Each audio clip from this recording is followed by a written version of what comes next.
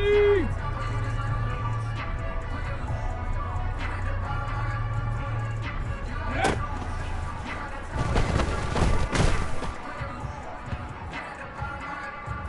Ready, check. Hut.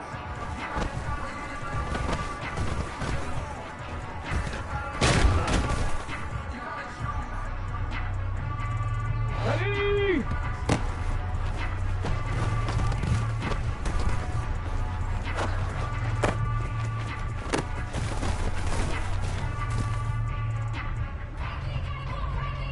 Here we go, here we go.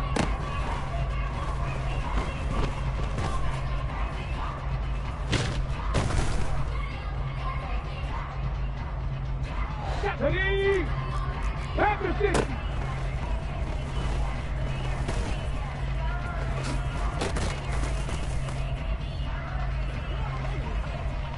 Back.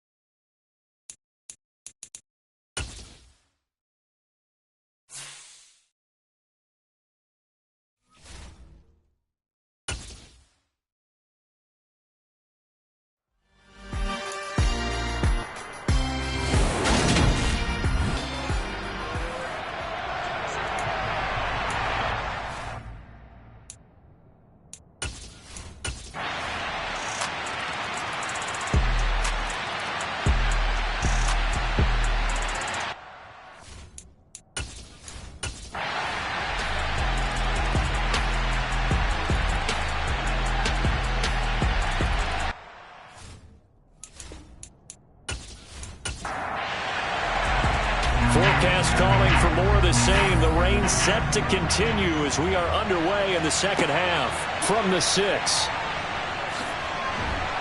And they'll get him down inside the 30 at the 27. Out come the Jaguars now as he'll go on offense first here in this third quarter. Charles, some things to like about that first half. Ultimately trailing here, but certainly this deficit is manageable. So curious to see what adjustments they may have made at intermission. As am I, because I think things bode well for a possible comeback, because I thought a lot of their best reps in the first half came through the passing game. They were hitting the open receivers, taking whatever the coverage gave them and making it work well for themselves. Now, they just want to pick up the pace of scoring a little bit. So I expect them to come out and continue to throw the ball effectively. On third down, he'll drop to throw. Throws right side, and that's complete. And he will have a Jaguars first down as they're able to get the third down conversion. Well, sometimes our pregame meetings do pay off, don't they? What do the guys in the locker room call him? Well, they said it with a chuckle. They called him old reliable. Yeah, that means he doesn't move quite as fast as he used to, but he still knows all the tricks, doesn't he? Even that little gentle push-off in order to get open, he finds a way to pick up a first down.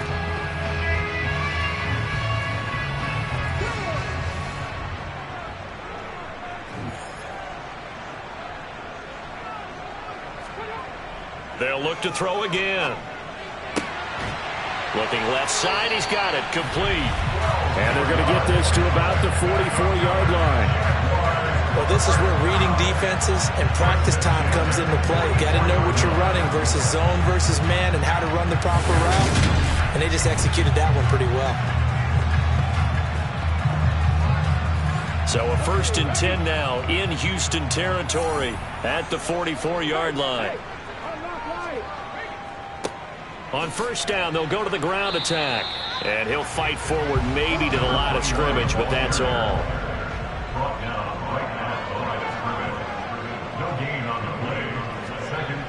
Now he'll look to throw here on 2nd and 10. Firing quickly here, and that's complete. And he'll go out of bounds after taking it a little further down inside the 40. This offense in desperate need of a conversion as they come up on 3rd down. He'll look to throw. And the throw there going to be incomplete. So coming on now is the field goal unit. They're going to try for 3, and he'll need all the leg he's got here.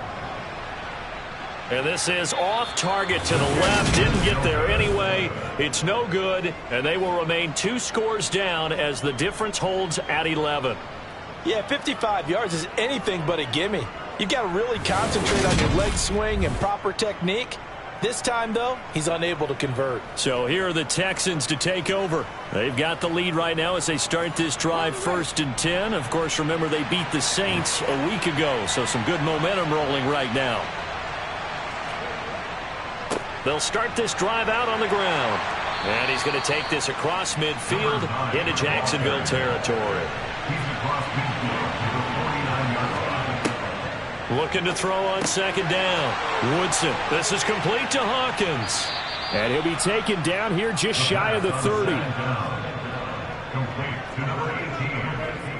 And now we get into the psychology of the whole thing, because a lot of teams with a 2-score lead in the 3rd quarter, they almost become defensive with their offense, just playing not to lose. I think with this team, you got to figure at this point, this is a great spot for them to go into attack mode, really try and put the hammer down and finish this one off. Line of scrimmage, the 31 now on 1st and 10.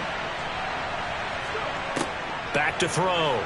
Woodson under pressure, and he will go down. Sack back at the 38. It'll be a loss of 7 on the sack, and it brings up 2nd. Well, remember, they had the nice gain on the previous play, but they just gave a lot of it back right there on that sack. Yeah, they get the sack, get back some real estate. Felt like the type of play that can spark a defense and swing some momentum. Almost felt like a take that type of a play, didn't it, partner? Hands it off out of the gun. And a short gain there down to the 37-yard line. Tall task ahead of him here, needing a full 15 yards to move the chains. Now on 3rd and long, they'll look to throw. Throwing for his running back, and he's got him complete. And they're going to get this down near the 35-yard line. That's certainly playing down in distance very well by the defense, isn't it? Take whatever you want underneath, by all means.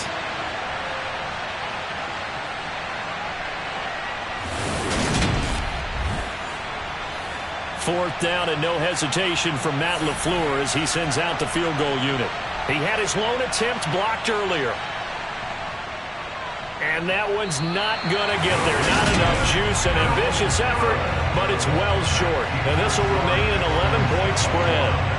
Now, if this was a clear day in September, I'd say this is well within his range. I'd feel very confident about this kick, but let's be honest about it. In these elements, the difficulty level gets ratcheted up by at least a factor of 5. Out comes the Jacksonville offense as they get set to take over here. And the way their last drive ended, boy, it was frustrating. And then it stalled out, Charles, and they missed the field goal and got nothing out of it. Is that insult to injury?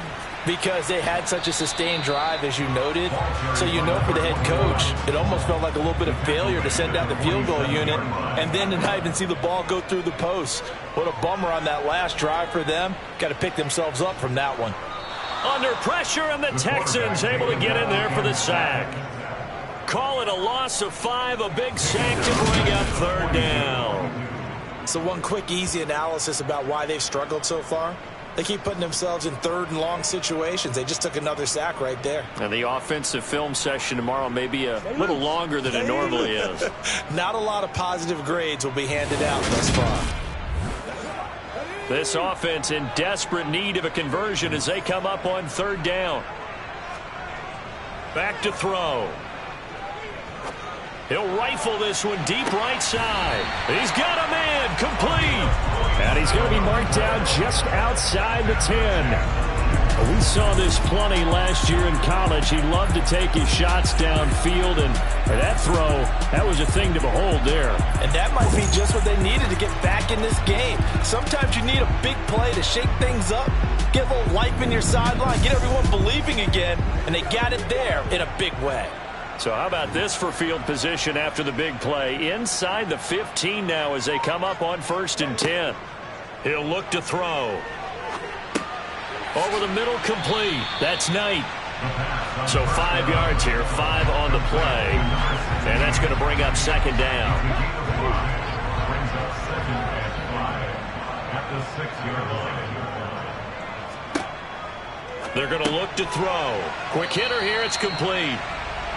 And he's dropped just before the line to gain. 4-yard pickup leaves him with 3rd and 1. On 3rd down, it's Bass. And he'll be taken down, but he does have 1st down yardage. I like his focus there because he wasn't thinking about breaking that one big. All he thought about was, I need 1. Let's go get that. Ended up picking up 2.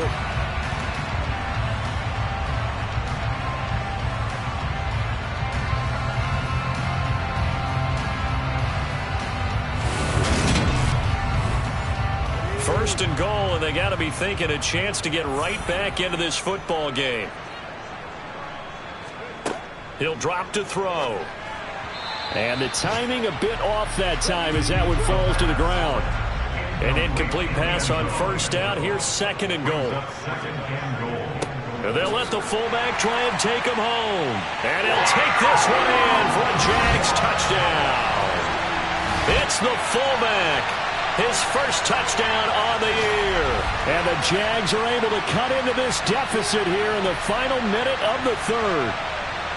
And they just powered it in right there, Charles. 3 tight ends out on the field. The fullbacks of the defense, they knew what was coming.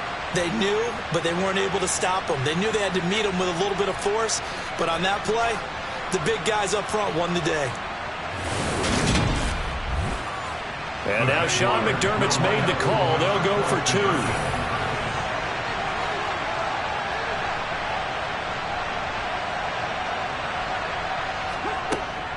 They're going to keep it on the ground. And he's going to go down right at the line of scrimmage. The defense left him with nowhere to go, and the try for 2 is denied.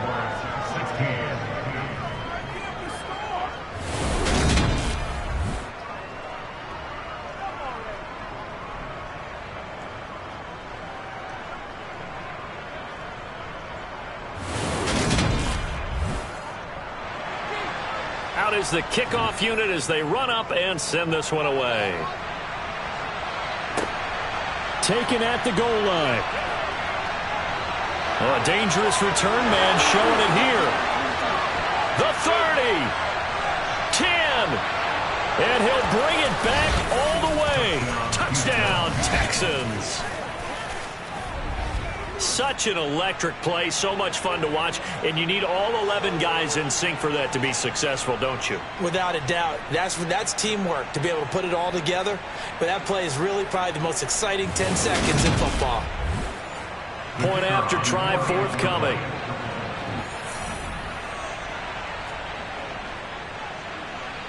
And this one gives his guys a 12-point lead. And what a job there by all 11 on the kick return. The blocking excellent, the return excellent. The result, 6 points. So now the other return teams out there as they'll try to duplicate what they just saw. Takes it at the 7.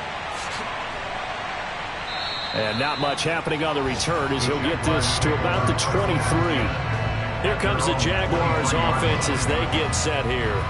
A long drive last time out for this offense, Charles. If you remember, they started basically in the shadows of their own end zone, marched it down the field, and a lot of that was through the passing game. And, partner, as a former defensive back, I'm having almost a physical reaction watching what's happening right now. But let's give credit where it's due because they've done an excellent job moving the ball through the air. Secondary getting picked apart pass by pass. Obviously, they need to make some adjustments there on the back end. Yeah, because offensively, we know that they're not going to be shy about throwing that football. And they'll get it all the way up about 5 yards shy of midfield. A gain there of 21 yards. And they're not going to get to the line to run another play. So we will switch ends as the 3rd quarter has come to a close. You're watching the NFL on EA Sports. Back now in Jacksonville. It's Jaguar football, but a little work to do for them. They trail here as we start the 4th. Throwing on 1st down, but this one winds up to be incomplete. And 2nd and 10, he'll look to throw again. Now he'll dump it underneath to his running back, complete. The offense on 3rd down, they've hit on half of them, 5 for 10. This is 3rd and 8. He lets this one fly toward the back of the end zone. And that will be incomplete.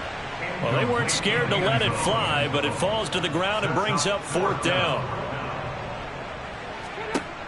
Got to try it here. He's back to throw.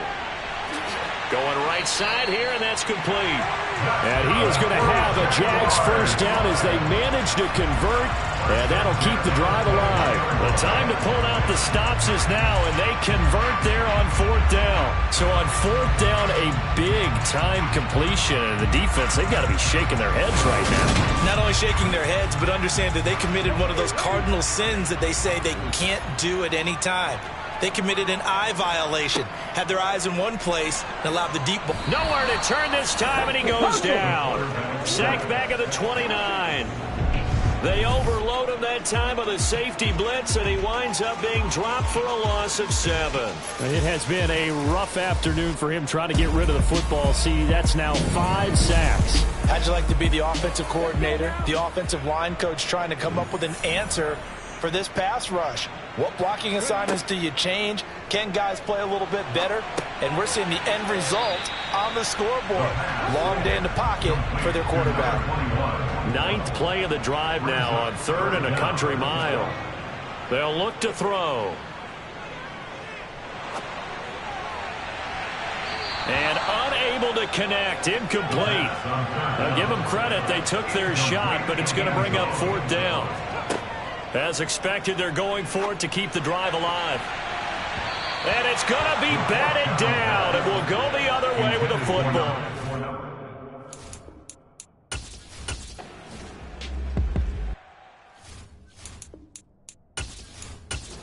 Come on, come on. Hey.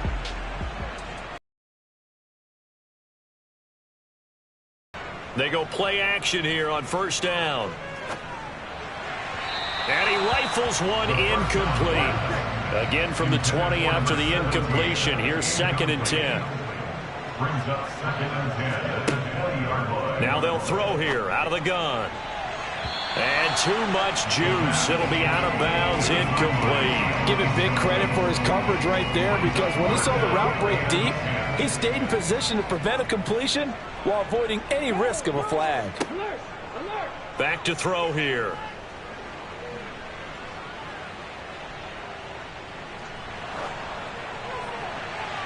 And it's incomplete. Took a shot, couldn't connect. When you're leading in the final quarter, your radar has to be up for any potential deep shots. And probably not the last one they're going to see in this game, not as long as they hold this lead. Back to throw again. And it's incomplete. They cannot convert, and they turn it over.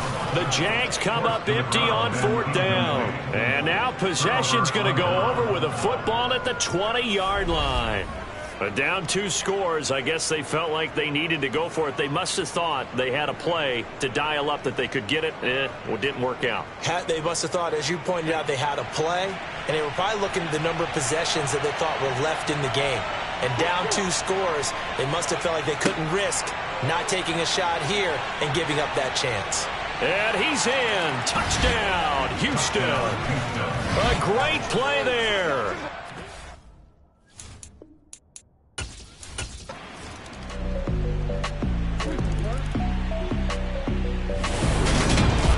Well, Charles, the forecast called for rain throughout the entire game, and we got rain throughout the entire game, but these two teams, they had fun getting dirty out there. They love the slop. Did you trust the forecast ahead of time? Were you one of those guys I'm a little skeptical about it, or did you trust it? But when I saw just a big blob of green on the radar, I said, okay, let's trust. Yeah, and that's why I'm glad you took my advice. Got your notes laminated, because, you know, open air booth, that rain can affect us as well, although not as much as the guys on the field.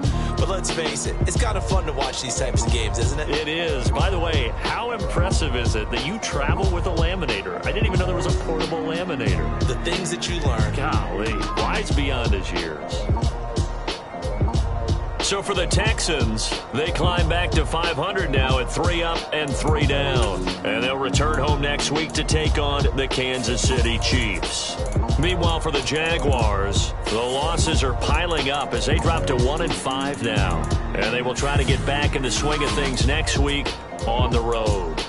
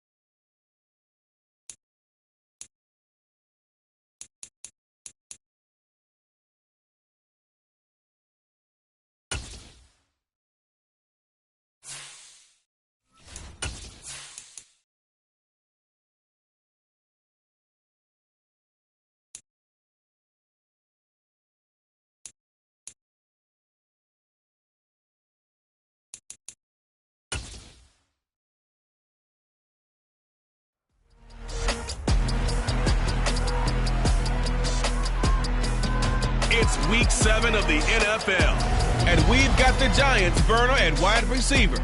He had a week off last week, now ready to get moving again after the bye. It's the Giants and the Eagles on Thursday night.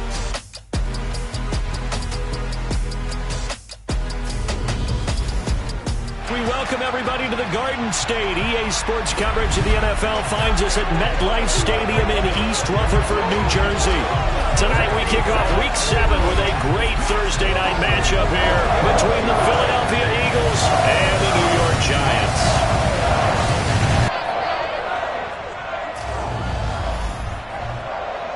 Alongside my partner Charles Davis, I'm Brandon Gaudin. And Charles, you take a look at this Giants ball club. They come in feeling good after back-to-back victories. And they looked awfully good last week and came away with a 2-touchdown victory. They did have a few reasons for concern defensively, but all in all, they'll take a repeat here if they could get it. Meanwhile, for our visitors, the Eagles, they come in with some fresh legs as they got the week off last week thanks to the early season bye. And usually you hope your bye comes a little bit...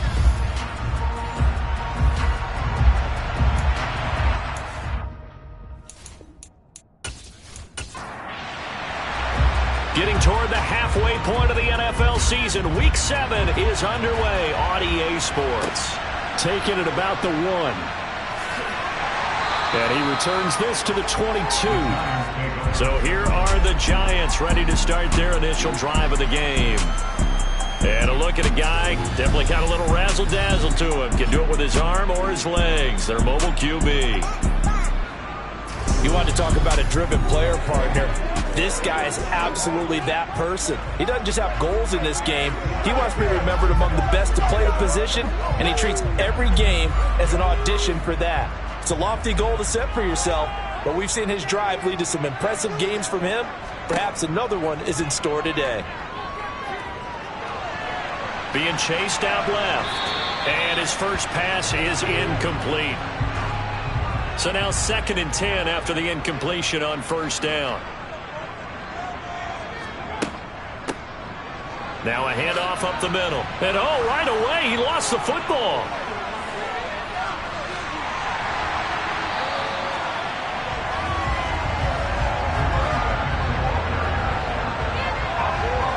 Wow, that ball was not further. But a teammate comes along and scoops it up. It's almost like baseball. Guys at bat, people are on base in scoring position. One guy doesn't get him home. The next guy comes through and picks him up. And avoids the turnover.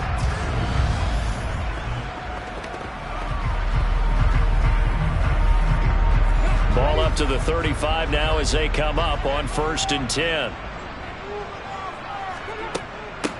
Up the middle they go. Bryant. And he can only manage to get a couple. 2nd and 8 coming up.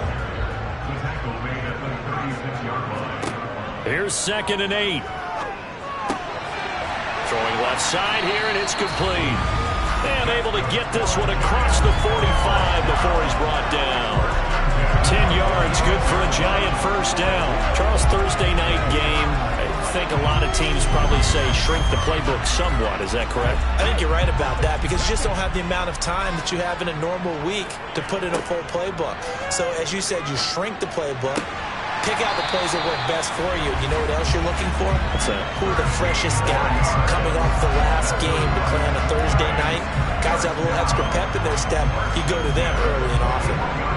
To win any route, you've got to break down the defender, and that's exactly what happened here on this really nicely executed curl route.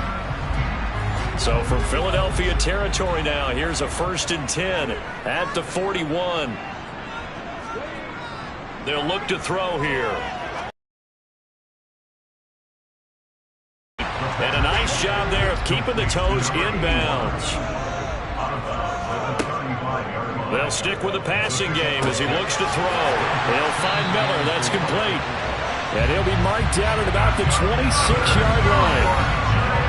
And forget about the run to set up the pass. They're just coming out throwing. Forget trying to set anything up. They feel like they have the advantage. They feel like they have the matchups, and they're just attacking right now. Yep, going to the air on the opening drive.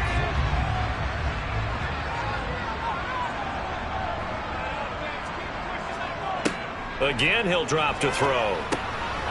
Throwing middle, and it's complete. And he's brought down inside the 20 at the 18-yard line. The play-action fake. They'll look to throw. Into double coverage, and it's intercepted. And the Eagles are going to take over here on the INT at their own 5-yard line. Remember, Charles, this is the #1 defense in the NFL, and they proved their mettle here, forcing the turnover on the opening possession. And sometimes when you play a team that has that reputation, that's earned it by their play, the psychology is, okay, they're #1. They have to prove it to us, and they tried to attack. They found out that that ranking was real. And if history is any indication, when this defense gets off to a good start, look out. Yeah, their offense plays off of them awfully well, too.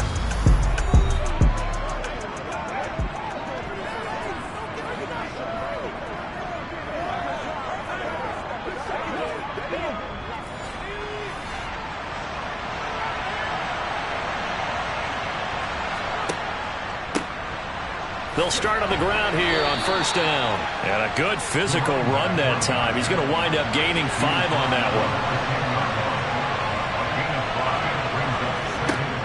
To throw on second down, Saunders. And he's taken down, but not before reaching the 20. 11 yards there as they connect on the quick slant. This has to go down as one of the simpler routes in the playbook, but oh so effective. Nice completion there. Keeps the sticks moving. Clock rolling as we hit the midway point of this first quarter. On first down, Roberson. And he will lose yardage on the play. Back at his own 19-yard line. He'll lose a yard there, and it's 2nd and 11. Part of their struggles last week was getting these negative plays on 1st and 2nd down. That's something they have to be wary of as this game continues.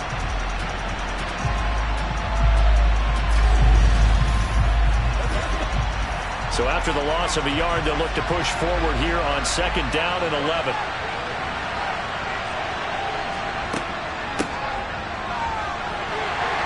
This will be a short gain of 3 before he's brought down at the 22.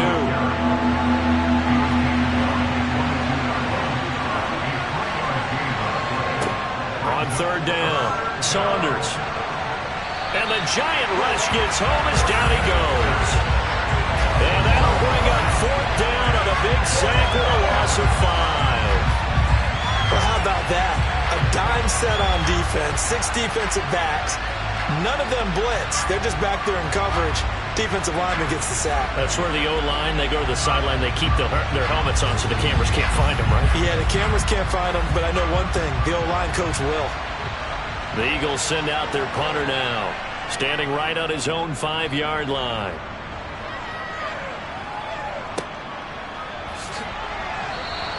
We'll call that a punt of 54 yards. Well struck. And out will come the offense as they take over.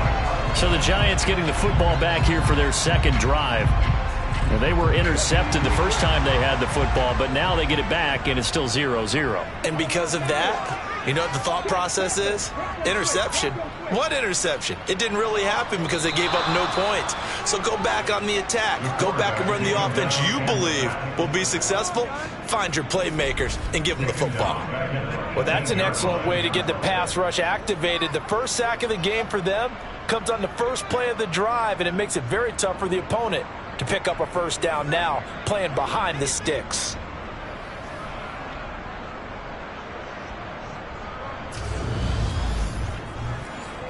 So now 20 yards to go on 2nd down after the sack. Work to be done. They'll set up to throw. And a quick throw here that's complete. He's at the 50, 30, 10, and all the way in. Touchdown, New York. Boy, just zero hesitation from the rookie passer there, partner. He is coming out firing in this opening quarter. And all the talk leading into this game was that pass rush, talking about challenging this guy, getting into his grill, getting into his space. And how about him? Might be his first year in the NFL, but I don't see any fear in him at all. How about that big-time throw right out of the gate? Now the extra point.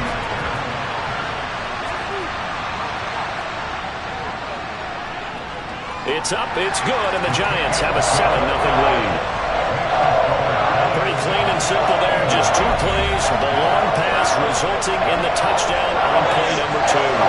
Set down to kick this one away, and off it goes. And it'll come out to to the 25 as he will not attempt to return. So back onto the field, here come the Eagles for their second drive. And they come into this one off the loss over the weekend, but you say if you're going to play a Thursday night game, this is the week to do it. It certainly is, because you get right back out there. You don't have time to dwell on things. And look, your game plan is going to be a little more limited, but so is theirs. So that's when you just appeal to your top players. Guys, you make plays in this one, we out-execute them, we can walk away with a win.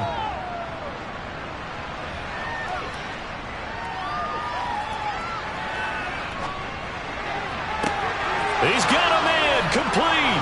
The 20. Touchdown. A big play there. His second touchdown on the season. And the Eagles are able to strike quickly here as they are in for 6. For as big and strong as some of these guys are, especially when you see them in full pads, it is sometimes hard to appreciate how truly fast they can move. That was incredible. Well, in this league where coordinators worry so much about drawing up the right routes, blocking assignments, misdirections and stuff, they have these precise arrows and movements.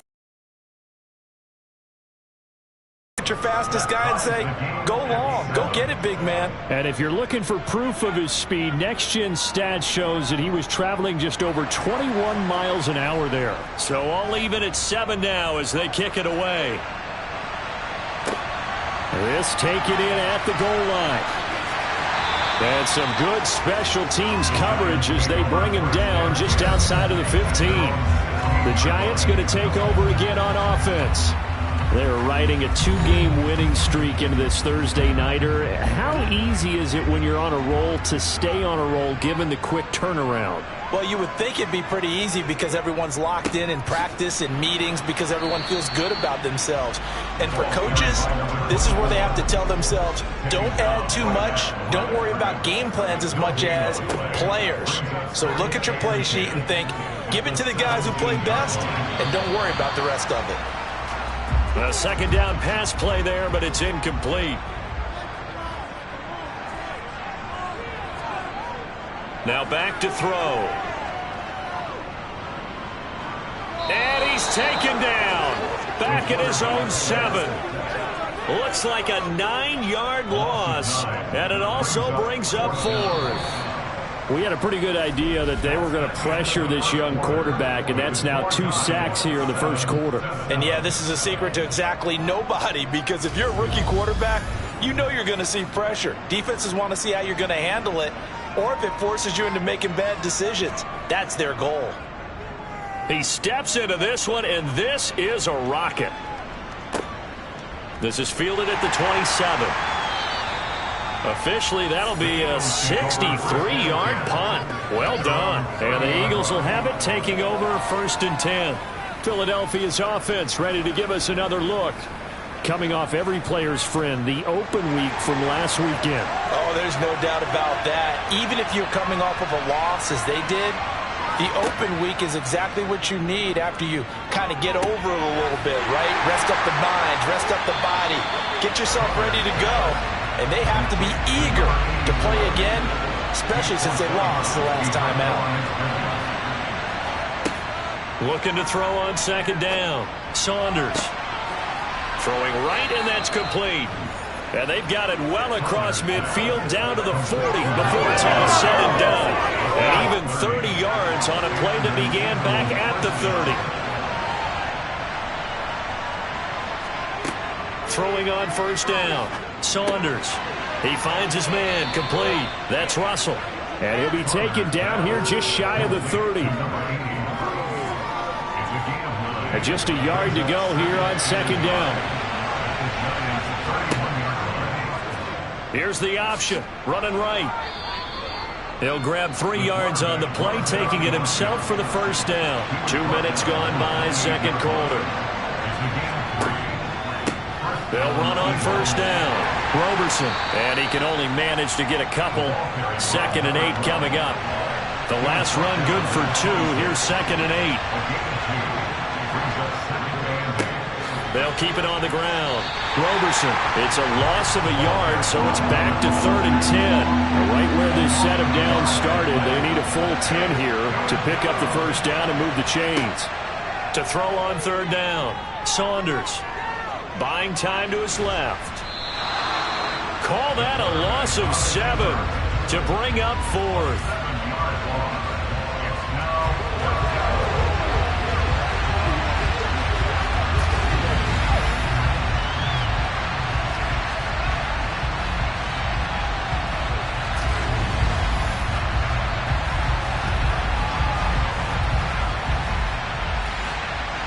So on now the field goal team for Philadelphia. From the left hash, this will be a 52-yard attempt. And his kick is indeed good. And they take the lead here now at 10-7. So that, Charles, a season long right there. And you know who's really excited about that? The special teams coordinator, because he's the one who has to tell the head coach in pregame, this is where we trust him from. This distance, he can hit it. And he repaid that trust by knocking that one right through. And a couple yards deep, he'll go to a knee. He won't return it. And they'll take it out to the 25. In possession switching back to the New York Giants. And they are winners of 2 straight games as they have climbed back to 500 now on the season. And you and I both know that this can be a tough team to figure out sometimes, because I remember a few weeks ago you and I having a conversation where we both thought that this was a season that could get away from them pretty quickly. Obviously not. He'll try again with the arm here on second down.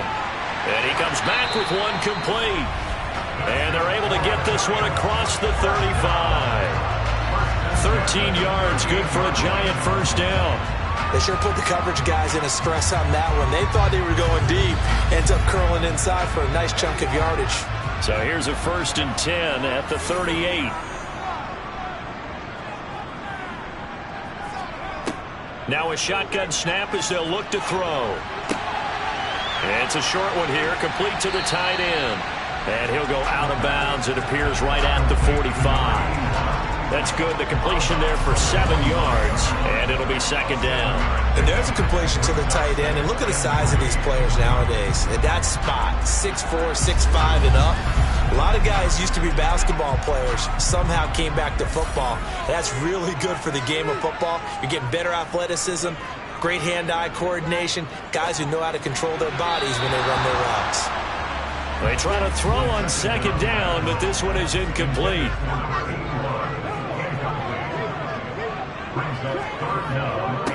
On third down, it's Bryant. And I don't think he got there, no.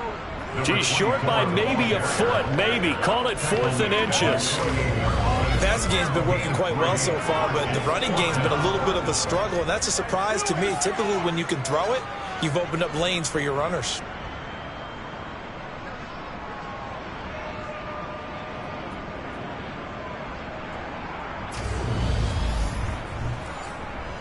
And the Giants send out their punter now, as he'll punt it away for the second time. This is away, and a very good kick angled for the sidelines. And that is much too long. That's into the end zone for a touchback. Eagles set and ready for their next offensive drive. And they dipped a game below 500 following the loss last week. And you get the sense that maybe this team's at a little bit of a crossroads here. Yeah, I think that's a really good way to put it, because what's that old malaprop? If you come to a fork in the road, take it. Because this crew, they're losing ground fast. They've got to start winning some ball games. And the good teams, they're starting to separate themselves, and these guys are being left behind. Officially, it's a 1-yard loss. That's going to bring up second and 11. The running lanes have definitely not been there for him here in the first half, and I don't think it's all been his fault. His offensive line hasn't given him much space. A loss results there. A loss of a yard there to start out. That leads to a 2nd and 11. They'll keep it on the ground. Roberson. And not a whole lot to speak of there, as they'll bring him down shy of the 20. On third down, Saunders.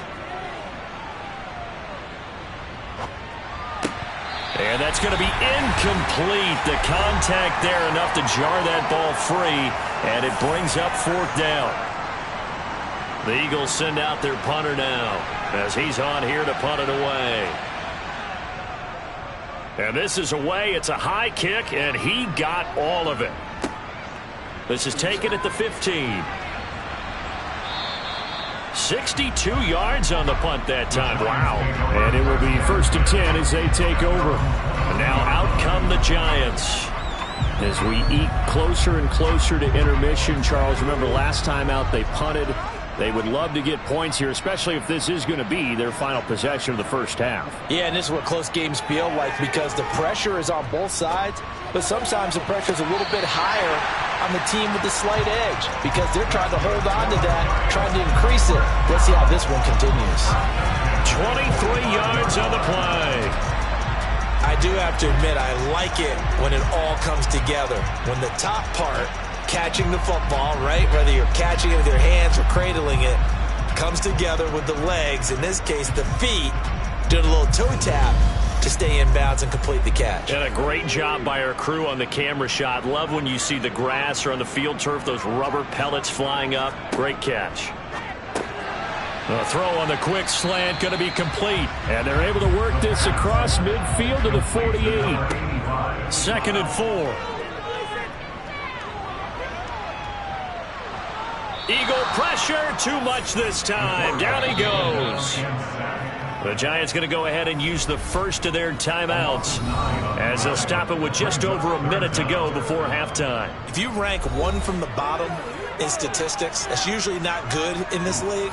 And this team, one from the bottom in sacks, but somehow they've got 3 in this game. What's going on? I know, they're 31 at 32. They better be careful, or they're going to be top 30 in the league.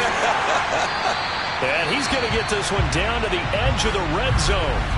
Now another timeout called for by the offense as the clock shows 50 seconds to play here in half number 1.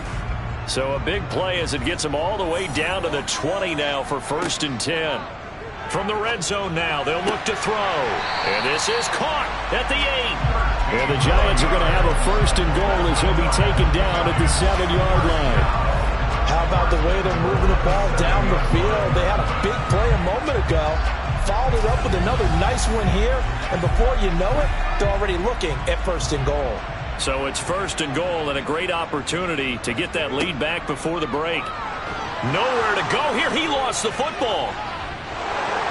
And his guys are going to take over at the 21-yard line. That feels like an accumulation of the pressure we've seen all game. I mean, he's been on the turf a whole lot because of sacks. Eventually, something else happens as well, and this time there was a turnover. Yeah, caught up to him. Yeah, the Eagles going to get one final possession in this first half. And leading 10-7, they may just want to get this to the locker room. 19 seconds showing to play in the half as they come up here 1st and 10. And they're just going to run it here up the middle. And he's tackled a yard short of the marker. Good gain of 9 on 1st down. A nice run there, 9 yards, and it'll be 2nd down.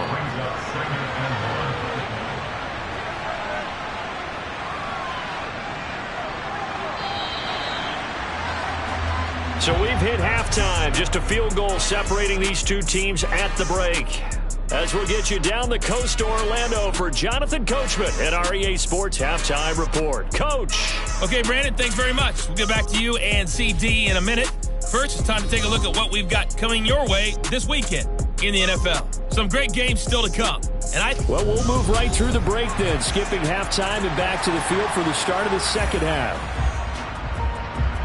All right, Coach, thanks. Yeah, both teams likely to make some changes in what's been a closely fought battle to this point.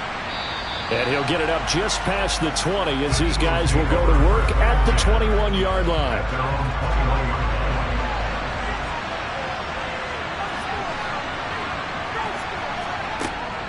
They'll start this drive out on the ground. And nothing much materializing there on the 1st down run. He'll get a couple, and that's it. To throw on 2nd down, Saunders. And this one caught by Coates.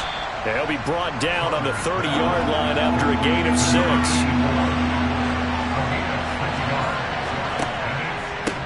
On 3rd down, Roberson.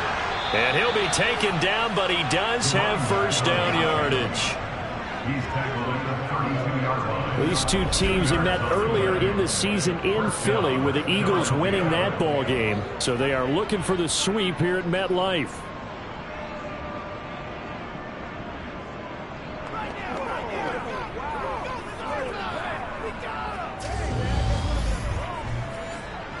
From the 32 now, here's 1st and 10. Looking to throw. Saunders. He's going to flip one out here to his running back. And he's able to break out of one tackle, but then quickly brought down.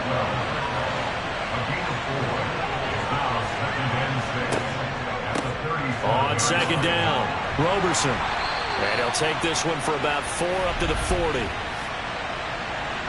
Holding. Offense.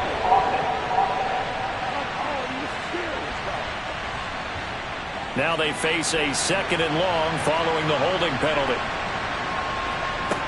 Back to throw. Saunders. Got a man, and he hits him in stride. 5 in the secondary now for the Giants here on 3rd. Looking to throw. Saunders. Finding a safety valve here. That's complete. And he is going to have an Eagles 1st down by about a yard as they find a way to convert there on 3rd down and 5. I'm not sure that was necessarily a safety valve or a check down throw on 3rd down. Sometimes just try and find the open guy and get him the ball. He did exactly that and found a way to pick up a 1st down. A couple of 1st downs has the football positioned at the 43 as they come up 1st and 10. Now a handoff up the middle.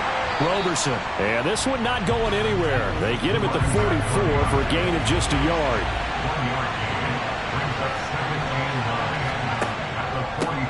On 2nd down now, Roberson.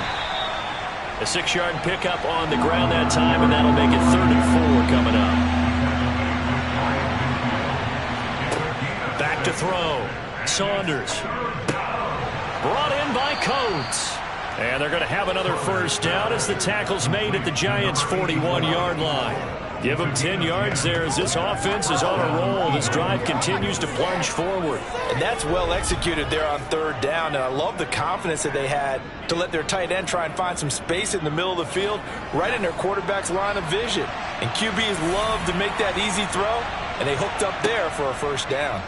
And they'll let the quarterback keep it here on 1st and 10. And he is met at the line of scrimmage, and he goes down right there. On 2nd down, Roberson. And he'll bring this one inside the 35.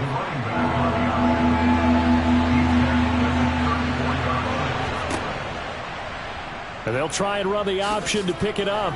And he's going to be a yard short. A 2-yard pickup leads to 4th and 1. Anytime you decide to use your quarterback as a runner, most of the time when you design a play, you're expected to break a little bit bigger than this one, because when you run him on short gains, your risk-reward and him taking hits, I'm not sure that's the payoff they were looking for. They'll try and run for it. And he picks up the 1st before he's taken down at the 29. They only got a couple, but a couple's all that they needed as they convert on 4th.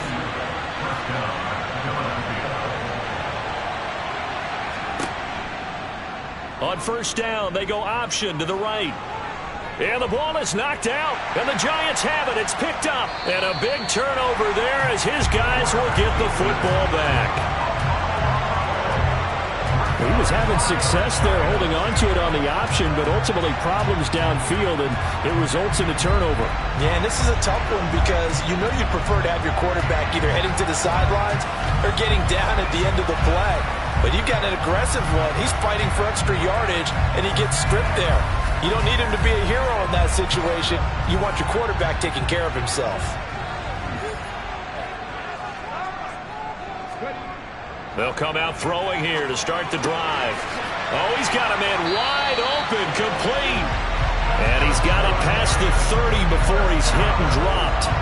15 yards is the pickup there, and the drive starting very nicely. 1st down. Certainly no settling into the drive there. They came right out on the first play and attacked the middle of the field for a big gainer and a 1st down.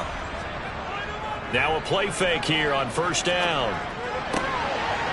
Wide open receiver, complete. And they'll get him down on the other side of midfield. Oh, a lot of credit to the play caller here. He saw the design in his mind and implemented it. A little zone stretcher here because they started the tight end on the left side of the formation and sent him on a crossing route. And this works really well when you can find that space between levels, and they were able to do so for good yardage. Back-to-back good plays have them on the move on first down. And now the ball's out. Fumble near midfield. And the Eagles have recovered. Whenever I see a team turn it over on back-to-back drives, fumbles on their last two, I know one person's blood pressure who is starting to rise, and that's the head coach. Absolutely. And when's it going to go down? When they stop fumbling? When they stop fumbling and after he's assessed the game film, and only if they manage to win the game. They've got good starting field position as they come up here 1st and 10 at their own 44. They'll start this drive out on the ground. Room here to run. And he makes it all the way down to the 13-yard line. 79 yards for him on the ground now. He has been a tough man to bring down all night. Just a terrific run there, Charles, from a running back who is so compact and powerful, and that strength was on display there. And with a guy his size, you have to know defensively that arm tackles aren't going to fly with him. You have to be able to wrap up, or else he can just brush tacklers aside like they're not even there. So how about this for field position after the big play? Inside the 15 now as they come up on 1st and 10. They'll go option to the short side. And he'll be taken down here at about the 11. And hold on here, because on that last run, it looks like we have a player who was shaken up. We'll get an update when we return to MetLife Stadium.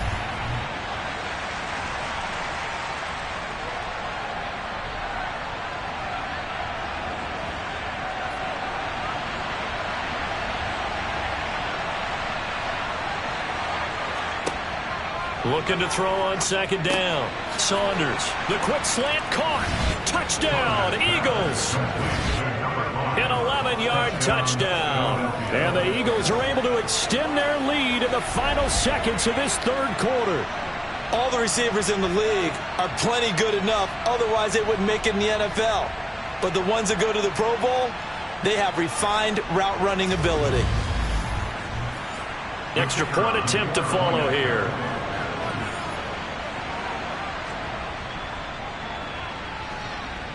It's good to make it 17-7. The drive there only spanning 3 plays. The result, Philadelphia in the end zone. The kickoff team on the field now as they will send this one away. And there will not be a return here. It's a touchback, and it'll come out to the 25-yard line. The Giants offense at the line, ready to begin their next drive. They are looking to make a bit of a 180. They are sputtering right now. And frankly, I think it's time to call your playmakers together and say, all right, guys, we're going to lean on you through this patch. We need you to get us back on track and get us going in the right direction. So you're calling plays geared to them. Not necessarily what you look at your plays, oh, this hurts the defense. I want the ball in the hands of X, Y, and Z and see if we can move forward. So don't get too cute. Go to the playmakers. 1 quarter remains here in this Thursday night matchup. We'll return with more after this. This is the NFL, and it's on EA Sports. Here's a play fake as they set up to throw. And he's going to have to eat this one as down he goes. It looks like a 12-yard loss there on the first down sack. And you hate to say it with a rookie quarterback. He's done some good things, but overall, looked a little bit overwhelmed back there, hasn't he? He certainly has. But in his defense, he hadn't had a lot of time to throw the football. You like the way I said that? In his defense. In his defense. I got it. You see what I did there? Yeah, he needs better protection, that's for sure. Pass protection has been a problem all night long as they come up facing 2nd and a bundle. Looking to throw. Under pressure, they got him again. They'll wind up losing a full 9 yards here on the sack. Now it's 3rd down. Well, collectively as a defense, Charles, I think if you get 4 sacks a game, you're feeling really good. Now they have 6 as a unit. And that type of a number, it's just staggering because there's so many ways to try and counteract it. But in this case, they've got no answers for this unrelenting pressure coming at their quarterback. Need something from deep in the bag of tricks here after 1st and 2nd down went backwards. It's 3rd and very long.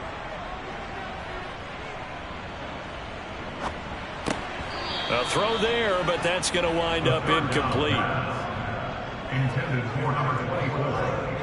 No coverage bust by the defense here. They did a nice job accounting for everybody, and that led to an incompletion.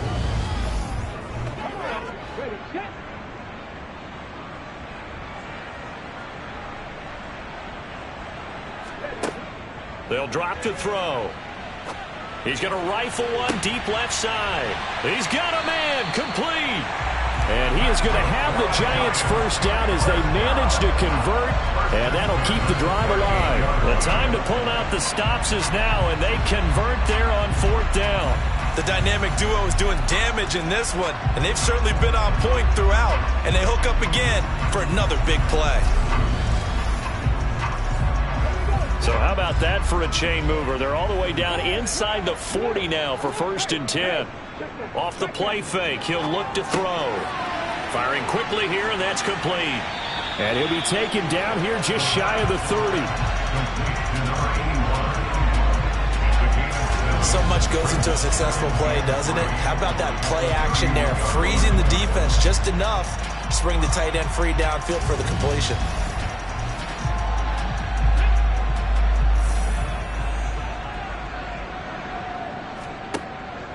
They'll look to throw again. Oh, he's got a man wide open, complete.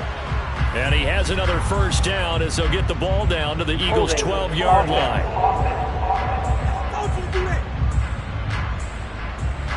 They'll come up now on a 2nd and long after the hold. He'll drop to throw.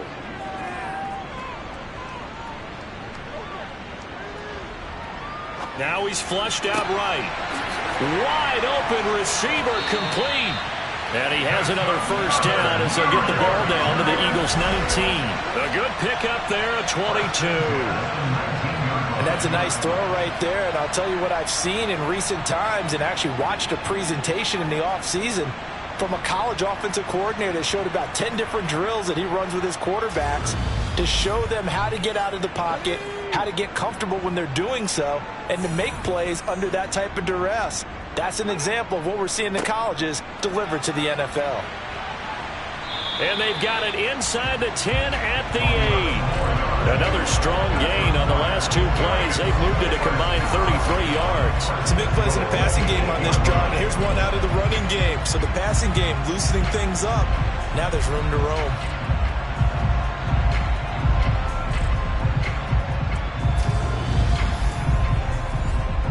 First and goal, and they got to be thinking a chance to get right back into this football game. Back to throw. The quick slant caught. A gain of 7 that time. 2nd goal.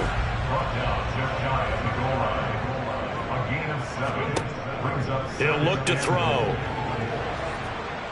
Feeling the pressure here and taken down. A sack back at the 7.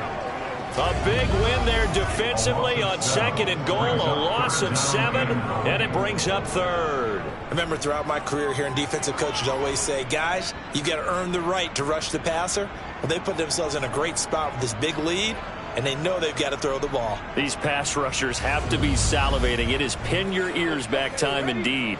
A lot of tired bodies on that field, but this is a big play. 3rd and goal. They're going to look to throw. Now he's forced out right. And probably the wise decision there. No one open. He just throws it away.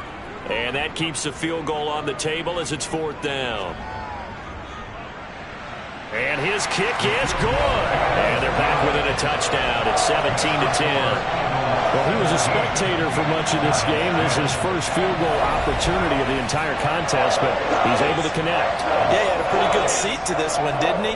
But let's face it, all kickers that you and I know, they want to contribute. They want their opportunity, and he seized his. The Eagles offense back out onto the field. Right now clinging to a 1-score lead, Charles, and I think operating within that 4-minute offense with a little less than 4 minutes to go applies here, right? It certainly does, and that means the playbook is still wide open. but you are a little bit more careful about what you're calling. You want plays that are going to gain yardage, how would you say it, consistently, right? You don't need the big shots downfield, but make sure the clock continues to run. Pile up the first downs. And the goal, end the game with your quarterback kneeling down at the end, and you still have the lead. Throwing there, but this pass is going to wind up incomplete.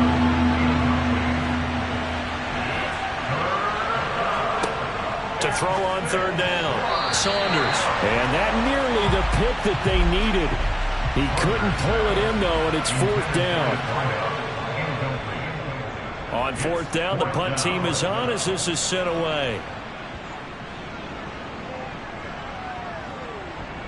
And a great job on special teams to down it, as this will be marked out inside the 5-yard line. You need to give the ball away here in the fourth quarter while you're just holding a slim lead. But that punt, absolutely ideal. They pin them inside the 5-yard line. They give their defense a really nice opportunity.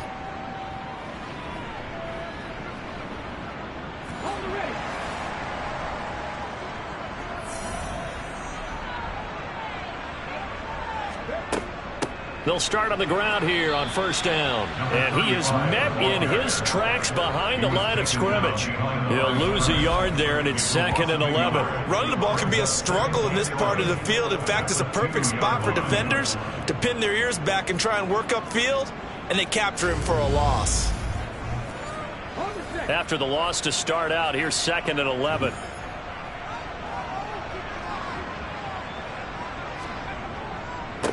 Up the middle they go. Bryant. And he's able to get him a small cushion before being taken down at the 5, a gain of 3. Out of the gun now on third down. And he's going to hook up with his big tight end, complete. And he will have a Giants first down as they're able to get the third down conversion. Trying to find some space to operate, and now they'll have it, a gain of 12, a big first down to get away from the end zone.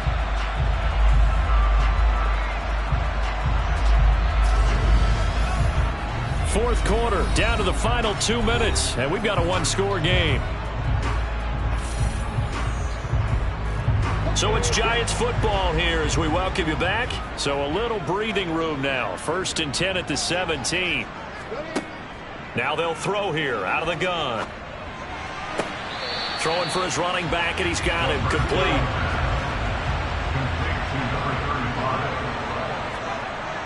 Back to throw.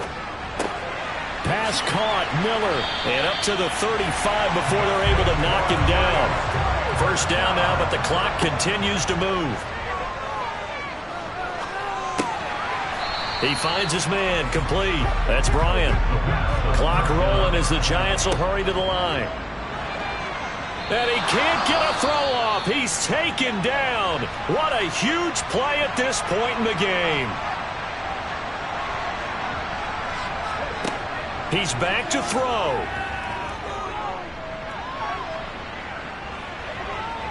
He's going to let it fly. And that's caught inside the 30. And he'll be taken down at about the 22-yard line. First down now, but that clock rolling. Back to throw.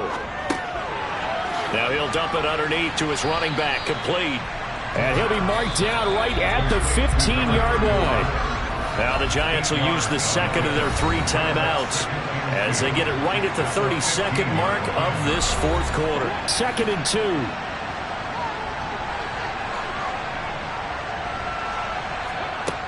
They'll look to throw. Looking left side, and he's got a man. That's Miller. And it looks like he'll be just a yard shy of the 5 here as he's out at the 6. 9 yards on the play there, and it sets him up 1st and goal.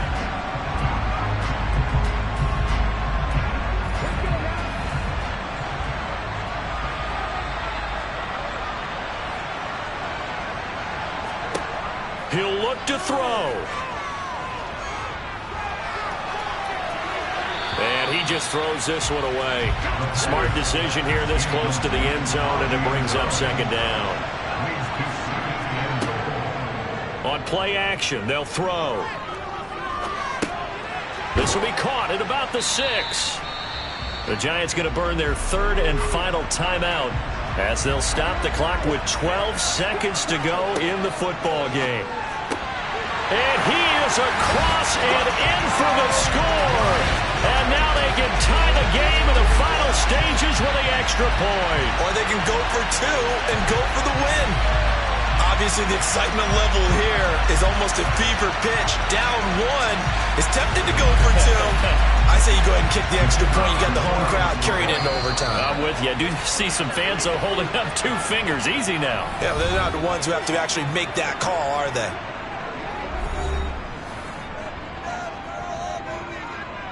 So now this will be, in all likelihood, to force overtime. And he has got it. So barring something crazy on the kickoff, we're looking at an extra period to decide this one.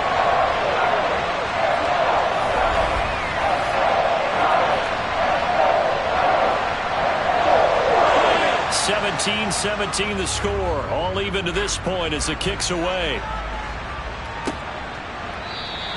And with time a factor here late, he'll just take a knee and they'll start things out at the 25. The Eagles offense set to begin their next drive. And Charles, obviously not much time left. I'm curious to see if there's enough for them to get into field goal range and try to win this thing. And partner, you and I both know the safe calls to kneel and just take it into overtime. But it's also very tough to pass up a chance to win it right now as well. But remember, if you do attempt that, it's got to be a big play downfield and still leave yourself enough time to get your field goal unit out there and kick for the win. He's going to float this over the middle deep. And that will be incomplete. Trying to dial up the long way out there, but it'll be third down. So 4 quarters wasn't enough, and we are off to overtime. Don't change that dial. And here in overtime, if the team that receives the ball scores a touchdown, it's over. If they don't, we can still have some more football. That's exactly right. If they go down and kick a field goal, the other team gets a possession to either match it or score a touchdown to win the ball game. If both teams kick field goals, the next team to score wins. But if the receiving team throws a pick six or fumbles the ball and it gets picked up by the defense and they score, the game is over at that point. This fielded right at the goal line. And he'll be stopped up at the 25. The New York set to take the field. All set up for him right now, Charles. Opening possession of overtime. They've got the football. They also obviously have this home crowd behind them in a big way. They get that extra energy from them, but they've got to be careful not to let that adrenaline get away from them and play too fast or create errors of their own making.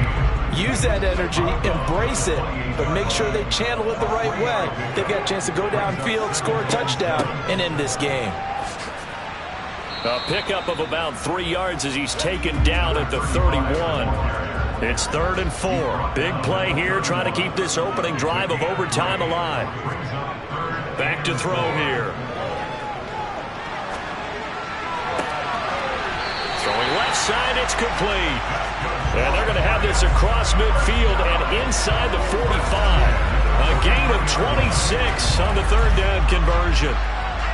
With that last completion, CD's now over 400 yards passing in the game, and quite a few of those have come via some pretty big strikes downfield. Certainly not afraid to challenge this secondary, and it's been successful. I like your observation there, partner, because I agree. This is a group more than capable of torching a secondary any week, as evidenced by their combined stat line here. And in the time we have remaining, wouldn't shock me at all to see them take another deep shot. So following the hold, they're in a bit of a hole here with a 1st and 20. Now a give right side. It's Bryant, and he'll be brought down right on the 50. A gain of 3. From the midfield stripe, they'll look to throw. Going to throw right side here, complete. And the tackle going to be made at the 38. He'll look to throw. Oh, he's got a man wide open, complete. And he has another 1st down as they'll get the ball down to the Eagles' 24-yard line. They'll look to throw. Quick hitter here, it's complete. They'll get him to the ground at the 20 following a pickup of 4. wasn't much there with that hitch route. They didn't gain what they expected. But sometimes when you call a hitch, you really don't have an alternate to go to. You don't have a second route to throw it to. So sometimes you have to rifle in there and hope for the best.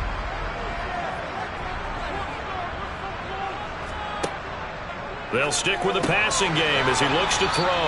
And he'll be marked down right at the 15-yard line.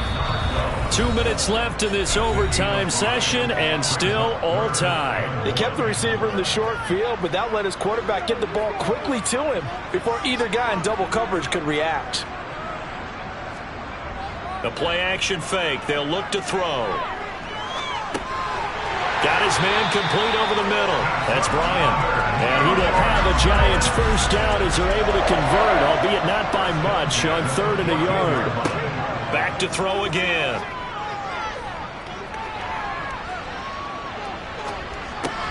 Oh, there's that man. And he fumbled it. It's on the ground. And the Eagles have recovered. And now before the ball changes hands, they're going to take a look at this just to make sure that they have it right. And the question, was the knee in fact down before this ball comes loose? And is the video convincing enough to overturn it? A lot of factors here. Remember, you also need clear possession of football afterwards. This is a tough one to overturn.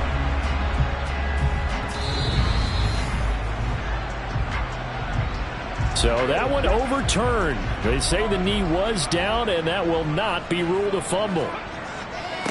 On 2nd down now. It's Bryant, and he's able to get it down to the 2-yard line. Well, a timeout called for by the offense. They'll be left with just one remaining here at OT. Running game working. They'll stick with it on 1st down. And he'll go backwards, losing yardage to the 5. Defense really sold out there to stop the run. Understandable down near the goal line. Now on 2nd down, you have to wonder, might we see play action here and a flip right over the top?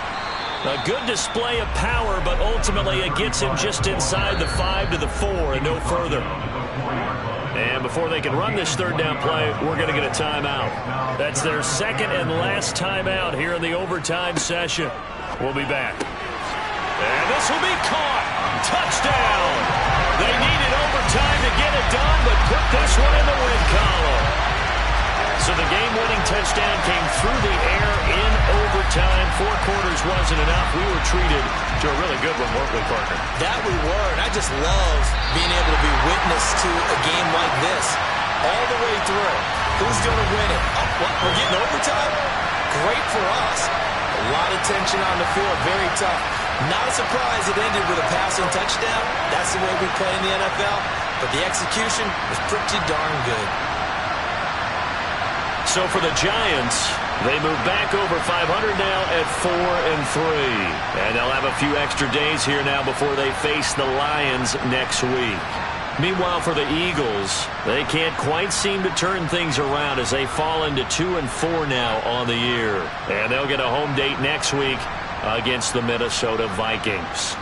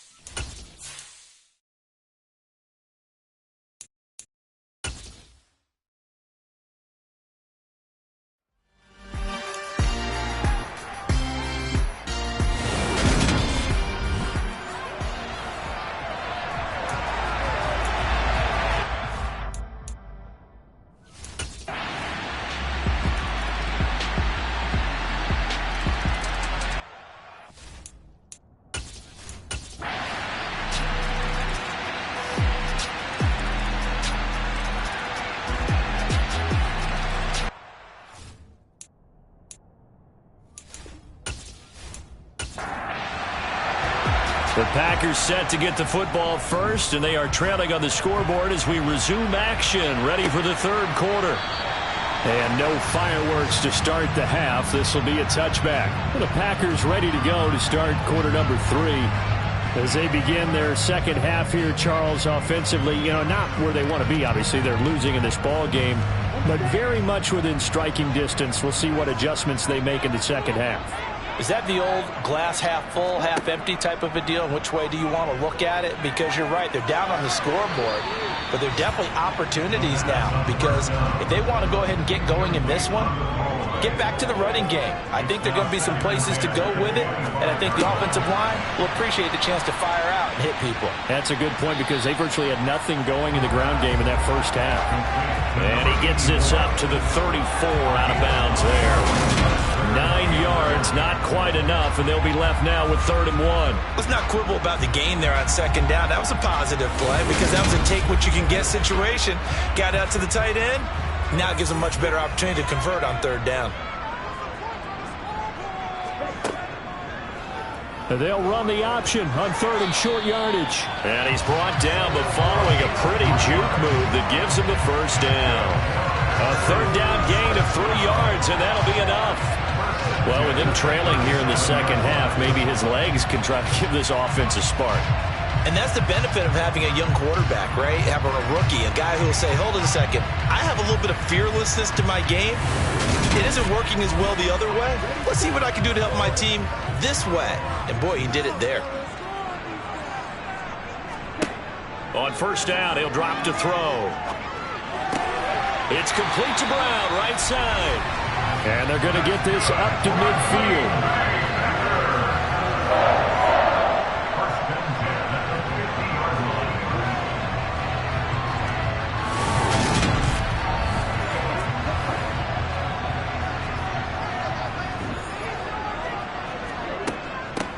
From the gun, they'll try to run it. And not a whole lot of room to operate there on the first down run. He gets maybe 3.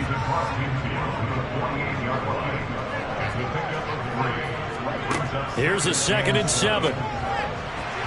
Throwing middle, but it's incomplete.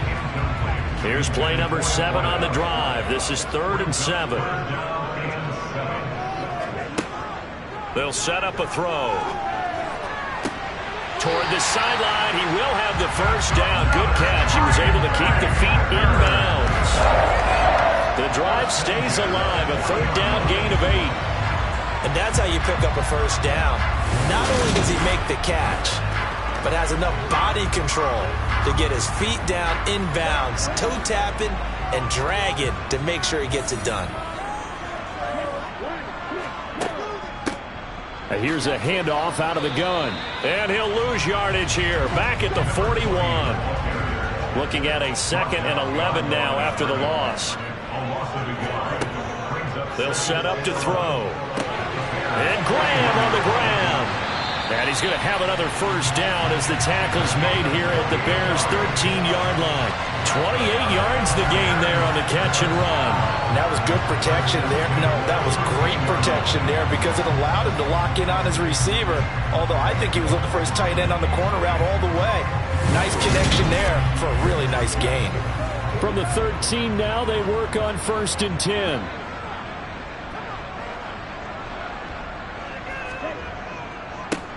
One back in the backfield, he'll get the carry. The broken tackle could not free him as he's brought down at the 10-yard line. Holding offense.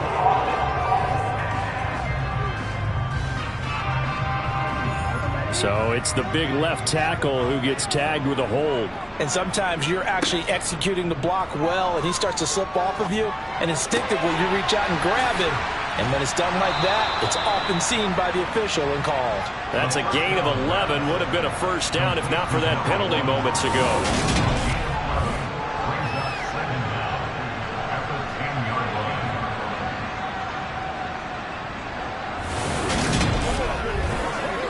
Seven yards left for second down. Ball at the 10.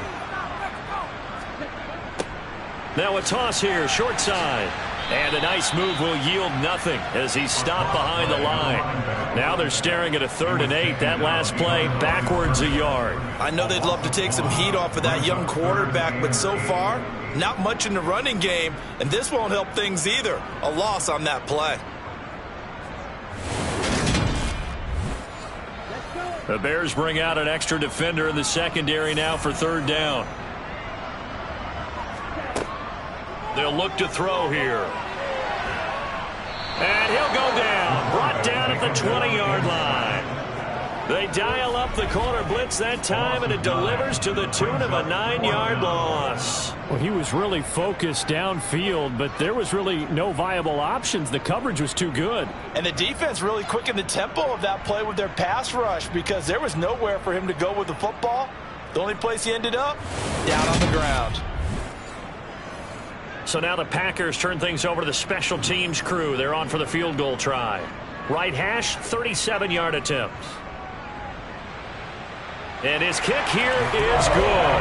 And that'll get the lead down to 5. He's got 9 points on field goals now. He's made 3 of them. That gets him a bit closer, but there's no question they need to start turning some of these 3s into 6s. And for him, it's not his concern, right?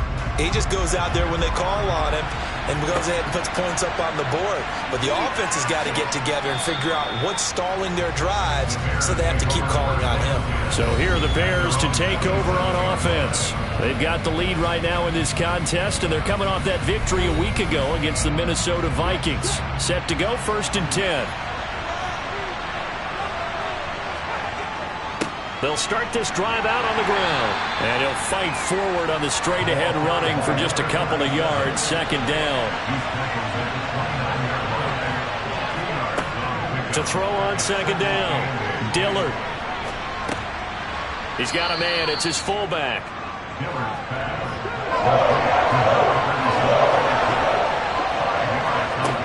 From the gun on 3rd down. Dillard. This is Coleman with the grab. And he will have the Bears' 1st down as they convert on 3rd and 3 with a nice gain of 7 yards. This is a nice job of just taking what the defense is going to give you on 3rd down. You're not looking for a big play downfield. You just want to find something that can get you past the marker. They found it and were able to keep the drive moving.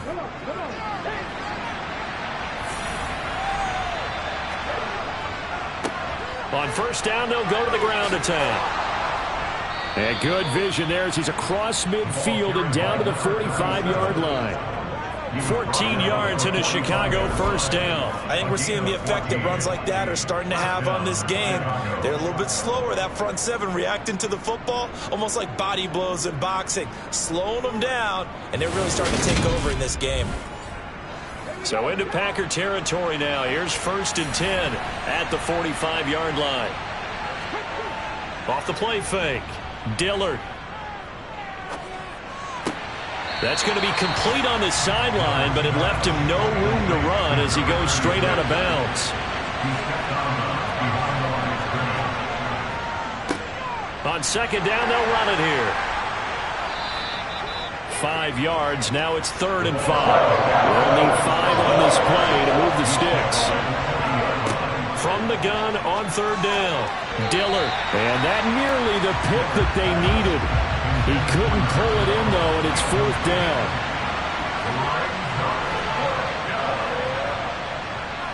And this kick is not going to be close. It's well short, well right to boot. And they'll be unable to build here onto their 5-point lead. And once you get up around 57, 58 yards, the chances of making it go down dramatically. And sure enough, this one winds up no good. And Green Bay getting ready to go as they take the field. And they had a long drive last time, but they had to settle for a field goal, and I'm sure that's how it felt to them, settling. They probably should have gotten in the end zone. Yeah, not out-and-out joy, right? Because that's what you get when you put the ball in the end zone. But there are benefits to that type of a long drive. Your defense gets a chance to take a break, adjust a little bit, maybe get themselves ready to get back out on the field and play a little bit better. So they'll take the benefit even though they wanted the 6 points. And maybe wore down the other defense. We'll see. So the big gain, all for naught for the offense. That yellow flag is going to bring it back. Oh, what a tough look for the offense because they see all that yardage lost and that ball's walked back and then some behind the original line of scrimmage. And now a throw on first down there, but it's incomplete. On second down, they'll run it here. And he stopped immediately there. Holding offense.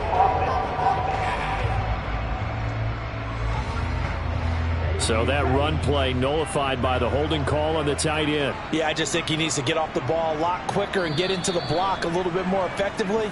Then he doesn't have to reach and grab and try and hold on. And that is going to do it for this third quarter of action. We'll return with more after this break. You're watching the NFL on EA Sports. Looking to throw. Over the middle, complete. That's Parsons. And they're going to get this to about the 44-yard line. From the gun, he'll hand this off. And he's got the first before he's brought down at the 39-yard line. Give him the third down conversion, 5 yards on the play. Well, partner, what do you think? Might have been 4-down territory if they didn't pick it up, but... Yeah, it's a moot point now. I was curious, so if they didn't get it there, would they have gone for it? I guess we'll never know. Yeah, we didn't have to make that call, but I have a feeling both of us would have said, go for it. So from the 39 now, they'll come up on a 1st and 10. Now back to throw. And he's got his man in stride, complete. The completion, but they go in the wrong direction. A loss of yards, and now they're dealing with a 2nd and long. In today's NFL, we're accustomed to the tight end getting downfield and creating plays and wreaking a little havoc in the secondary. Not on this one, though. They diagnosed that one really well. Tried the dump off, lost yardage.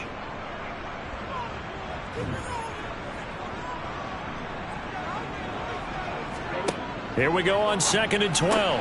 Throwing left side. He's got Clark, complete. And they're going to work this down to about the 32-yard line. On 3rd and short, they'll try and pick it up through the air.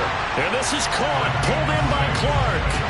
Back-to-back receptions for him, and it's another 1st down. Going old reliable there to the slot on 3rd down.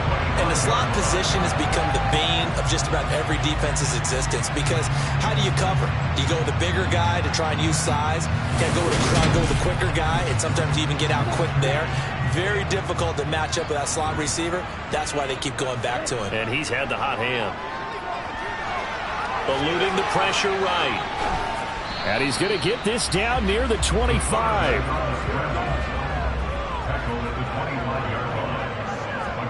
2nd and 9 now. On the crossing route, that's complete to Clark. And he's going to be brought down at about the 16. They'll look to throw for it on 3rd and 1. He's going to flip one out here to his running back. And they've got this down to about the 12-yard line. But they've certainly done a nice job spreading the ball around on this drive. This time he gets it out to his back, and it's another nice play and another 1st down. They've got the defense on their heels a little bit. They're reacting instead of being aggressive and making plays. From down at the 12, it's 1st and 10.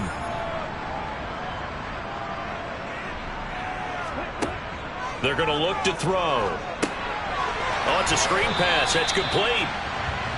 No gain on the screen there. It's 2nd down.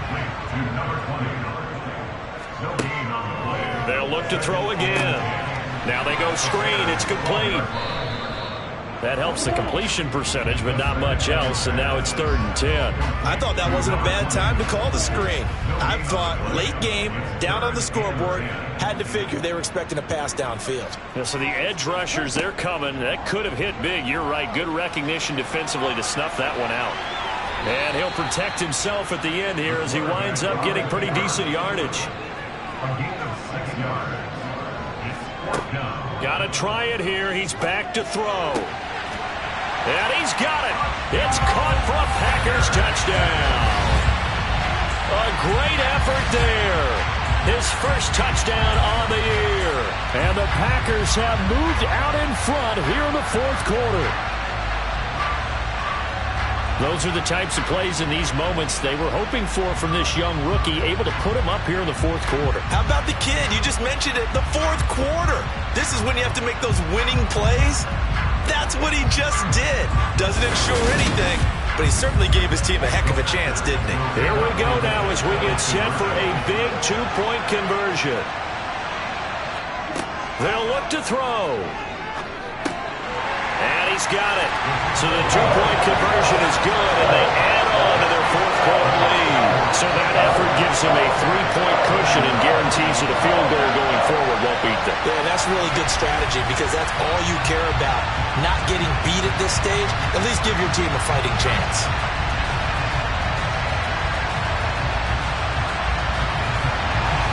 The kickoff unit is out on the field, and they will send this one away. And he'll elect not to return this one, so they'll bring it out to the 25 on the touchback. The Chicago offense set to get started. And now they'll look to answer working from behind. And remember, this offense has sputtered yet to score here in the second half. They'll need to change that here. On that's caught left sideline.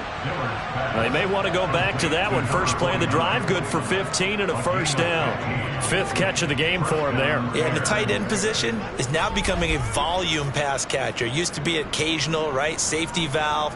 Throw one to him every so often, but mainly they want him out there to block. Nowadays, an integral part of the passing game, and they create such great mismatches that they often become the leading receiver. So quickly all the way up at the 40-yard line. Operating from the gun, Dillard. Got a man, and he hits him in stride.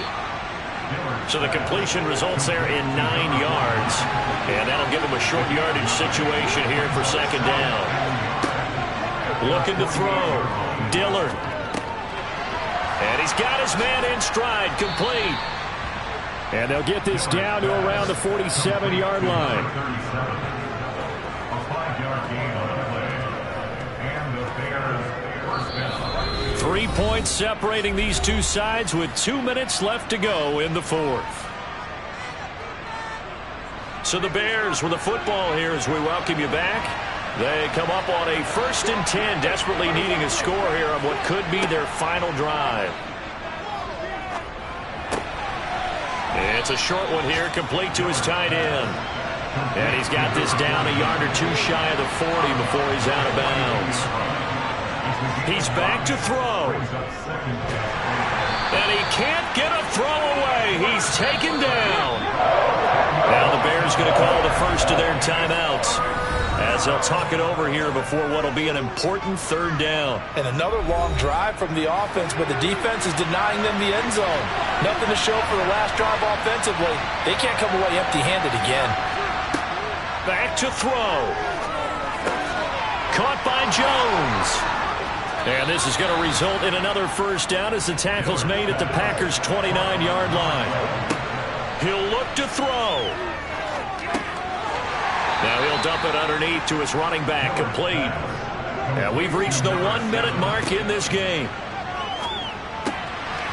And he's got his favorite target yet again. It's complete. And he's brought down here just outside of the 20. And he will have the first down across the 20 to the 19-yard line. Holding, offense.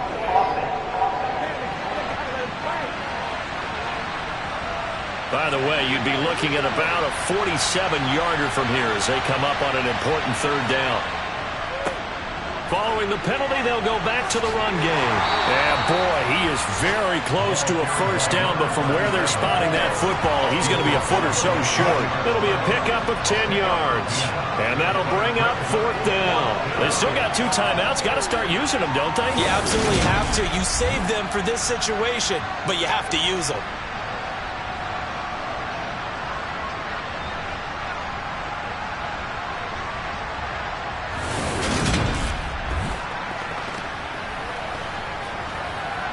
And I believe the referee's been buzzed. Yeah, they want to take another look at this call, and it's certainly a big one here late in a tight game. The thing that they'll be looking at is a spot of the football, and this is always such a tough one for officials to get exactly right. Not just because of how fast the game's going, but just trying to get the right sight line to the football. That's not always easy. We'll see what they decide here.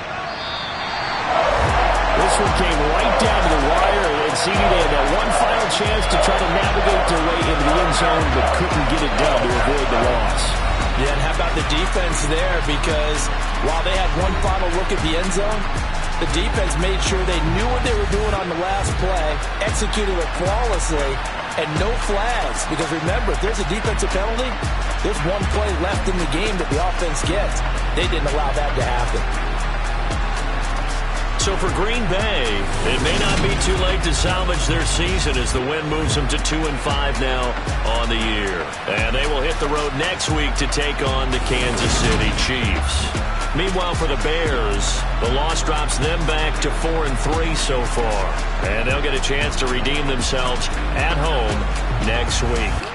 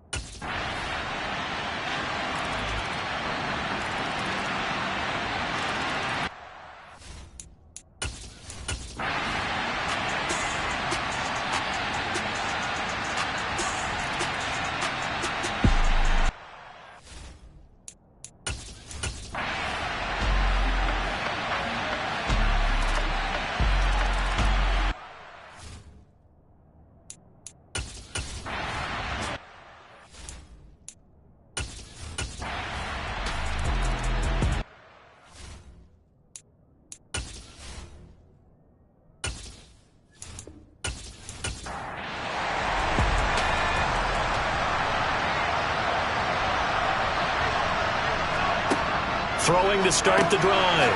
Walton. And a quick throw here. That's complete. And he's upended at the 33 following a good pickup of 8. Looking to throw on second down. Walton firing quickly here, and that's complete. Back-to-back good plays have him on the move on first down. Operating from the gun. Walton. Looking left side, it's complete. He's got it. Short completion, just 4 yards, and it's second down. You got the big lead defensively. Willing to give him that underneath stuff, right? And this is why you work on your tackling. Tackle him after the catch, inbounds, keep the clock running. Just go ahead and bleed the game out that way. Again, he'll drop to throw. Oh, he'll want that one back. Incomplete. He doesn't drop too many in that department. Third down. On third down, Walton. Wide open receiver, complete. And they're going to have another first down here as the tackle's made at Washington's 44-yard line. Back to throw. Walton. Quick hitter here, it's complete. And he's going to be taken down right at the 40-yard line. To throw on second down. Walton finding his safety valve here. That's complete. And he'll work free from one tackle, but that's about all as he's taken down. Now it looks like we've got a Bronco that's banged up on the play. The medical staff is going to come out here and take a look, and we will take a short break. They're trying to keep the drive going. This will be play number 8. It's 3rd and 2. Looking to throw. Walton throwing for his running back, and he's got him complete. And he is out of bounds inside the 30.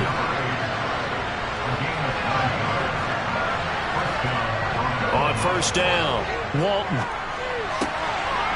It's a short one here, complete to the tight end. And he'll be taken down at about the 22-yard line. Looking to throw on second down. Walton looking middle, and that's complete. From down at the 12, it's 1st and 10. Back to throw. Walton. And it'll be intercepted. And the Commanders are going to get the football here as the ball will come out to the 20. Well, field goals probably aren't going to cut it at this point. This was touchdown or bust, and unfortunately for them, it turned out to be bust. Yeah, they're feeling like they've got to force the issue here. Maybe take some chances they wouldn't have earlier in the game. But give credit to this defense. They've really stood tall throughout, and they come up with the interception in the end zone. And he'll manage to pick up about 4 at second down. Just 2 minutes remaining here in the 4th quarter of what has been a one-sided affair. They'll come up 2nd and 6 now from the 24. They'll keep it on the ground. It's Reed. It's a 5-yard gain, but they'll still be a yard short here with third down now looming.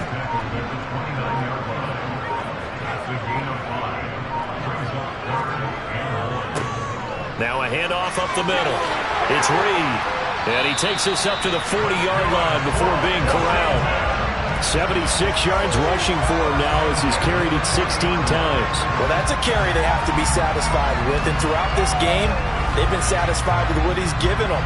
Whenever they've needed a big run, a first down, he's the guy they've turned to. And it doesn't matter what the defense thinks. They've got the confidence to keep handing it to him and keep picking up good yardage.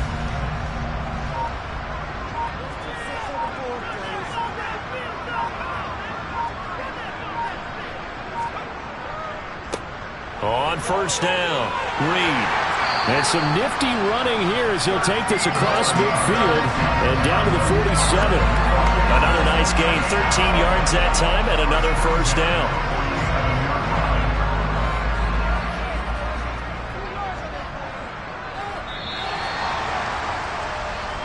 So it's Washington getting the victory here. And, you know, it wasn't a shutout. They did give up the points in the first quarter, but second, third, and fourth quarter, they held them scoreless. Brandon, if you throw a shutout for quarters 2, 3, and 4, you're going to win a lot of games in this league.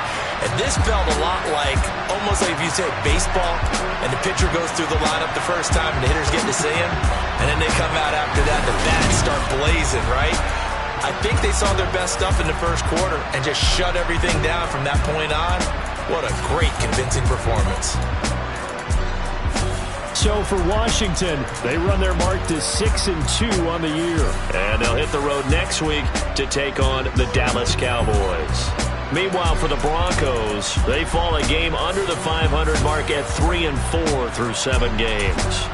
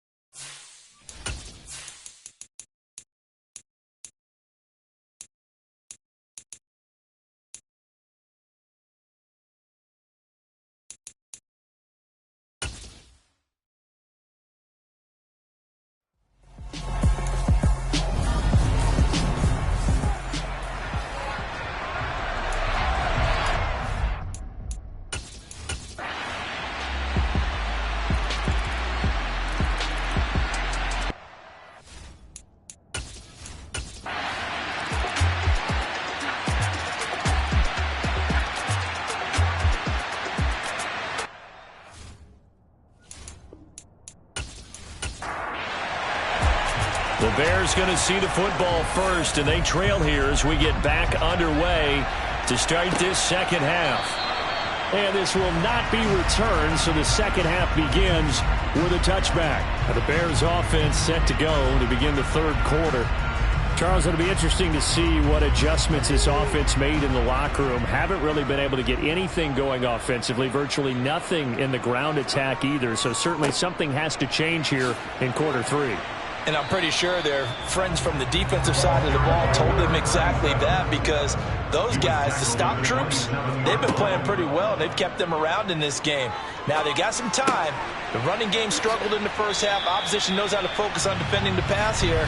They've got to re-energize that ground game and maybe open things up for a comeback here in this half.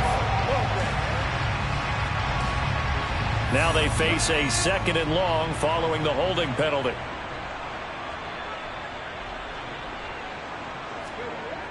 Looking to throw. Dillard. They'll wind up getting just a yard out of it. And they're going to be staring at a 3rd and long here. He's forced out of bounds behind the line of scrimmage. Back to throw. Dillard. He's going to flip one out here to his running back.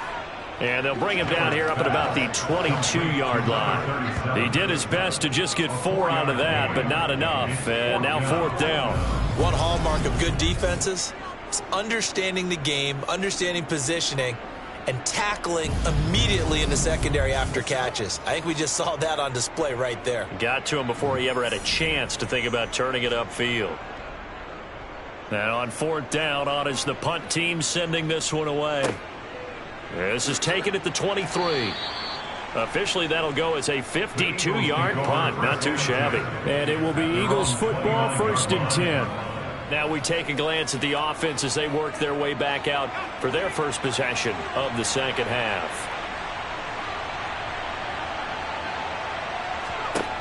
Throwing on 1st down, Saunders. And that's going to be too high, out of bounds and incomplete. An incomplete pass on 1st down. That leads to a 2nd and 10. Over the middle here to Coates. And they'll get it up just short of the 45 at the 44. His 5th catch tonight, and it's good for a 1st down.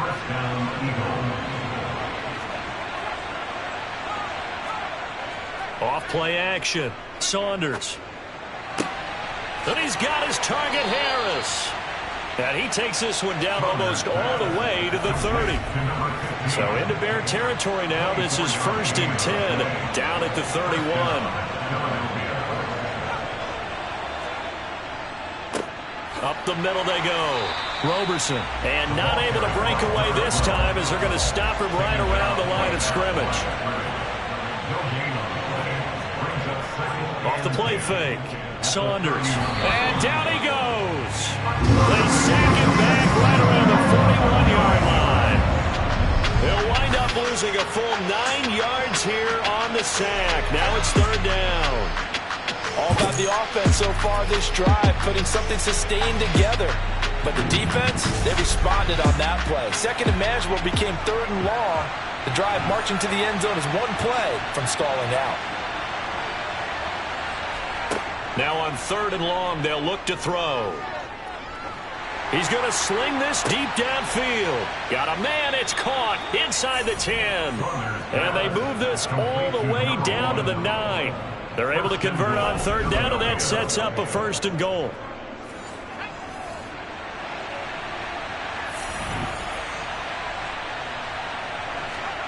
Looking to throw. Saunders. And he's left with no option here but to throw it away.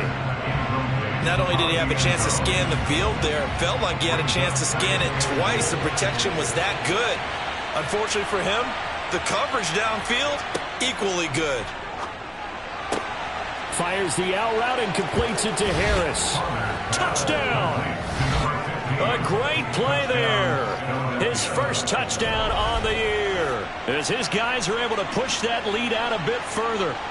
Always important to get the first score of the second half. Now you start to pull away a little bit and get some breathing room going. And now we find out about the fortitude of the group that's behind, because they were counting on getting into the game a little bit more, right? Maybe they get the first score.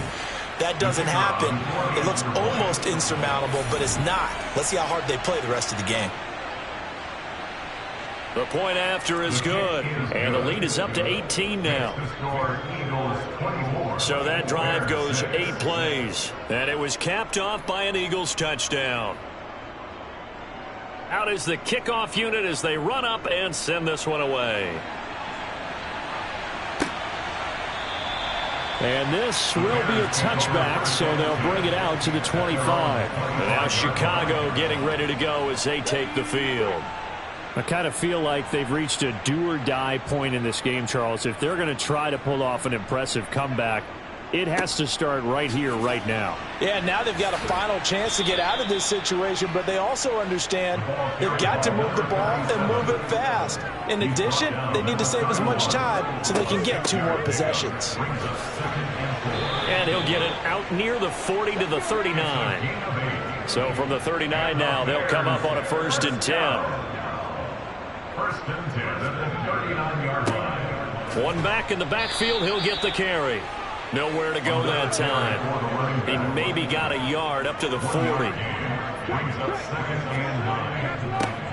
On 2nd down, they'll run it here. And he'll pick up about 3 there, up to the 43. This offense in desperate need of a conversion as they come up on 3rd down. Operating from the gun, Dillard. He completes it to Jones. And he has another first down as they'll get the ball down.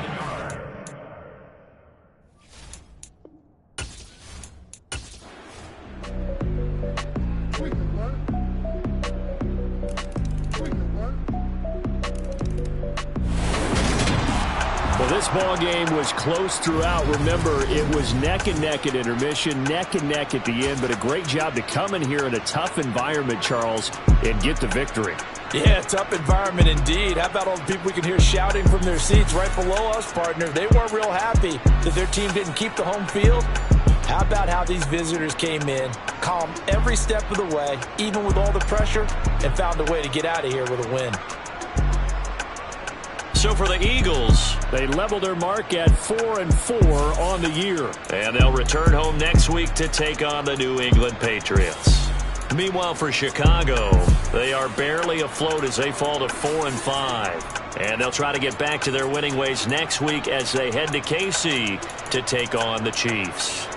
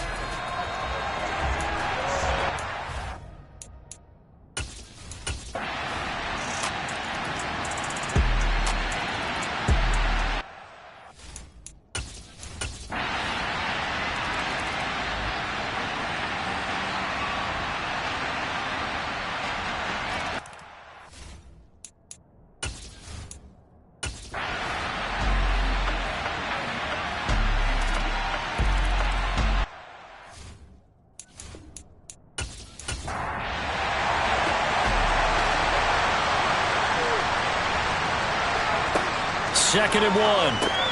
Got his man complete over the middle. That's Duncan. And they're going to have another first down as the tackle's made at the Giants' 45-yard line. Give them 12 yards on that one. It earns them a fresh set of downs. So the drive takes them into Giants territory now. 1st and 10 at the 45-yard line. Now a toss left side into the hands of his tight end. And he takes this just a few yards shy of the red zone before going out. A good pickup there, 21 yards. Good job there of getting his tight end involved because he lines up on the right side of the formation, just works his way across the field. I really like how they were in sync on that one.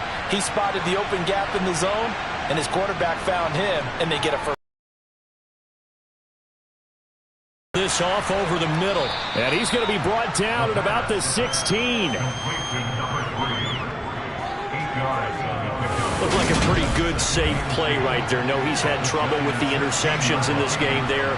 Hits his guy out in the flat. Yeah, so many times we hear quarterbacks and offensive coordinators talk about in your progressions, you're either throwing the touchdown or you're throwing the check down.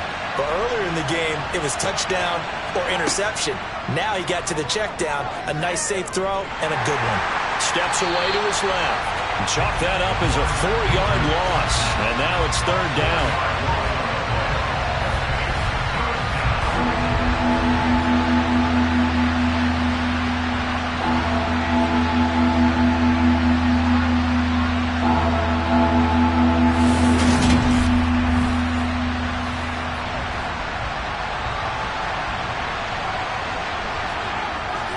To throw here. Oh, he's got a man wide open, complete. And the Saints are going to have first and goal as they try to finish off this drive with 6 points. And in a 2-score game, obviously, every play, every third down, like we saw there, magnified. Big pickup. It was a huge pickup. What they really want, though, is to not even get to third down. They've got to maximize time and conserve as much as possible. First and goal, and they got to be thinking a chance to get right back into this football game. And they'll run on the inside handoff. A good run of 6 yards there. Gets him closer to the goal line with second down coming up. He'll drop to throw. And he's got him. It's caught in the end zone. Touchdown, New Orleans. A great effort there. His first NFL reception goes for 6. And the Saints have made it a 1-score game again here in the fourth. So how about that for an answer? They get the touchdown there, and it's back to a 1-score game here in the fourth. And that's what these guys have done all game long because they've scratched and slashed their way to stay in this game. And by now we should all realize they're not going away. Now the pressure again swings to their defense because they're going to need to find... And this is going to be intercepted. Weaving through traffic, and now he's free. The 40. Past the 20. And he takes it all the way back. It's a pick 2, if you will, as that play backfires in a big way. Well, there's some excitement, right? Go for 2, and instead it gets picked off. And how about the return? Give him a lot of credit, though, for not giving up after the play. Yeah, the troops rallied. Exactly, and getting back there and making the tackle and not giving up 2 points themselves. This one fielded at the 5. And he will make it to the 20-yard line and no further. So now the Giants set to take over on offense. They'd lost 2 straight coming in, but good news for them right now. They've got the lead and the football.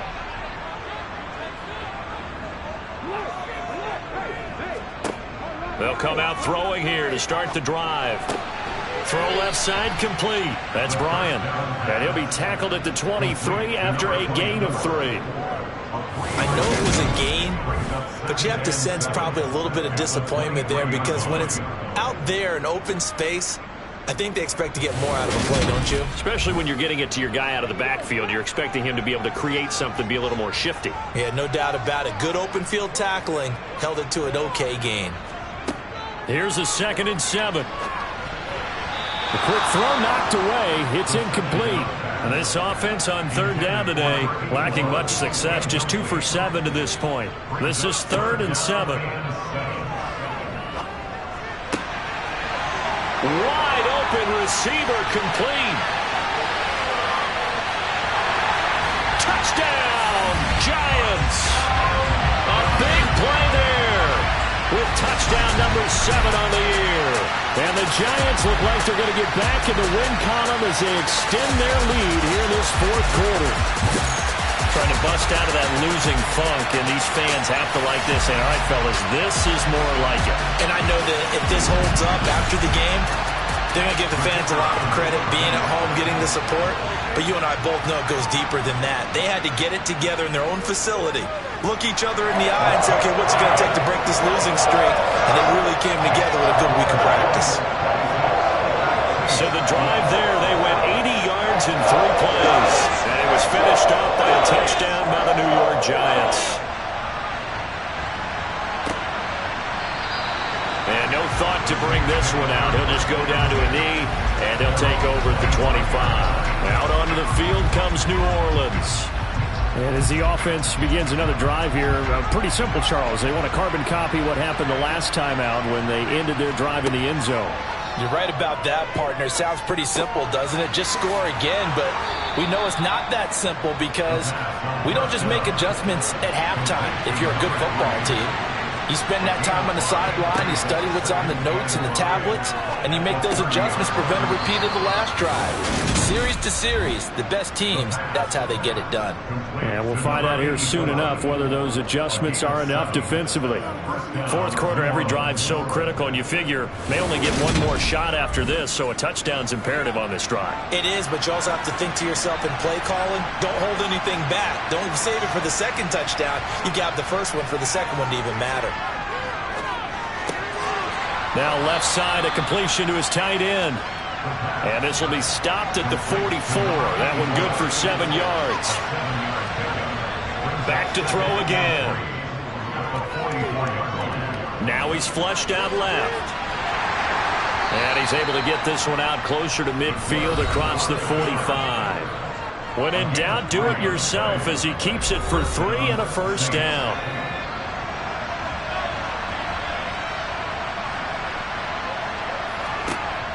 They'll set up a throw. And it's a short one here, complete to his tight end. And he's going to be taken down just shy of the 35.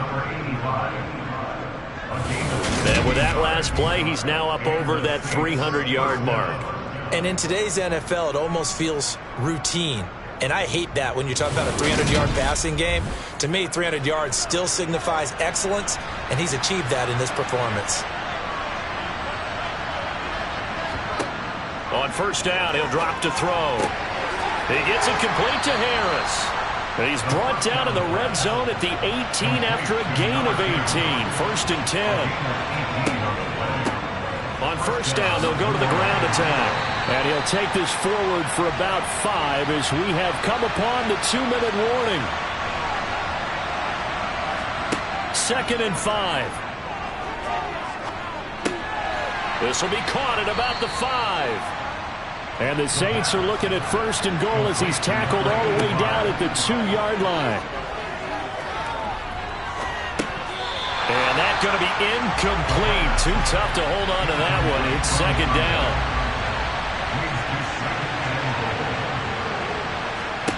Second and 2. And this is caught now for a late touchdown. So hold everything here. This one's not over yet. Important extra point up and through. And now things get a bit more interesting here in this fourth quarter.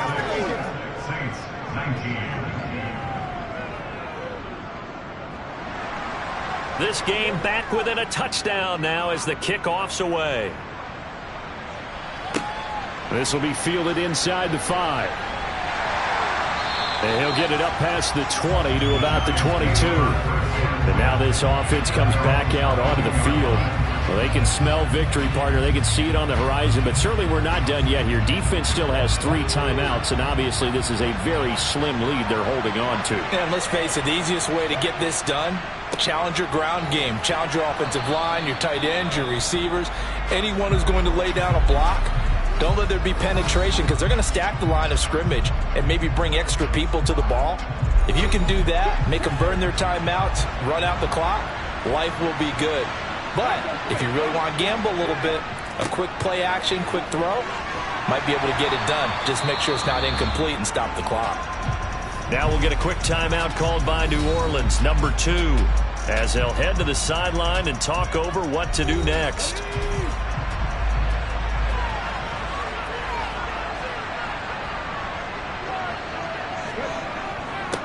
On third down, Bryant.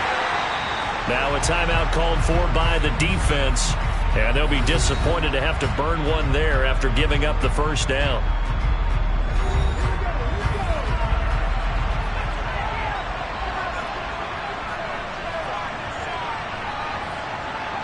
And the Giants will kneel it here out of the victory formation.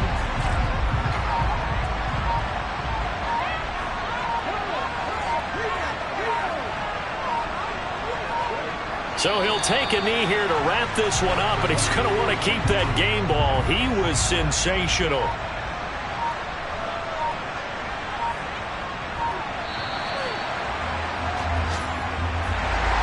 What a ball game this was. What an atmosphere this was. And the home team getting the late touchdown, getting the victory, and now everybody in this building can file away with smiles on their faces.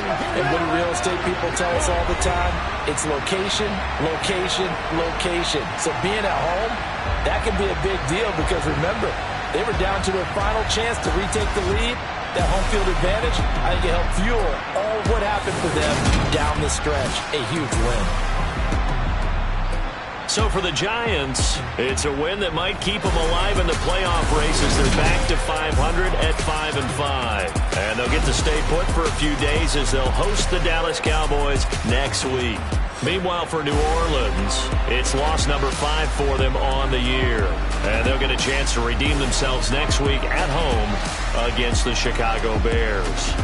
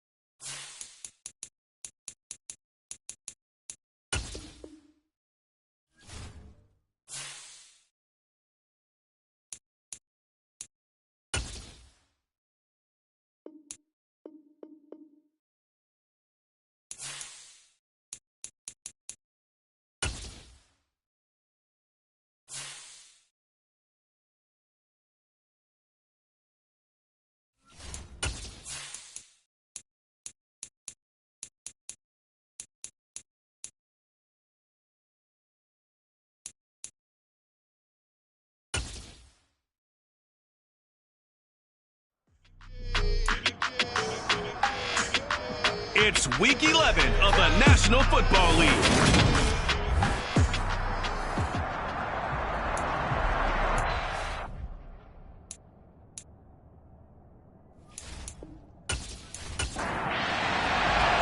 The NFL season has hit high gear, and off we go in Week 11 on EA Sports. Takes it at the 7. And a good return as he'll be stopped just shy of the 30-yard line. So out come the Bucs now for their first drive. And a glance here at the veteran who will be leading them now in his 8th year in the NFL. And there was a positive in last week's loss. No interceptions thrown by him. But he only threw 1 touchdown pass, and you know he wants that to improve. He might even consider that as part of the reason that they couldn't take the win last time out. I believe we'll see a more aggressive version of him this week whenever they're nearing the end zone. On 1st and 10, Vaughn. He's got the connection to Cooper. And they get him down now before he takes it across the 40-yard line. 13 yards on the game's opening play. Now that was pretty. They executed that curl route versus zone coverage. And that changes things a little bit because against man, it's often a tight curl, tight, sharply run route. Against zone, you're just looking for that open spot, that dead area. So you may curl it a little bit wider just to get to that place. And usually a tight window. He fired a bullet in there for the completion. And now a throw on 1st down there, but it's incomplete. Ball on the 42 as they come up 2nd and 10. Second down, 10. Back to throw. Vaughn. And this time he's got the hook up. It's complete. And he's going to have another first down as the tackle's made at the Jaguars' 45-yard line. They pick up 12 on the play there, and they move the chains.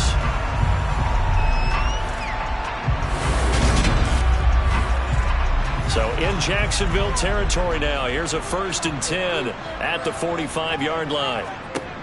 They'll stick with the passing game as he looks to throw. And they'll be stopped right at the 30. On a play that started back at the 15, they pick up 15.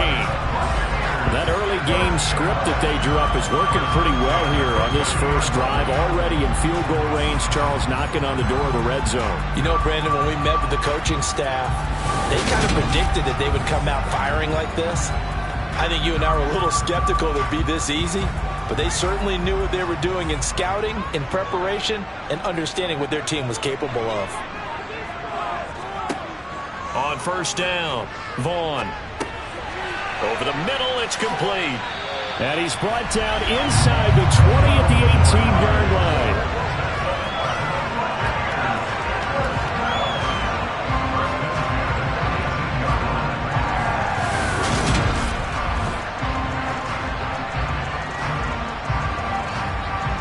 So from inside the 20, here's 1st and 10 at the 18.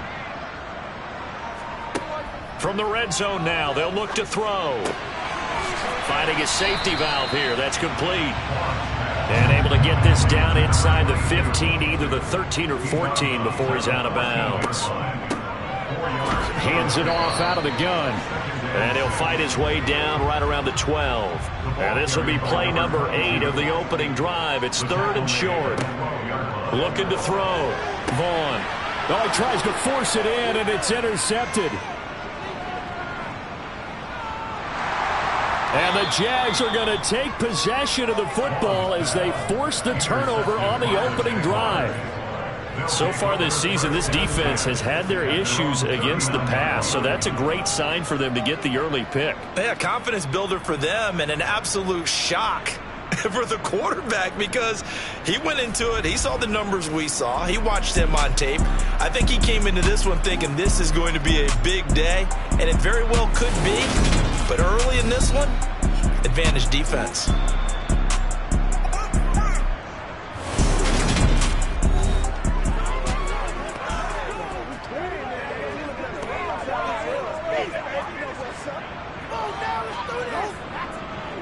First and 10, and kind of tipping their hand at running the ball. 3 tight ends are out there. They'll try and start this drive in the air. To the sideline, and wow, what a catch there. He doesn't get a lot, but he was able to get the feet down complete. 2nd and 9 now. And a quick throw here, that's complete. And he goes out of bounds. It looks like right at the 50. 9 yards to pick up there, and it's a first down. A gain of 9 yards. And the Jaguars.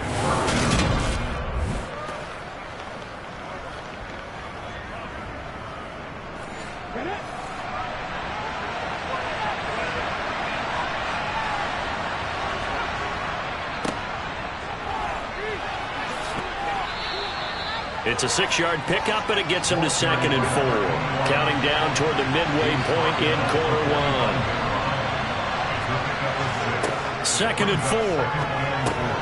He finds his man, complete. It's Knight. And they're going to get this down to about the 37. An 8-yard pickup. First down, Jacksonville. Line of scrimmage, the 37 on 1st and 10. They'll set up to throw. Throwing for his running back, and he's got him complete. And this will go as a gain of 7 as he gets it to the 30-yard line. 2nd and 3. And it's a short one here, complete to the tight end. And he's brought down here just outside of the 20. Really been an ideal start for them. They get the turnover on the opening possession. Now here they are moving the ball straight down the field on their first drive. And that feels good, but you know on their side of the field all they're thinking is finish this drive off because they took it away, right? So now you got them back on their heels a little bit. Now go down, put a touchdown on them. Look out. You've won the mental battle early in the game, and that may carry over for you. 2nd and 8 coming from the 19. On 2nd down, they'll run it here. And the reinforcements come in as they're going to stop him behind the line. It's a loss of 4. Now 3rd down. Every year I go to the combine and marvel at the speeds that linebackers are running nowadays. They run like DBs. And let's face it, they know how to finish plays too. Eyes up, head up, run right through them.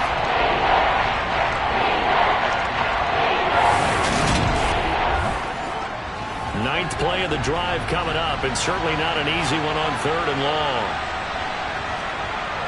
They're going to look to throw. And that will be incomplete. On 4th down, Sean McDermott trots the field goal unit out there. They'll spot it at the 30, so this is a 40-yard attempt. And his kick is right there. It's good, and the Jaguars grab a 3-0 lead.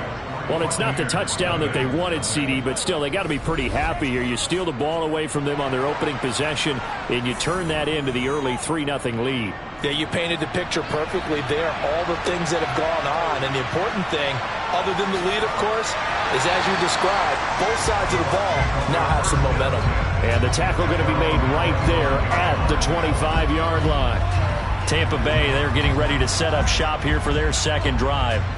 They threw an interception the first time they had the football, only gave up 3 points off of that, so shouldn't be a difficult hole to overcome. It really shouldn't, as long as they're not listening to the chatter coming from the other side, because when you throw a pick, look, I know defensive backs, they have a tendency to be a little bit loud after they take one away, but they also have a tendency to gamble a little bit more, thinking they'll get a second one. Maybe they can take advantage of that with some double moves. So they will take the sack instead of the penalty. And it takes another down off the series. But the biggest one of all, do you want to tell the guy who just got the sack that it no longer counts? No. No, not at all. And they work this well upfield across the 45. That one covers 29 yards, first down. That's how you shake off the interception you threw on the opening drive, come back and throw another strike, and gain nice yardage. And I give credit to 2 people on this one. The man throwing the ball and the person calling the plays. They're not shutting him down early in this game. The clock running here, under a minute to go now in the first quarter of a 3-0 game. Throwing on 1st down. Vaughn. Again, it's Cooper as he makes the catch.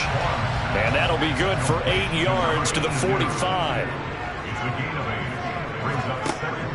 Off play action. Vaughn.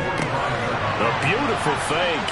And he'll get this one down near the 20-yard line, just shy of the 20. 23 yards the pickup there.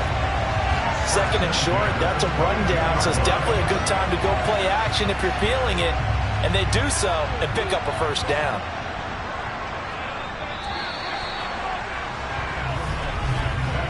$3-0 after one on EA Sports. Second quarter now in Tampa Bay. It's the Buccaneers in control of the football as they've got it with a 1st and 10. From the gun, they'll try to run it. Just a yard on the first down carry, so it's 2nd and 9. The Buccaneers at 2-7 now on the year. But they come in losers of 2 straight, so trying to turn things around here. And you just mentioned 2 straight, and when you're talking about 2 games, that's nothing to panic about. They feel like they've been a little bit unlucky in the last couple. This is a club that's more than capable of turning things around, and I expect them to play really well here. And a catch right side by Evans. And he is not going to get to the marker as they stop him short at the 14. So 8 yards on the completion there. And that's going to make it 4th down. I thought they might take a shot down the field, but instead they ran a little drag route there. I think they were hoping he could catch it and run away from the defender. But a really good job keeping the play in front of them, and they force a 4th down. And now the Tampa Bay field goal unit comes out here. From the right hash, this a 31-yard attempt. And the 14-year trusty veteran able to knock it through, and that will tie us at 3-3. So chalk that down as an 8-play drive, capture the field goal. Yeah, as a friend of mine used to say, they were moving and grooving for a while, but they couldn't keep the momentum going enough to get a touchdown out of it. Field goals all we've had so far. 3-3 now as the kick is away. Now a hit and a loose football. And it's picked up by the Buccaneers. And they're going to take over right there at the 22-yard line. And careless with a football there on the kick return. And one thing I love about going to practices is trying to get around coaches and hear their catchphrases and what they really emphasize. We haven't been to a single one yet this year where a guy fielding a kick, you don't hear, tuck it away, tuck it away, tuck it away. And this time, they turned it over. Ball security eluded him. They had to settle for 3 last drive, hoping this second go-around ends in 6. In good position, 1st and 10. Brought down at the 20.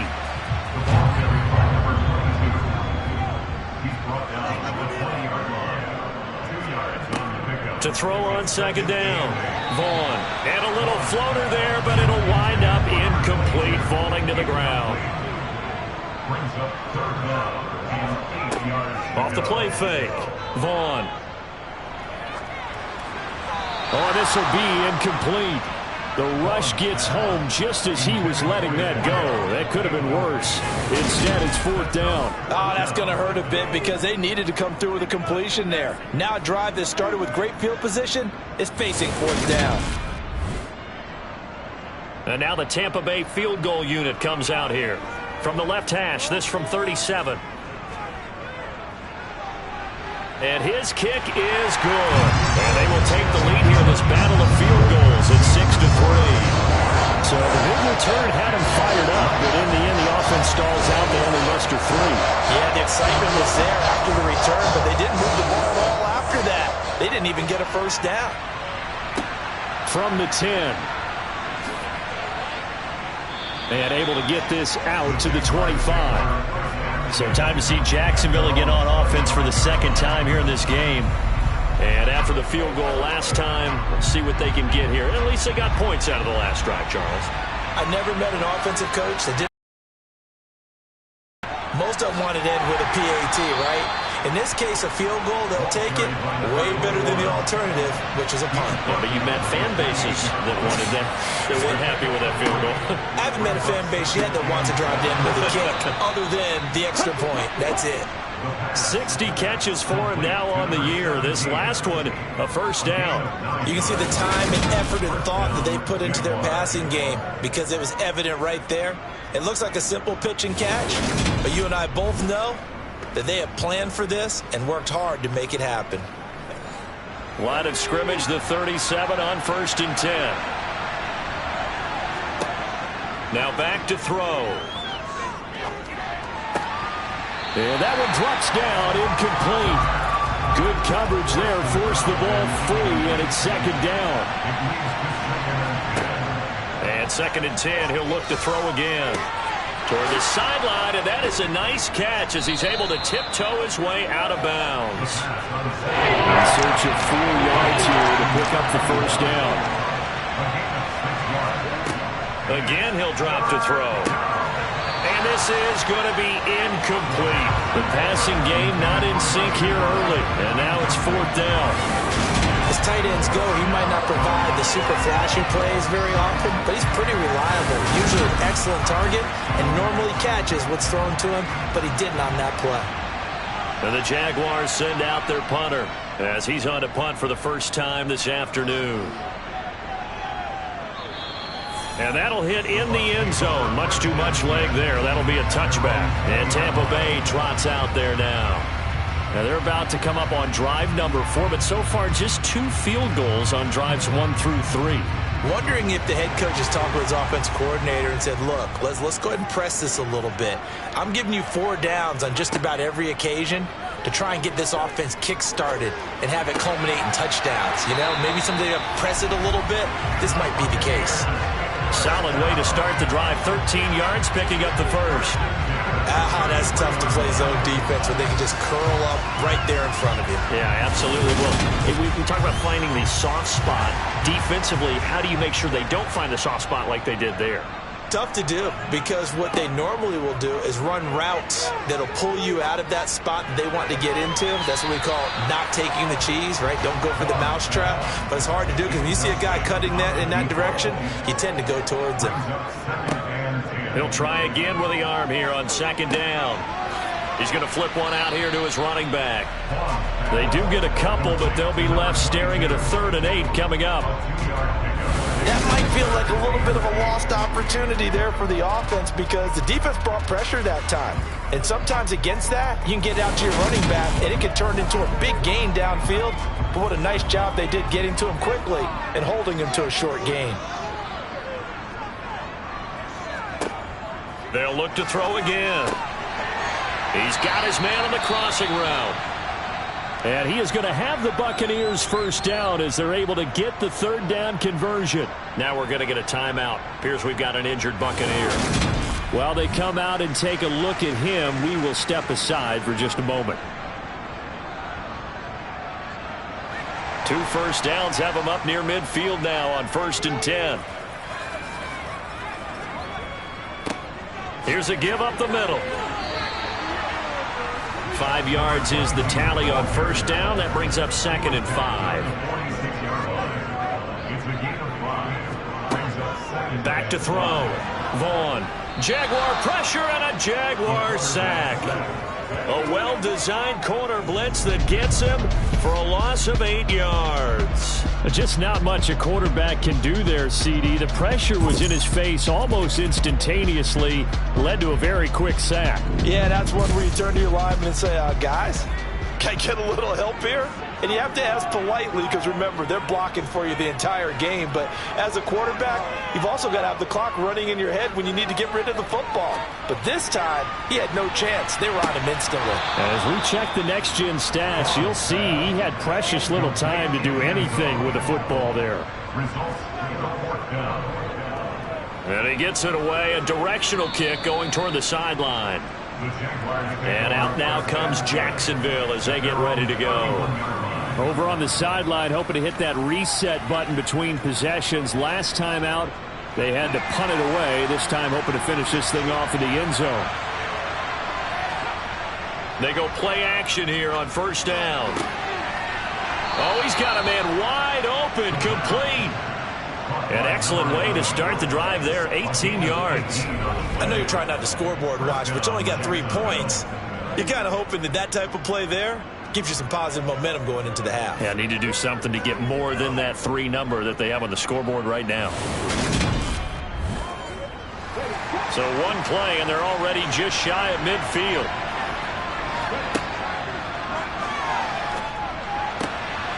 He finds his man, complete. That's Knight. And he's going to get this one down to the edge of the red zone. Now we're going to get a timeout. Appears we've got an injured Buccaneer. Hopefully, obviously nothing serious here. Medical staff, though, going to take a peek, and we'll take a break.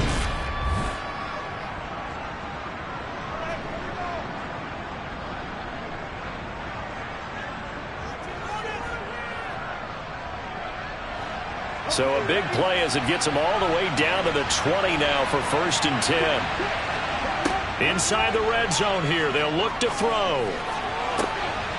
And that is caught. Touchdown, Jacksonville. A great play there with touchdown number 8 on the year. And the Jaguars are able to move back in front. Extra point right down the middle. And that will make this a 4-point game.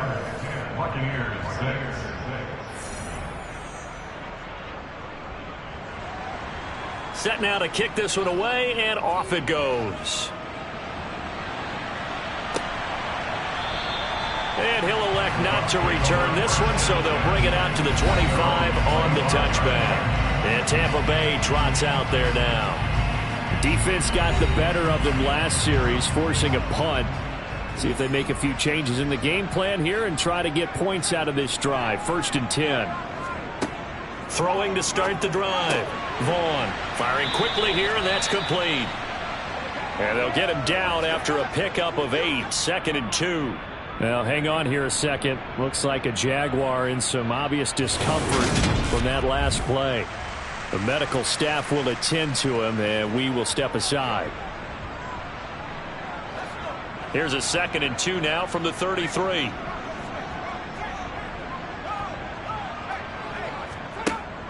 Operating from the gun. Vaughn looking for his running back, and he's got him. That one a 1st down pickup of 8.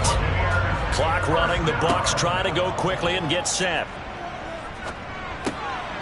Here's a pass swung out left to his running back. And to the 42-yard line here and brought down there. Throwing again on 2nd down, but this time it's incomplete. After an incomplete pass on 2nd down, that'll leave him trying to convert on 3rd and 9. Looking to throw. Vaughn. And it's going to be incomplete. I believe they buzzed down. They're going to take another look at this play with all reviews coming from the replay official here in the final 2 minutes of the half. Did he keep those feet in bounds? That's the question they've got to decide. And I got to say, watching it in real time, it was awfully close. Yeah, it certainly looked like a heck of a catch because he didn't appear to bobble it, which could complicate things. But even with the benefit of replay, that's pretty tight. Well, here's the call. So that challenge, a successful one. Here comes the Buccaneers punter now as he'll kick it away for the 2nd time. And the kick's away as he angles this one for the sideline. The Jags going to go on offense now late in this 1st half.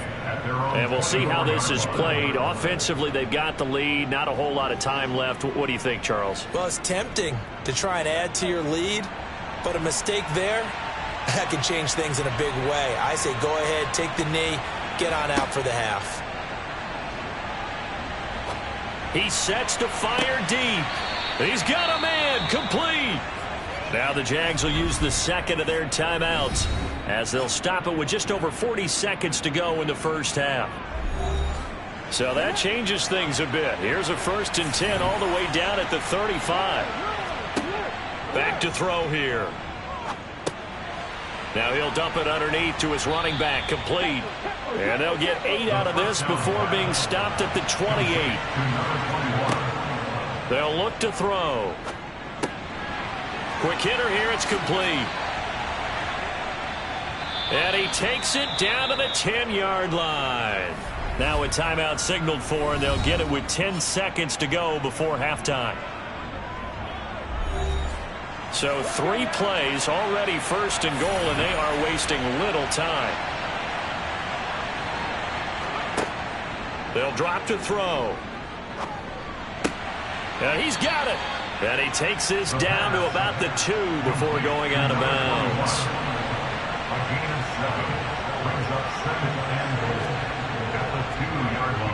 And this one is right through. And that'll open the lead up to a touchdown now at 13-6. So 3 points on the board, as easy a field goal as you're going to get, but I can see you shaking your head. I love that peripheral vision of yours, partner, because to me, if it's the fourth quarter and you're up 6, I get it. But now, even if you run and don't get in, you're still setting them up to go a long field, 98, 99-yard drive. How do you look at your defense and not give them that opportunity? So we have reached halftime with a touchdown. That's the difference on the scoreboard. As we toss it an hour or so east of here to Orlando, it's Jonathan Coachman with our EA Sports Halftime Report. All right, Brandon, thank you very much. The NFL season is going to be about 2/3 complete after this weekend, so lots to get to as we check out what's going on here in Week 11. We'll begin our trip around the NFL with an interesting one right off the bat. And at halftime, it's the Bills who are out on top. The Bills locked in a tight one, but this is a game you feel they've got to have. Next, we'll stay in the AFC North, and we'll stay in Ohio as well, as we check on the other team in the Buckeye State, the Cleveland Browns. And they were losers in their ball game as they were outplayed by the visiting New York Jets. 35-12, the final score.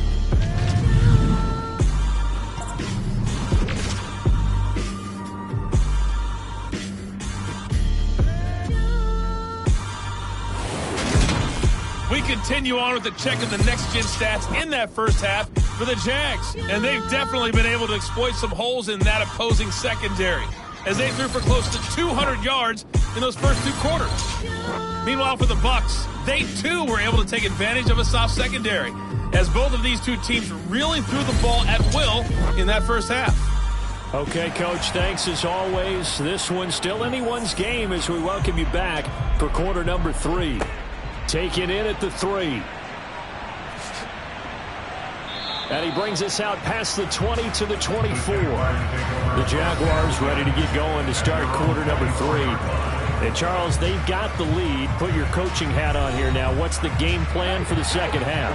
I think getting the running game going a little bit more, because I thought in the first half they didn't get it moving the way that they would like. They had success throwing it. But I think these first couple of drives, they'll want to get those running backs going and give them more opportunities. And I will guarantee you that those guys were lobbying for them in the locker room at halftime. They'll look to throw here. He finds his man, complete. That's Knight. And he'll take this to the other side of midfield before going out of bounds. The catch and run pays off for 29 yards. Well, this is an awfully tough route to defend in man coverage, because he lines up on the right and then runs a crossing route back to the other side of the field. So as a defender, you're not only trailing him the whole way, you're also looking out for your own guys to make sure you don't get yourself picked off. And then you can't catch up in time to prevent the completion. So from Buccaneer territory now, it's 1st and 10 at the 46. Throwing there, but this pass is going to wind up incomplete. After the incomplete pass, here now is 2nd and 10. Here's a handoff out of the gun. And he's going to be met at about the 43. Now on 3rd down, they'll need to get it to the 36 to pick up the first. Back to throw. He lets this one fly toward the back of the end zone. That's going to be knocked away and incomplete. And the Jaguars send out their punter as he'll come on to kick this one away.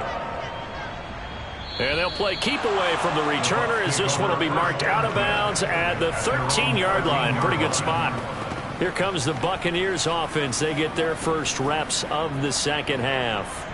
And, Charles, they're certainly still right in this game, but they need that offense to wake up and in a hurry. Yeah, I like the way you put it. They certainly did seem to sleepwalk a bit in the first half. Now that their defense has done its job, it's their turn now to go out and try and get some points. And he's going to get this one across the 30-yard line. That's a good way to start the drive. 17 yards and a first down. Sometimes it's hard to believe, but there are times this game is about patience, isn't it? Has had the game he expected, but that run there, that may get him going. I was just going to say, maybe that gives him a little juice, because you're right, he struggled, especially in that first half. Yeah, and I know the great ones always think to themselves, just hang in there. I'm just one big carry away from busting this open. That's a good start for him. Right back to him on first down. And he'll be tackled just past the 35 at the 36. After the pickup of 5, here's 2nd and 5. Now a shotgun snap as they'll look to throw. And he's got his big wide receiver complete.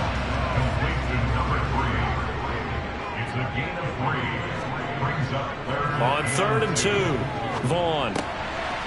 Going right side here, and that's complete. And he is going to have a Bucs first down as they're able to get the 3rd down conversion. I like the fact that they didn't overcomplicate things on that call. 3rd and 2, just run the quick little hitch, which they did. Ball's out of quarterback's hands, and yes, indeed, they pick up the first down. 2 first downs have them up near midfield now on 1st and 10.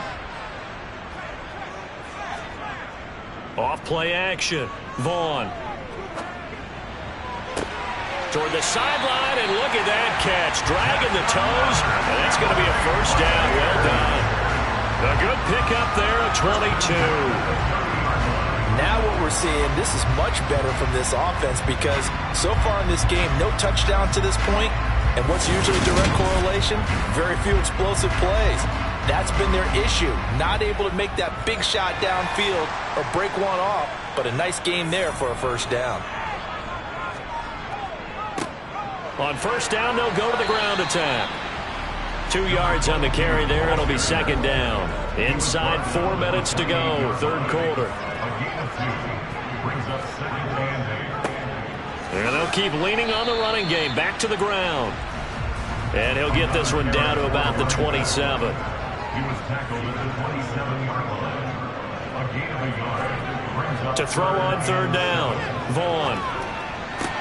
This one to the sideline. He's got it.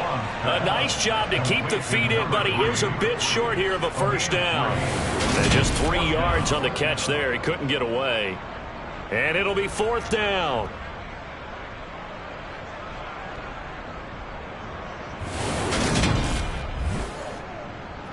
And now the Tampa Bay field goal unit comes out here. From the right hash, it's a 41-yard attempt. And his kick is indeed good, and that'll bring him back within 4. So it's a 3rd field goal for him now. He's accounted for all 9 points. I look down to the sideline, though. You can just tell they weren't too happy for 3. They wanted 6. Well, they have to have 6. Look, he's keeping them afloat, but they really need to do exactly what you talked about. They need to get into the end zone and score some touchdowns. Otherwise, he's going to have to kick a lot more field goals than just the 3 he's already put through the post.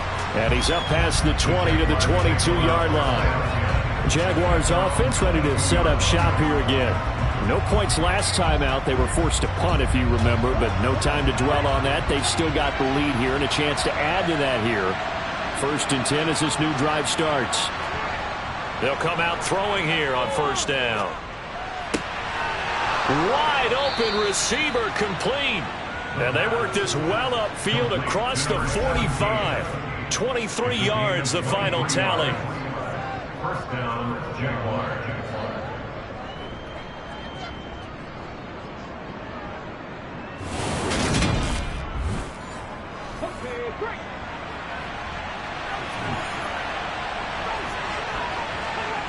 They'll set up a throw. That's caught inside the 20. And he's going to be brought down at about the 16. When they've needed a play this year, he's certainly been the guy to deliver it. As this season has gone on, he's been awfully consistent and sometimes spectacular.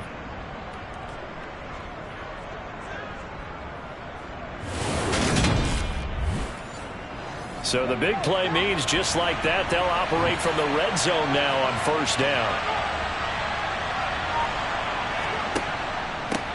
They'll try and run this one right up the gut. And he's eaten up at the line of scrimmage. Might have gotten a yard down to the 16.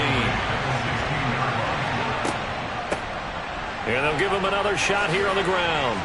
And they work this near the 5. He'll be stopped at the 6. It's a 10-yard gain there to set him up first and goal. Well, you certainly have to give a little credit here because they're playing this game now at their pace. This is ball control football, sustained runs, taking their time and making it work.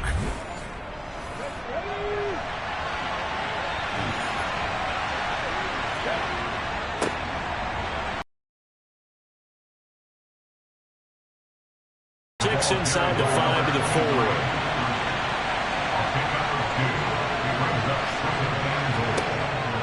Now they'll switch it up here and look to throw. This will be caught at about the 5. And he'll go backwards, losing yardage to the 5. Well, hang on here a second. Looks like a Jaguar in some obvious discomfort in that last play. Well, now they're going to come out and take a look at this injury, and we'll be back in a moment. A big play forthcoming. Here's 3rd and goal.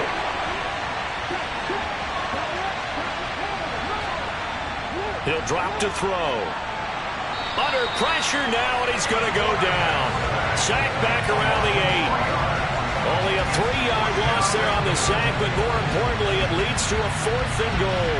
And that's the kind of stand all defenses are seeking. 3rd and goal, backs against the wall, and they get a monster sack, and now they're going to force them into a field goal. For them, that's a win.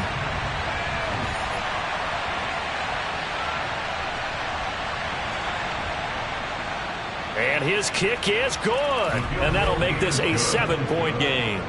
Well, I don't know if they would have gone for it on 4th and goal anyway, but the sack on 3rd down pretty much made their mind up for them. You're exactly right about that. And this is a tough place on the field to take a sack because, as you just noted, it took the decision-making away from them. Now they have to go for a field goal instead of potentially going for it. And he'll take it up past the 25 to the 26-yard line. The Tampa offense ready to get their drive started. They'll start on the ground here on 1st down. And he's swallowed up right near the line of scrimmage. Well, hang on here a second. Looks like a Jaguar in some obvious discomfort from that last play. So as the medical staff takes a look, we'll step aside. Try to get one more in here before the quarter breaks. From the gun, he'll hand this off. And he'll go down, and that will do it for the 3rd quarter of action. So they'll get a little extra time to come up with his 3rd down play as we play 3 quarters. You are watching the NFL on EA Sports. Back now in Tampa. This offense so far on 3rd down, lacking much success, just 2 for 7 to this point. This will be 3rd and 5. A throw there, but that's going to wind up incomplete. Here comes the Buccaneers punter now as he's on to kick it away.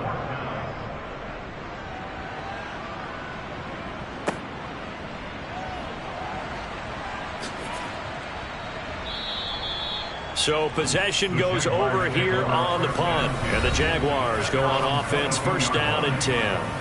Now this offense back out and set to go for their next drive.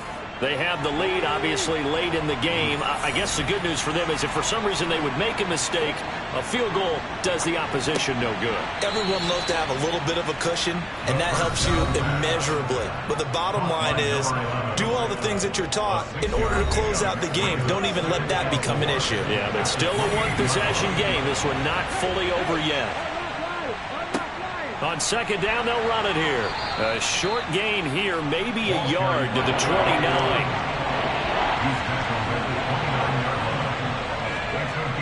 On 3rd and short, they'll try and pick it up through the air.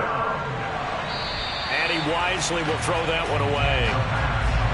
And the Jaguars send out their punter as he's on here to punt it away. And he gets this away, and look at this. This is a good one. And that'll hit at the 5 and go into the end zone for a touchback. The Tampa Bay offense set to go again. And Charles, a very uninspired effort. The last time we saw them out there was a quick 3-and-out, and they punted the football. Yeah, and you never want to get stopped so soundly during a series. But what would be even worse now is letting it happen again right here. They've got to get going. A quick throw there going to be batted away and incomplete. After the incompletion, here's 2nd and 10 from the 20. Back to throw. Vaughn. Got a man, and he hits him in stride. And they work this well upfield across the 45. That'll wind up a gain of 27 on the catch and run. If your sympathy's live with the defense, you understand how tough it is for linebackers to run with a guy like this. He's going to slip out of the backfield and then work in the middle of the field. And sometimes those defenders get preoccupied with other people moving, and he finds open space and makes a nice play.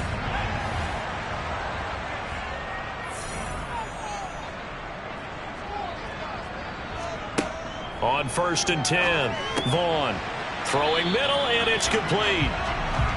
And they're going to get this to about the 44-yard line. 8 yards on the pickup. Brings up 2nd and 2. Off the play fake, Vaughn. Oh, he's got a man wide open, complete. And he's going to have another first down as the tackle's made at the Jaguars' 27-yard line. 17 yards on the pickup there. The drive will continue. They like going to him in the slot. He catches another one. I think this comes under the heading of, until they stop him, why not go back to it? He has something going really well. Great working relationship with the guy throwing the ball, and they keep making the connection. The drive continues as they search for a tying touchdown. Here's 1st and 10. He completes it to Evans. And he'll be brought down at about the 23-yard line. Holding offense. They're backed up here with a 1st and 20 now after the holding penalty. They'll stick with the passing game as he looks to throw. He finds his man, complete. That's Manning. And he's going to be taken down here with a penalty flag on the field. Defense.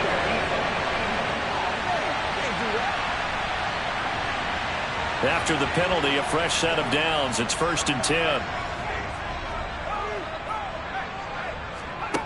Back to throw again. And he's got it. Caught in the end zone. Touchdown, Tampa Bay. 23 yards for the touchdown. And the Buccaneers are an extra point away from tying this game here in the 4th. And that touchdown ends a streak, for lack of a better word, of 3 field goals that were put on the board previously. They finally cracked the code. Yeah, they've been down there. They've been in enemy territory, as you said. They just haven't been able to punch it in until that point. Don't forget the extra point. It's up and good. And, partner, we've got a tie game here in the 4th.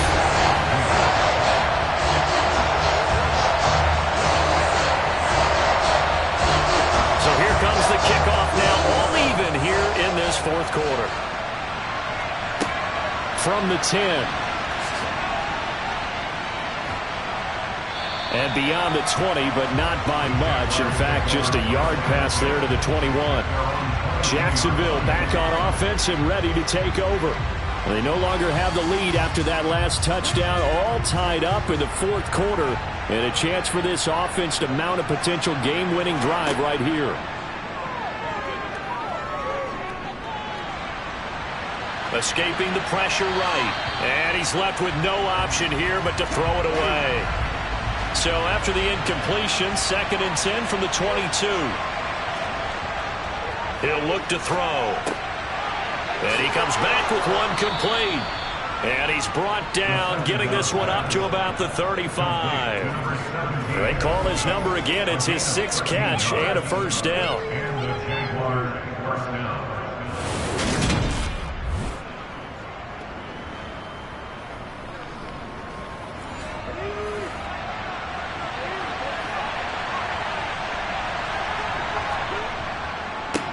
On first down, they'll go to the ground attack.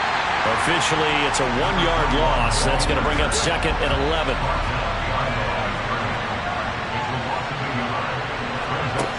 He'll look to throw. And he's got his man in stride, complete. And able to get this one across the 45 before he's brought down.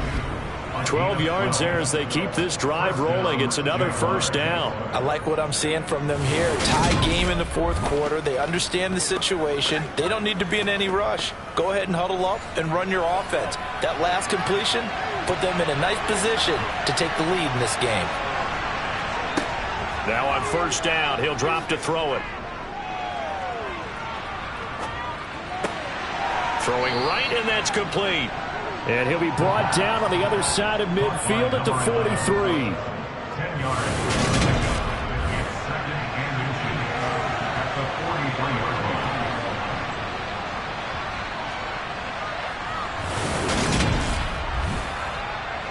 So not quite a first down just yet as they come up on second and less than a yard. One back in the backfield, he'll get the carry. And he'll go down shy of the 40 at the 41.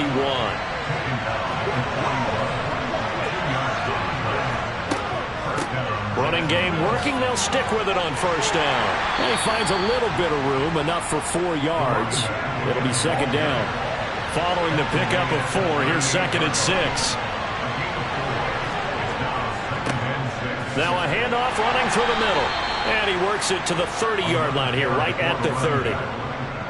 Getting down to the good stuff. All tied with 2 minutes remaining on EA Sports. 7 yards there and a first down. So it's Jaguar football here as we welcome you back.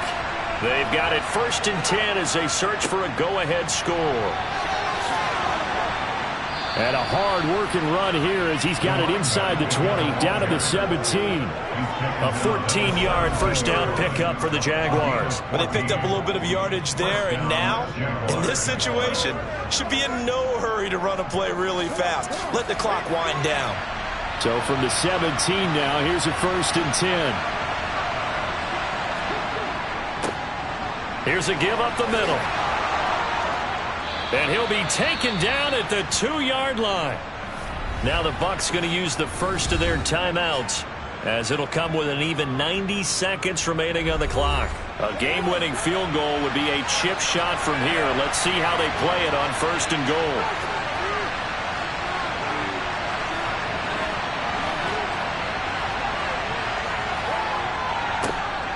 They'll try to run this one in. And he'll take this one in for a Jags touchdown. A great effort there. His 3rd rushing touchdown on the year. And the Jags answer back with a touchdown of their own to break our tie and take the lead here in the 4th. Some good running there at the end of the drive. He had the burst that set up the 1st and goal, and then one play later, he's in the end zone. Brandon, what I liked about that sequence, the situation, understood the momentum. A nice hard charging run, give it right back to him and let him cap things off. Out comes the kicking team here for the extra point.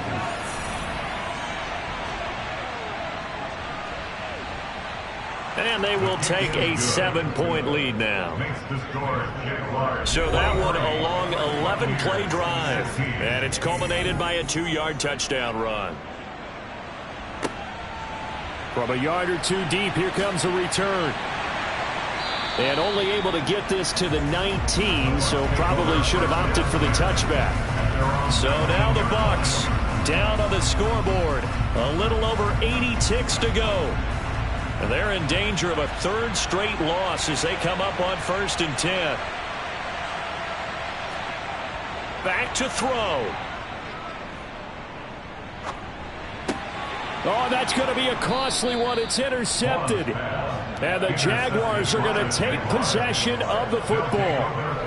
Well, these defensive coaches, they sure like what they've got in this rookie corner. And with good reason, as you saw there. He only cost him a day 2 pick, and a lot of people thought he had first-round ability. But when he was available on draft night, that was one where you didn't need the full time to make the selection. You call that pick in early, and he shows why he was so coveted with that interception there. Out comes the...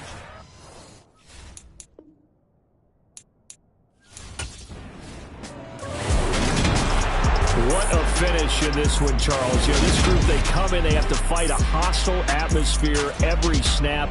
They get the late score, they get the victory, and that flight home, it's going to be a little sweeter after this one. And Brandon, just like you, I was fired up for that last sequence. How about that? Wouldn't you have loved to have been in the huddle when they were mounting that game-winning drive? Big-time moment. No one shied away from it. They tuned out the crowd, kept their heads, and executed the way they needed to earn that win. So for the Jaguars, it's a rare victory for them as they get that record back to 3-7. And they'll return home next week to take on the Cincinnati Bengals. Meanwhile, for Tampa Bay, add another loss to the pile as they drop to 2-8 now on the year. And they'll look to regroup next week as they head to Houston to take on the Texans.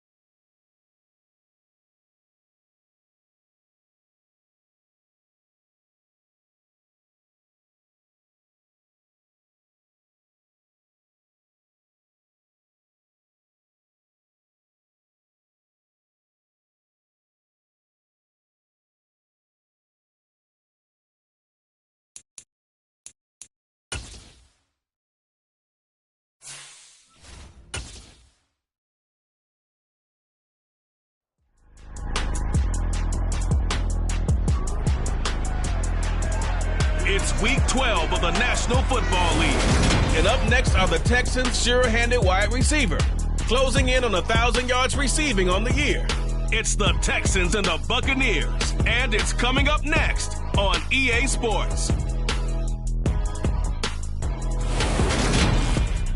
On a wonderful afternoon in the state of Texas. The roof is open, and we've got football from NRG.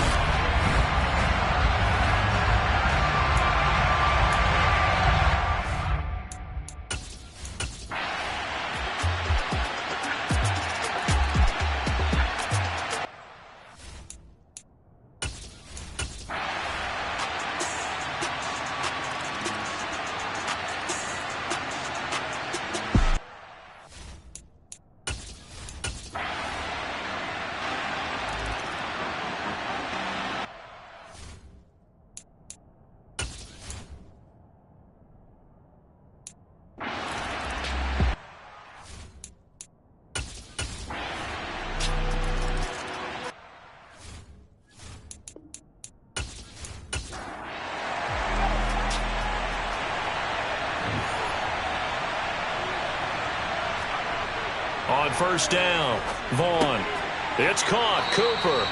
And he's upended at the 33 following a good pickup of 8.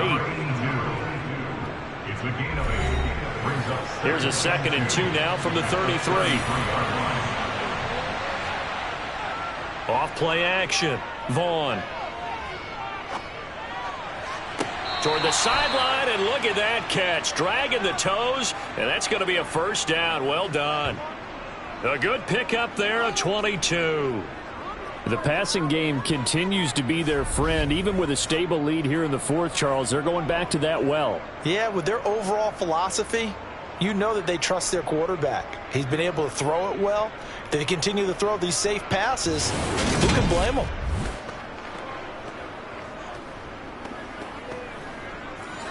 Back-to-back good plays have them on the move on first down. Off the play fake, Vaughn. And that is caught on the right sideline, but out of bounds, says the line judge. The throw took him a little too far. It's 2nd down. Now he'll look to throw here on 2nd and 10. But I think the ball's out, and the Texans scoop it. Partner, that one looked like it was over. I mean, they had control, had the football, and the defense had to make a play in order to keep them in the game. That's exactly what they did. And now that door ajar, 2-score game.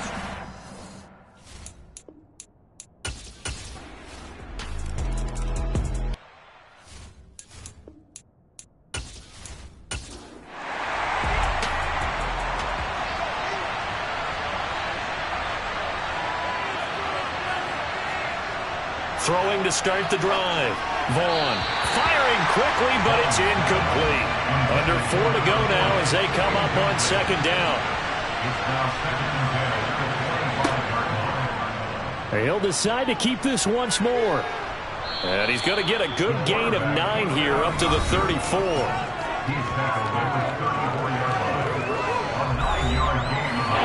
we go, 3rd and 1. Gut check time on both sides. Operating from the gun, Vaughn. It's a short one here, complete to his tight end. And he is going to have the Buccaneers first down by a couple of yards as they're able to convert there on 3rd and 1. And that pickup of a first down, that's going to leave a mark because they really needed to stop them there, didn't they? Oh, so frustrating. Defensively, you're a play away from getting that football back here down late. Tough. Now they've got to find a way to create a turnover or a takeaway. Otherwise, this one will probably get away from them.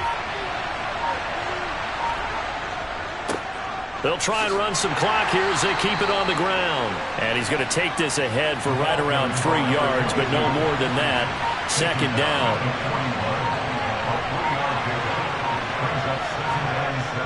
Off play action. Vaughn letting one fly deep for Cooper. A quick throw knocked away and incomplete. And a stoppage here, a timeout before this 3rd down play takes place.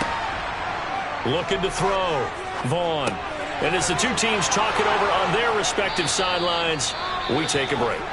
And whistles, and we're going to have another stoppage of play as they call the timeout on defense with 1:53 left.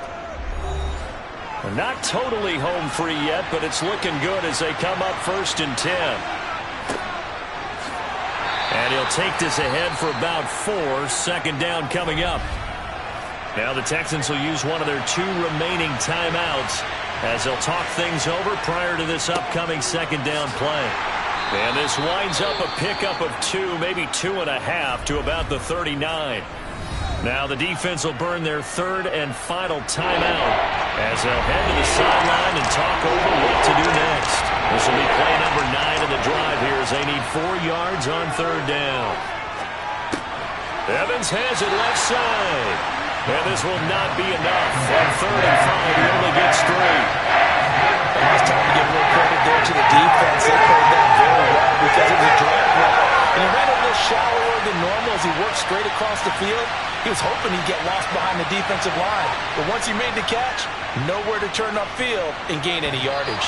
And off the crossbar, and it kicks back out. Needed maybe a foot or 2, but it's no good as it stands. And they'll be unable to build here onto their 5-point lead. So now the Texans down by 5, a little under a minute to go. A 4th straight defeat looming on the horizon, barring a comeback here as they've got it with a 1st down.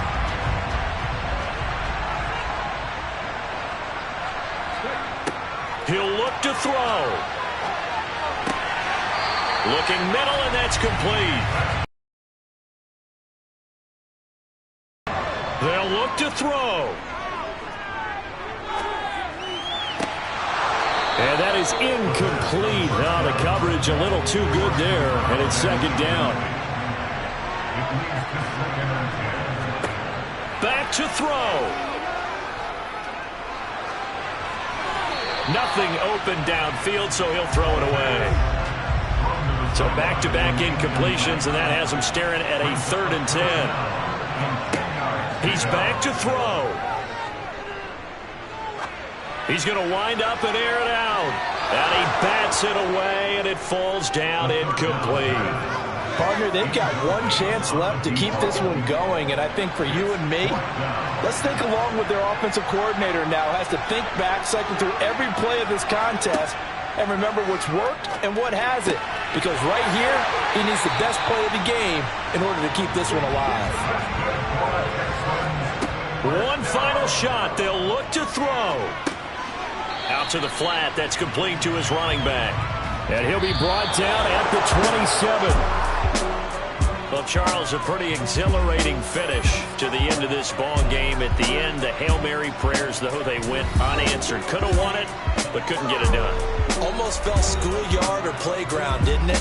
Yeah, you remember when you called that play? Everybody just go long and try and find someone open. They gave it a shot, but unable to successfully complete it. So for Tampa Bay, the win is a good one for morale, but little else as they move to 3-8. And they'll return home next week to take on the New Orleans Saints. Meanwhile, for Houston, their luck may have run out as they fall to 4-7 now in the year. And they'll try to make amends next week as they host the Cleveland Browns.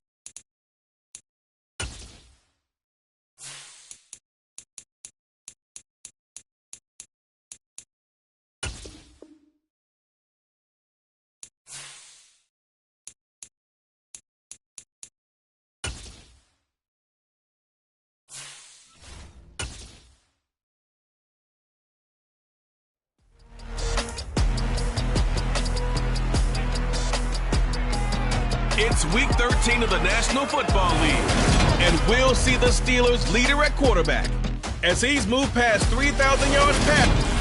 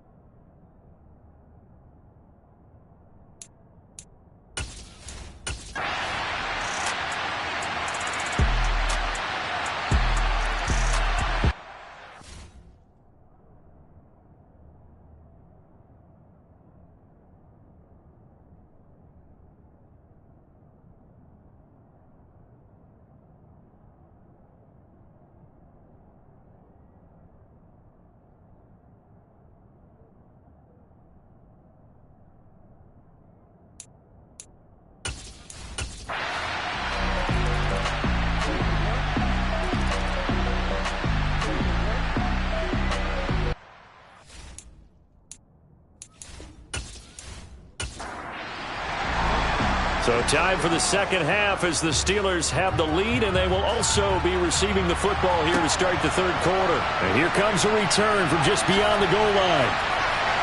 And only able to get this to the 19, so probably should have opted for the touchback.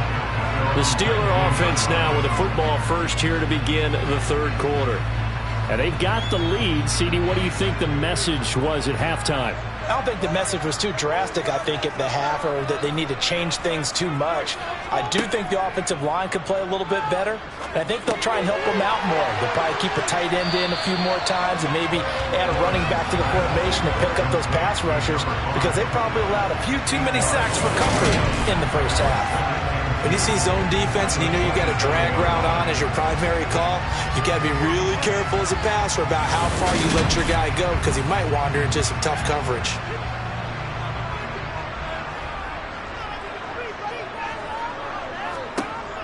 Looking to throw on second down. Morrison. Second catch for him today, and it'll wind up a first down.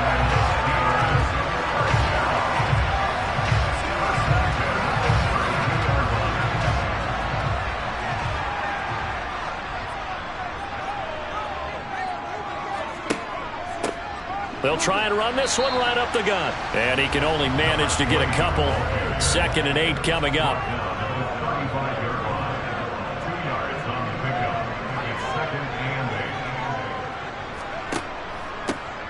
And they'll keep leaning on the running game. Back to the ground.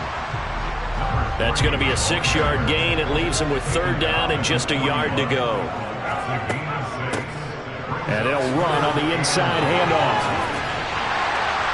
And he'll be taken down, but not before he gets into enemy territory. The Steeler first down on the pickup of 11 yards.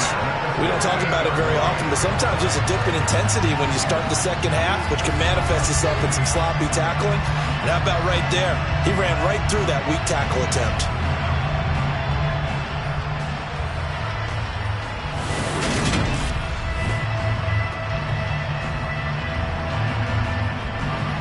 So in Raven territory now. Here's a 1st and 10 at the 48-yard line.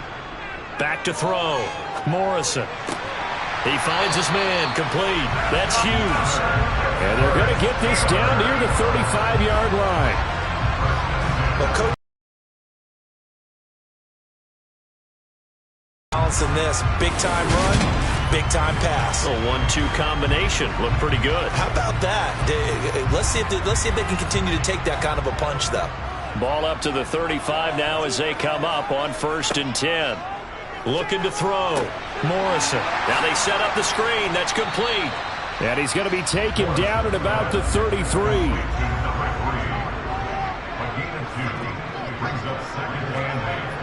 To throw on 2nd down. Morrison. And he's just going to get rid of this thing. To no one here. He throws it away. And now it's 3rd. Again, he'll drop to throw. He's going to let this go. Back of the end zone. And he knocks the ball away, and it falls incomplete.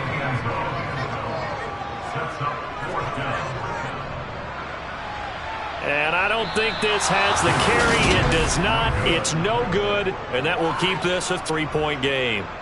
So an 8-play drive gets them down there, but play number 9, that winds up a missed field goal. And they definitely moved the ball well. That's a drive where you hate to come away with nothing.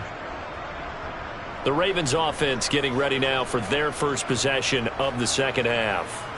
Now this game, it has obviously been all about the defense on both sides of the football. Which offense is going to break through here? We'll see if they can do it on this drive.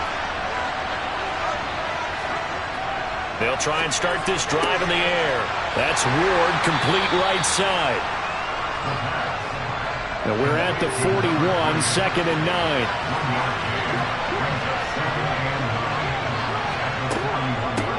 Now a handoff up the middle.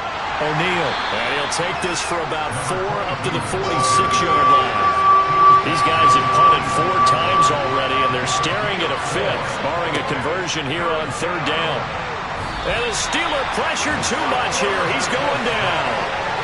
And the defense coming through on 3rd down. A loss of 7 to bring up 4th.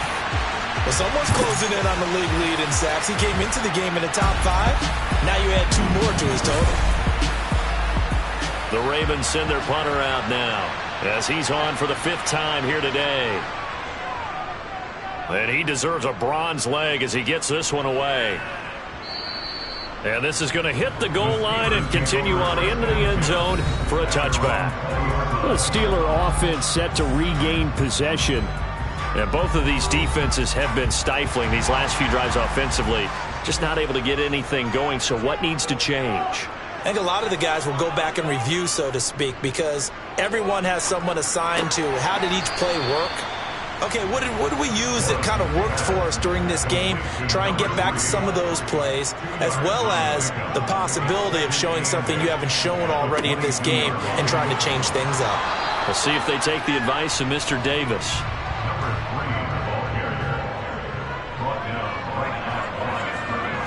On 3rd down, Morrison. He's going to rifle one deep left side. And that will be incomplete. Well, they weren't scared to let it fly, but it falls to the ground and brings up 4th down. The Steelers send out their punter now. He's been terrific so far.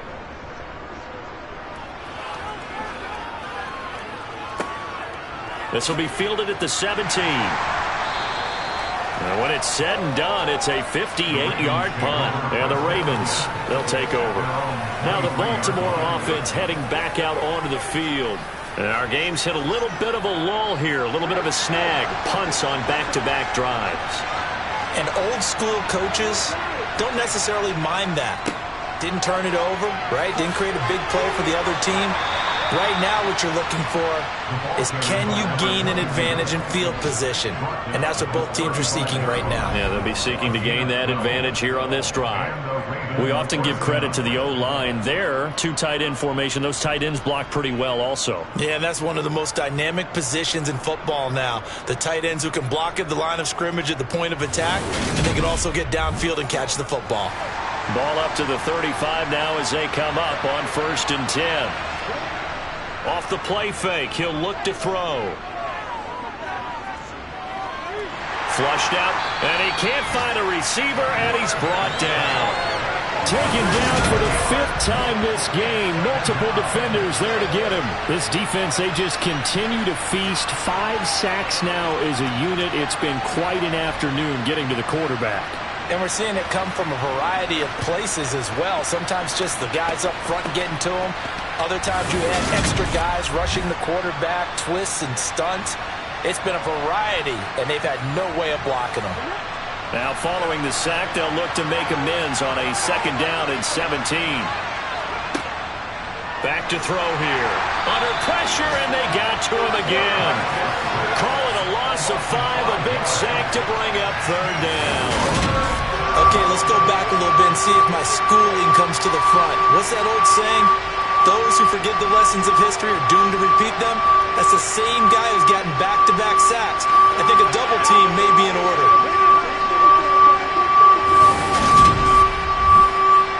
Well, the terrible towels in full force now as the Steelers get set to defend this 3rd and long. Got a man, that's Ward. And he'll be taken down, but not before they work it across midfield.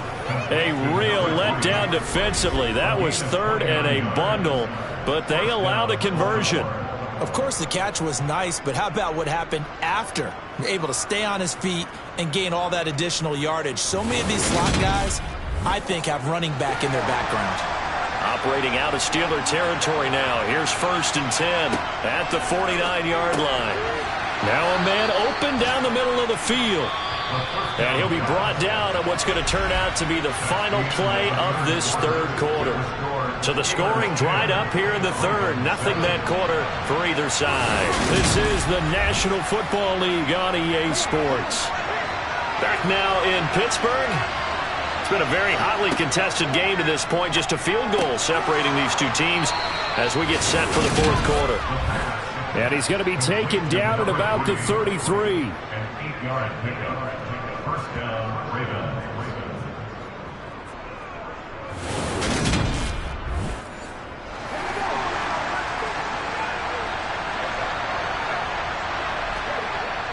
They'll look to throw again. He rifles one that's intercepted. There he goes left side. And he brings this one back. It's a pick six for a Steeler touchdown. An excellent play there, CD, on the pick six. And I think were they a nickel? Did they have an extra DB out there? Yeah, Brandon, I think they were in standard nickel, not the Buffalo, as teams like to call it, meaning 3 safeties for big nickel. They just wanted to take away the quarterback's throwing lanes, and that's exactly what they did, and came through with a big-time pick six.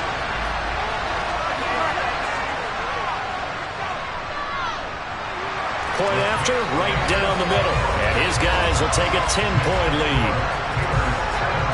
So the defense creating some points, not only getting the interception, but then returning it to the end zone for the pick six.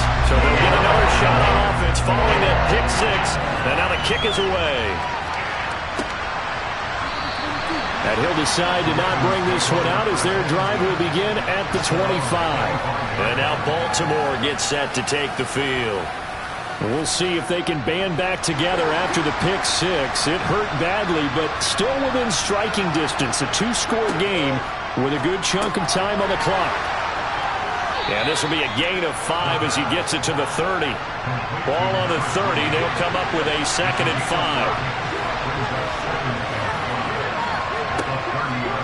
Looking to throw. One more time for Ward here, and he's got it again. These two have hooked up 9 times now this afternoon as they pick up the first. The start for them near flawless. Defense gets them a 3 and out. 2 quick pass connections on offense. So that's how a team works together. Just what you described. Get them the ball, give them a little momentum, and they're capitalizing off of that. Thanks a lot, guys. They'll look to throw here on first down. Over the middle, it's complete. And he slips up past the 45 before being tackled. That'll be a pickup of 10 as they try to recover from this 10-point deficit. You cannot write these guys off just yet, not with a quarterback like that under center. You mean it actually crossed your mind with him running the team that you could actually maybe write this game off? Not yet. Not a chance. Not with him. We've seen it too many times. Pressure comes and the Steelers take him down. It'll be a loss of 7 on the sack, and it brings up 2nd. This offensive line flat out cannot handle this pass rush. We've seen it demonstrated time and time again to the tune of 7 sacks in this game thus far.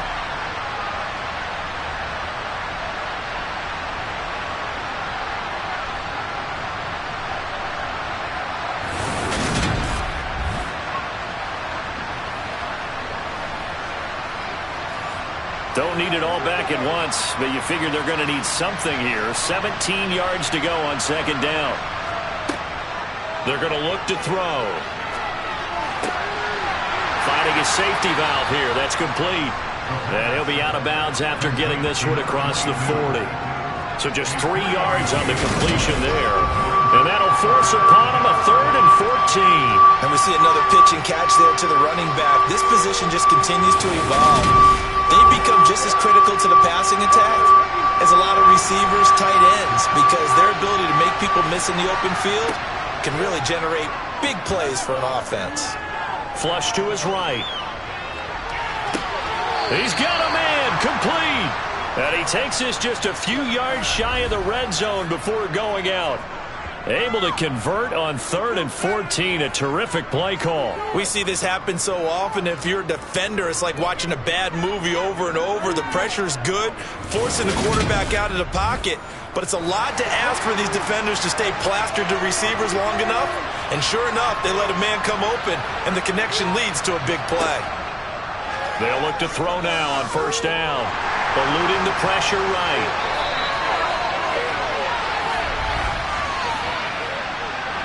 Holding. Offense.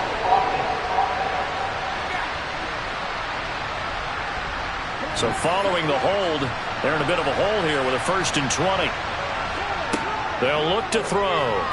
And incomplete, a drop there in the middle 3rd of the field. That'll bring up 2nd down. That was a classic example of trying to run with the ball without securing the catch. He was thinking about those rack yards instead of making the catch first and then taking off. And he'll be brought down at about the 23-yard line. The offense on 3rd down, they're right at about the league average, 40%, 4 for 10. This is 3rd and 9. And this is caught. Touchdown, Baltimore.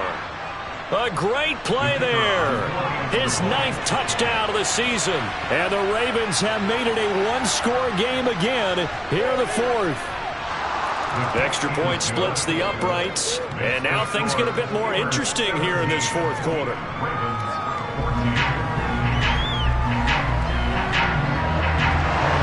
So just a 3-point game now as they send this one away. From a couple yards deep, he'll bring it out of the end zone. Now a hit and a loose football. And it's picked up by the Ravens. And his guys are going to take over at the 21-yard line. So how about this for a turn of events? They cut the lead with a touchdown, and then on the ensuing kickoff, get the football right back. And what a swing in a short amount of time because the momentum was totally against them. Now it's all in their favor. They've got a chance to go into the lead if they get the ball to the end zone.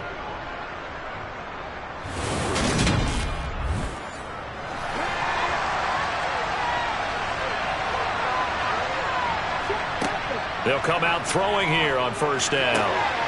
That's going to be caught at the 10-yard line. And in for the Ravens touchdown. A great effort there. With his 2nd touchdown of the game, number 8 on the season. And the Ravens have taken a 4th quarter lead. I know we often laugh and sometimes we even exalt the guys who are great trash talkers and give us some really funny lines. But the bottom line is absolute production on the field. His 2nd touchdown of the game, and they lead. And now they'll be looking to their defense to preserve that lead. The kickoff team on the field now as they will send this one away. Fields it right around the goal line. And he takes this near the 25. Just a little pass there. Call it the 26. Now the Steelers getting set and ready for their next possession. And they will be looking to answer the touchdown their defense just surrendered. Still a good chunk of time remaining here in the 4th quarter and a chance to regain the lead in a tight one. Throwing to start the drive. Morrison. He's going to fire this thing deep right sideline. And that is incomplete. Took a shot there on 1st down, but he couldn't reel it in. Throwing again. Morrison. Wide open receiver complete.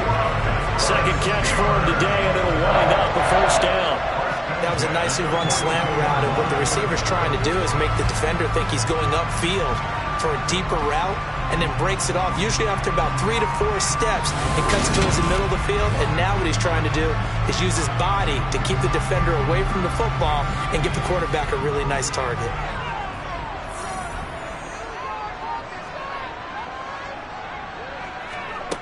Throwing on 1st down. Morrison. And a quick throw here. That's complete. And they'll get this down to around the 47-yard line. Part partner. Normally double coverage is reserved for receivers and tight ends, but this time they actually targeted the running back with it, and it still wasn't enough. He attacked the defense and got in a great position to haul in the catch and get a nice gain out of it. So in Raven territory now, here's a 1st and 10 at the 47. Now here.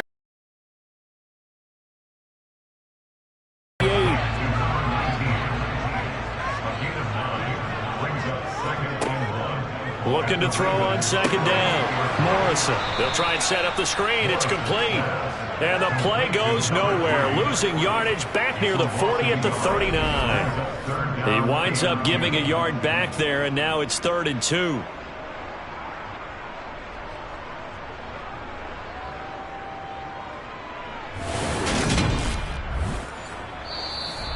Fourth quarter, down to the final 2 minutes, and we've got a one-score game. So the Steelers with the football as we get you reset. This is 3rd and 2. Maybe the biggest play in this football game. He finds his man complete. That's Hughes. And he will have a Steelers first down as this defense unable to hold. It's a 7-yard gain there on 3rd and 2. A throw over the middle taken in. And they're going to move it down inside the 25. The clock still runs. We're at 90 seconds now. Now a dump off here complete. And they'll get this down to the 10. Only way to get the lead here, of course, with a touchdown. And that's what they're gunning for on 1st and goal. Oh, there's that man again. It's complete. And he was able to shed one tackle but could not get away from there. He takes it across for the touchdown, and they've taken the lead late in the final minute of the fourth. Wow. What a game this has been, and what a drive that was, Charles, to take the lead here late in the fourth quarter. And partner, that's a job well done by everyone, from the players to the guys calling the plays. And if I may introduce just one downside to the mix, might be a little bit too much time left. Enough on the clock for a final last-ditch effort to try and steal this win away. Point after, up and good. So it's now a 3-point game here in the closing stages, as a field goal now can only tie it. Here's the Steelers kick team as they'll boot this one away. From a yard or two deep, here comes a return. Now on the return, oh no, the ball is loose.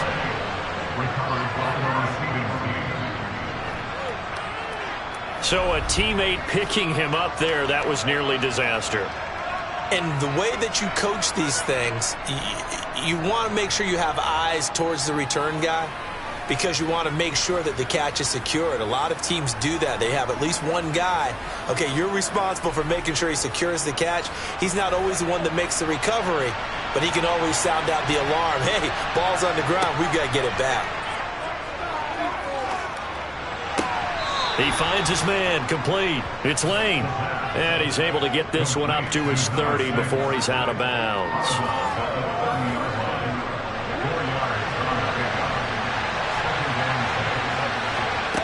Second and 6. Oh, and that nearly ended it. That should have been intercepted, but he cannot corral it, and that is a lifeline there with 3rd down coming up.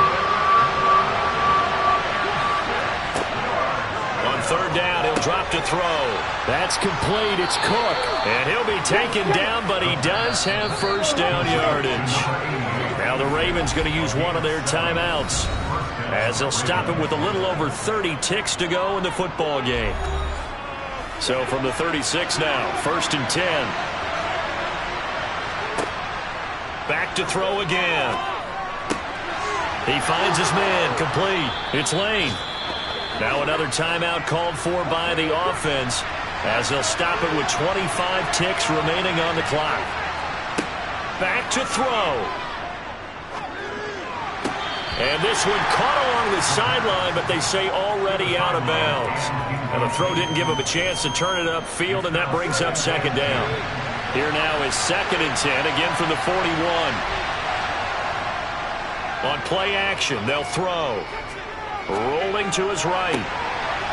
Looking right sideline, that's complete. And he'll go out of bounds inside the 15-yard line.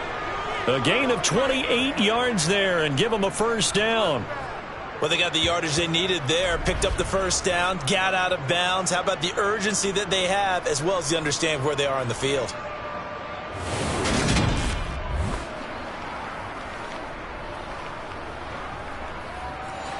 From the 13 now, they work on 1st and 10. Up the middle they go. O'Neal. And a pretty little juke move there on a nice gain. And with just inside of 10 seconds to go, they'll burn their final timeout. 9 seconds left. And we've got a timeout. 9 seconds remaining. So here we go. Maybe the biggest kick of the game forthcoming. This to potentially send us to overtime. And his kick here is good. And they will tie this game here in the final seconds. Well, you talk about clutch. That one was right down Broadway, and this game's all even here in the fourth. Yeah, he didn't leave any doubt, did he? Good snap, good hold, dead center. Almost like a big-time golfer in a major, firing at a pin from the fairway, trying to win the tournament going down the stretch. Nothing separating these two sides. 24 all our score as he sends this one away. The Steeler offense here about ready for their next drive. Tie game, and barring something incredible here, we're likely headed to overtime. And now a fumble. The ball's out, and the Ravens have got it. I'm fairly sure that there's no good time to cough up the football, but this couldn't be much worse, could it? No. This situation, this yard line, no chance. They set it on a T-form. They're already in field goal range here late in the fourth now. Yeah, warm up the kicker and just make sure they take care of the ball now. They've got a chance to put this thing away. And now this game's going to come down to the right leg of their kicker. And a timeout comes in. The whistles blow with 3 seconds remaining. So on is their kicker, and it's down to this. With 3 seconds to go, this for the win. And this will split the uprights. It's right down the middle. And joy will reign in the inner harbor as the Ravens have won it. That was an excellent come-from-behind victory, Charles, especially there in the fourth quarter. Both offense and defense were clicking. They're going to feel good about this one. Boy, are they ever, because the deficit they faced certainly wasn't small. They obviously did not give up on that one, and in the end, how about that come-from-behind victory? They'll cherish this one for a while. So for Baltimore, it's a very important win as they move to 9-4 now on the year. And they'll be able to enjoy this one through the bye week before they get back at it again.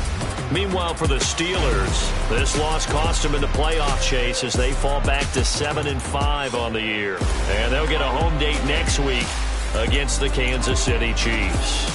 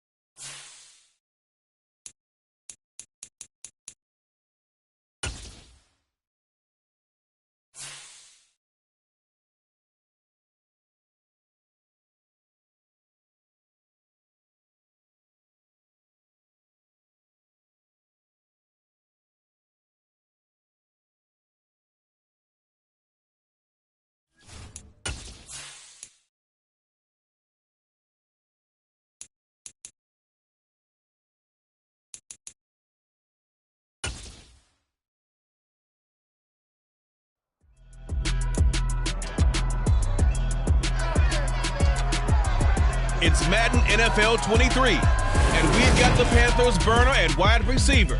No one's been busier this season as he currently paces the NFL in receptions. It's the Panthers and the Eagles, and it's all just ahead on Madden NFL.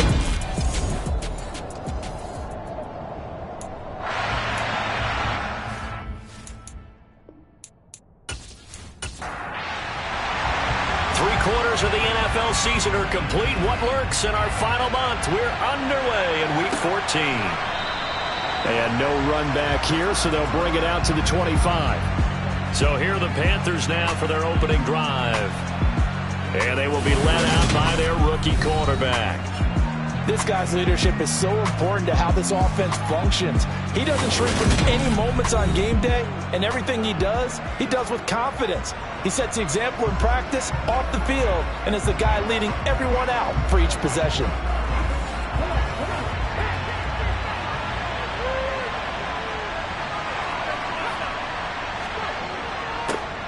A little jet sweep to start the drive. Oh, able to avoid him. And they're able to get this one across the 35. 11 yards there on the first play from scrimmage. Well, I sure wouldn't be surprised if we see more of this as this game goes on, because we know they like to use their wideouts either on quick throws or on jet sweeps like what we just saw there. And to say that that one worked well, partner, that's stating the obvious. So from the 36 now, 1st and 10.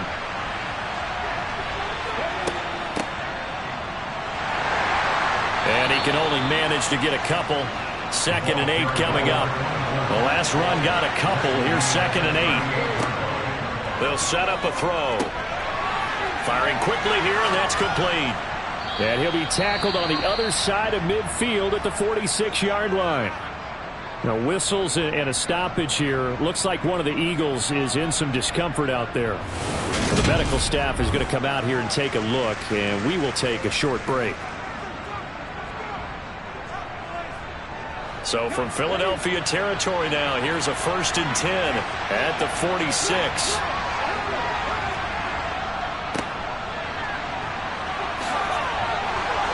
And some good running out of the gates as he takes this up to the 33. Another nice gain, 13 yards that time, and another first down. And that's a run that'll energize an offensive line. They'll take that one all day long. Fundamental breakdown by the defense. You've got to be able to make plays on the edge.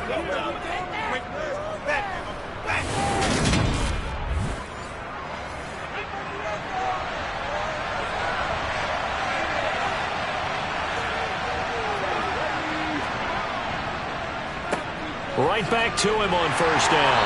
And they're going to stop him right at the line of scrimmage. Just no cutback lane to be found whatsoever. 2nd and 10. Hands it off out of the gun. It'll go as a loss of a yard, so now they deal with 3rd and 11. As a linebacker, you're taught to stay just slightly behind the ball carrier just in case he makes a cutback. But when you find the gap, shoot it. And he found it all right. Took it straight into the backfield and made the tackle for a loss.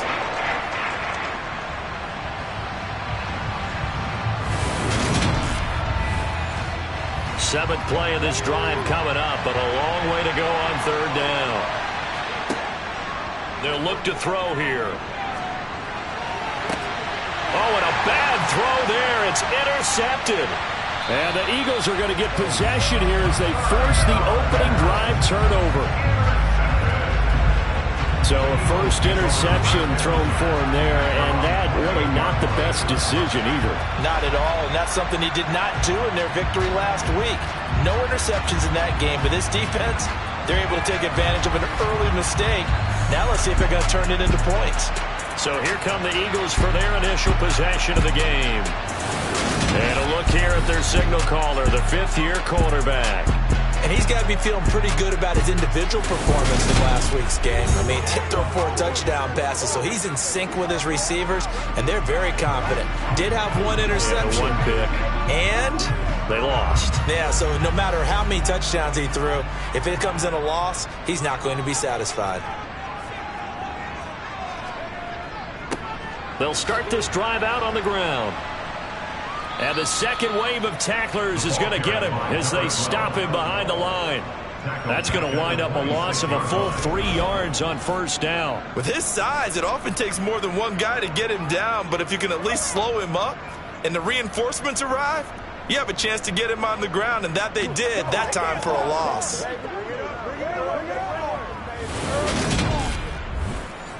So now they have to contend with 2nd and 13 after the first down run goes backwards.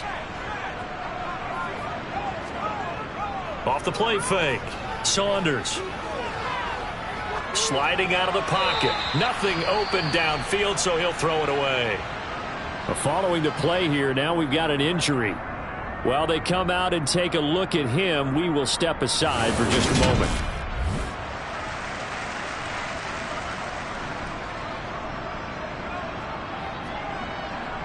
An incomplete pass on that last play, and that means they'll need to come up with something here on 3rd down. Back to throw. Saunders. Throwing for his running back, and he's got him complete. And this effort will not get it done. He stopped well short of the first down at the 29. Call it a pickup of 3, and also now likely a punt on their opening drive. Well, able to get the completion, but unfortunately not able to get the 3rd down conversion there on that play. And I like how the defense approached that one. They knew where the first down marker was, and they decide whatever you want to have, you can. You're just not going to get the first down. Excellent tackling right there. And this is away. It's a high kick, and he got all of it. The Panthers coming back out onto the field for their 2nd drive. Remember last time out they threw the interception on their first drive. Good news, their defense backed them up, so it's still 0-0 here as they begin their 2nd possession. Yeah, one great way to judge a defense, how do they handle what we call sudden change? When all of a sudden, you know, it goes against their offense and have to run out in the field and try and put out the fire. Give this one great kudos for getting out there and not letting that interception lead to points. Excellent job by them defensively. A 2nd down pass play there, but it's incomplete. They'll come to the line here needing 9 yards to pick up the first. He'll drop to throw. And he's caught on the sideline, but he's not going to have a first down. They say he was out of bounds. So a big call there, that brings up 4th. They only punted twice in the win last week as he gets this one away. Call that a 45-yard punt, just 2 yards there on the return. And the Eagles will have it, taking over 1st and 10. The Eagles offense making their way back out as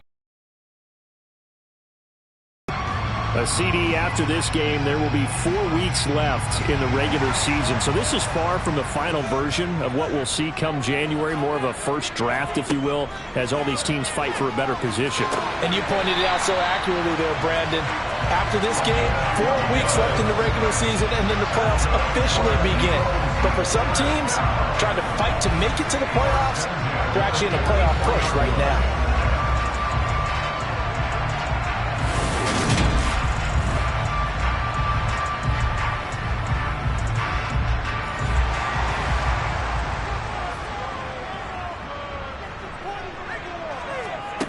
On 1st and 10, Saunders.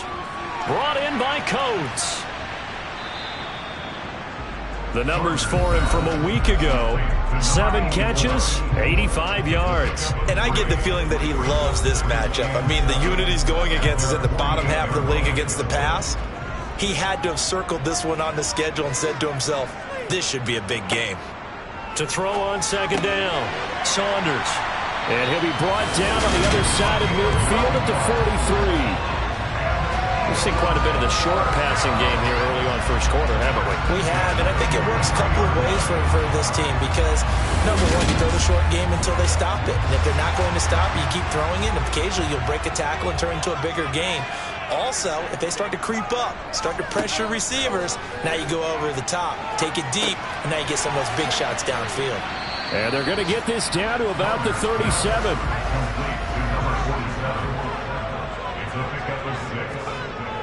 They'll stick with the passing game as he looks to throw. Throwing the out route incomplete. That's Russell. Line of scrimmage, the 31 now on 1st and 10. Now a handoff up the middle. Roberson. And not a whole lot of room to operate there on the first down run. He gets maybe 3.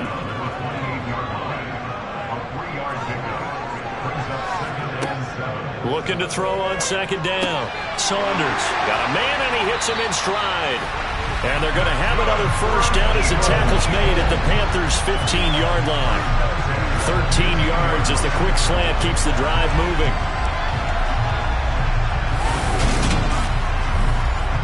Line of scrimmage, the 15. It's 1st and 10.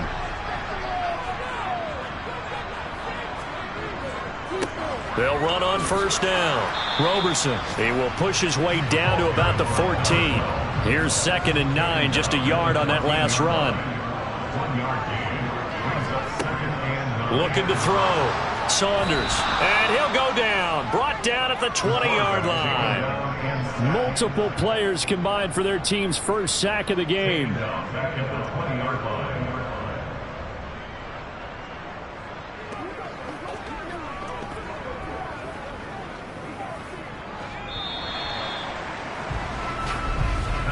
We're scoreless after one.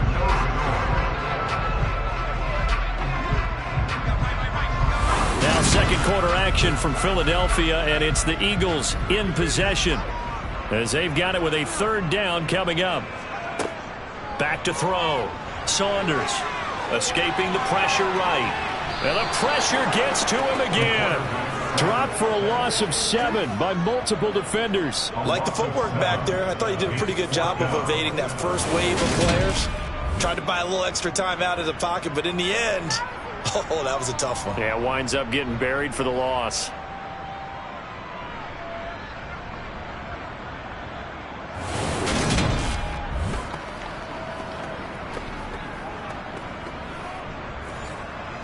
So on now the field goal team for Philadelphia. From the right hash, this from 44 yards out. And his kick is right there. It's good. And the Eagles, they take a 3-0 lead. So still no touchdowns in the first half, but we do have some action on the scoreboard with the field goal. So maybe now the mentality changes in this game, because anytime you can get to the red zone, and if you don't come away with 6 points, you feel like it's a disappointment. In a game like this one, being able to kick field goals means you're right there, and then you're just looking for that big break to take you over the top. Carolina getting set to take the field. This one a little slow to get cooking. Just a 3-0 scoreline as they begin with a 1st and 10.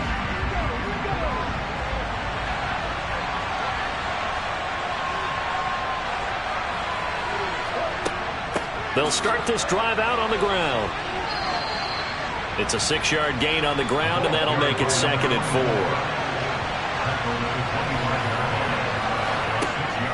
They'll set up to throw. Toward the sideline, and look at that catch. Dragging the toes, and that's going to be a 1st down. Well done.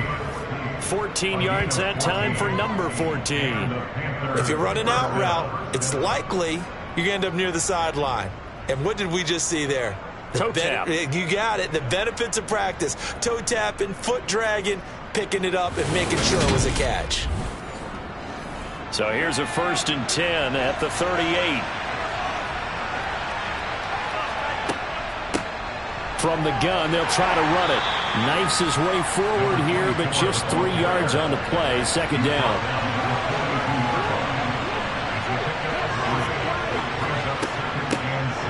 Here's a handoff out of the gun. Oh, he's got a little daylight. And he's going to get this all the way down inside the 35. Holding. Offense.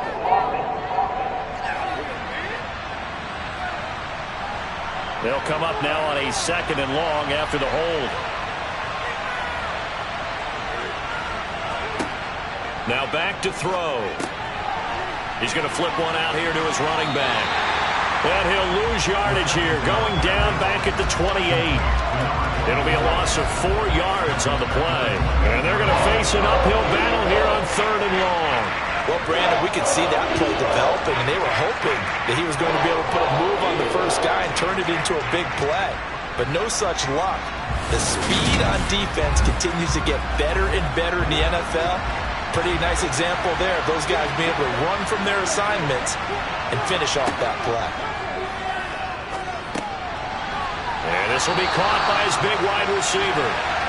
So the completion results there in 9 yards. Down, run a little clear out and hope you can get your receiver the ball coming across the formation. Nice design, but well played defensively, and they stop him well short.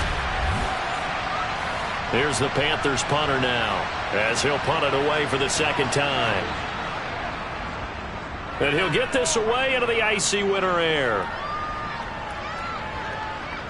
And a nice job here on special teams. This will be down inside the 10 at the 8-yard line. Well, someone's going to be happy with that effort. You know who else is going to be happy?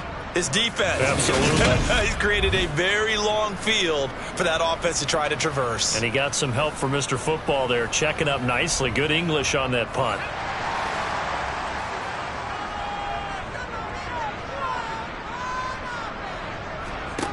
On first down, Saunders. And this one caught by Coates. This will be stopped about 2 yards shy of the marker. 8-yard gain, 2nd and 2. On second down now, Roberson. And they're able to bring him down at the 20.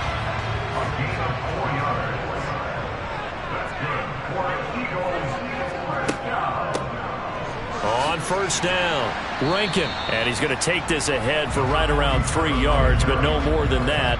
Second down. Blitz forthcoming as he'll look to throw. And he's going to get this one across the 30-yard line. Second catch for him today, and it'll wind up a first down. You always worry about those smaller receivers running through that gnarly patch of land in the middle of the field. But he did a really nice job there holding on to the football and protected himself as best he could while completing the play. Throwing on first down, Saunders. Throwing middle, and it's complete. So the completion good for 7 there, and it'll be second down. Now a give, right side, Roberson. And he'll be taken down at the 46-yard line. A gain of 5, good enough for the first down. And there we saw one of the downsides of blitzing during a rundown, because sometimes you get out of your gaps. You don't fit the run quite as well because you're headed towards the ball carrier with abandon. Meanwhile, the throw here is complete, and they're able to work this across midfield to the 48.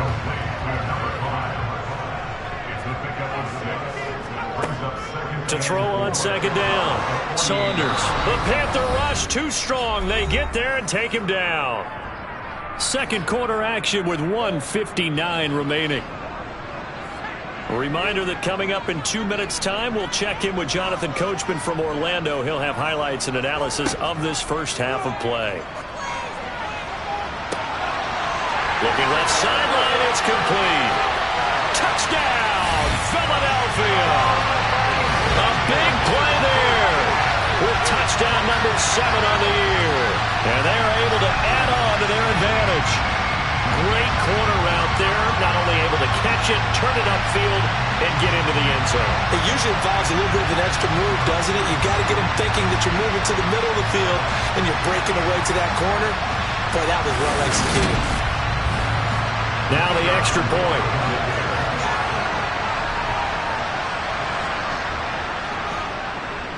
It's up and good, and that'll increase their lead to 10-zip. That time, a 9-play drive, and it was capped off by an Eagles touchdown. The kickoff unit is out on the field, and they will send this one away. Taking it about the 1. And he'll get it up across the 20 to the 21-yard line.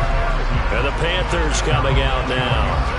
Nothing for them yet from an offensive standpoint, down 10-zip as they come up 1st and 10.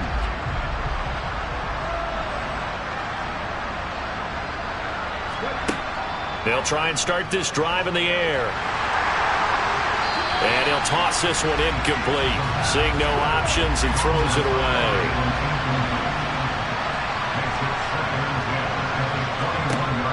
He'll try again with the arm here on second down. He's going to leave this for his running back. It's complete. The Eagles going to take the first of their timeouts as they'll head to the sideline and talk over what to do next. Back to throw here. He's going to hit his man out of the backfield, complete. And he is going to have a Panthers first down as they're able to get the third down conversion. Now he dumps this off over the middle. Now the result here, a pickup of 8. Leaves him with 2 to go on second down. Now the offense going to use the first of their timeouts as they'll stop it with just over a minute to go before halftime. Ahead of the chains now, 2nd and 2.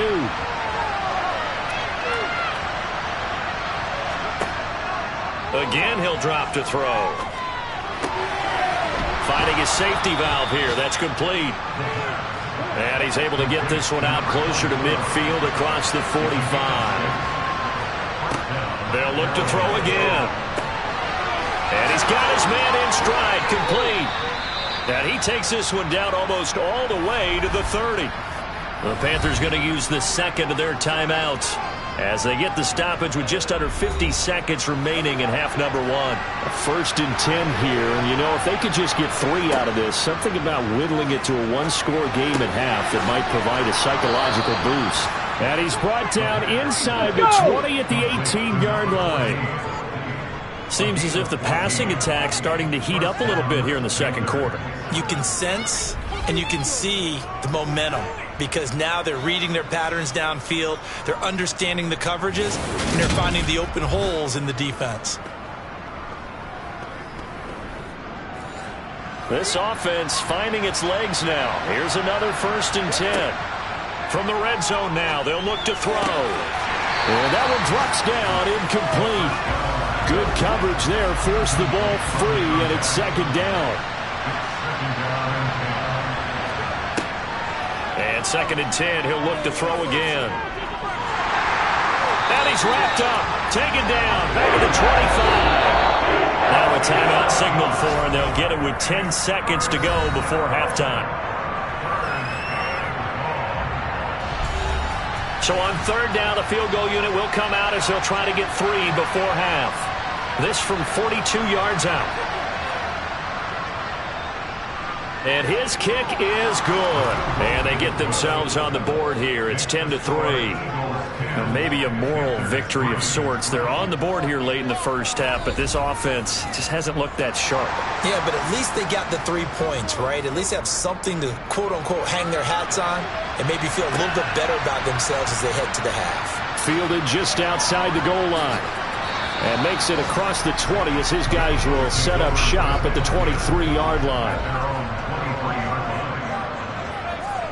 The final second ticks by, and that's going to do it for the first half of play. So we've come to halftime here in Philly with the Eagles on top. As we'll send you down the coast now to Orlando, that's where we find Jonathan Coachman ready with our EA Sports Halftime Report. Coach. All right, Brandon, we'll get back to you and Charles in a bit. But first, let's get to some of these scores around the NFL here in a busy Week 14. We'll begin in the Meadowlands, an AFC East matchup between New England and the New York Jets. And it's the Patriots leading that one in the second quarter. The Patriots trying to gut this one out as it would be a good victory for them if they could get it. From there, we head down to sunny Miami to check on the Dolphins at home at Hard Rock Stadium. And they were losers in their ball game to the visiting Dallas Cowboys. The Cowboys win is a big one there as they move above 500 at 7-6 and keep themselves in the mix for a possible playoff berth. Finally, we head to the shores of Lake Erie, see what's going on with the Cleveland Browns. And they've got the lead in their ball game over the visiting Cincinnati Bengals. The Browns trying to hold on and claim victory. Now time for a check of the next-gen stats in the first half for Carolina. And they weren't able to get a whole lot done throwing the football. That'll likely be a big key if they want to turn things around in the second half.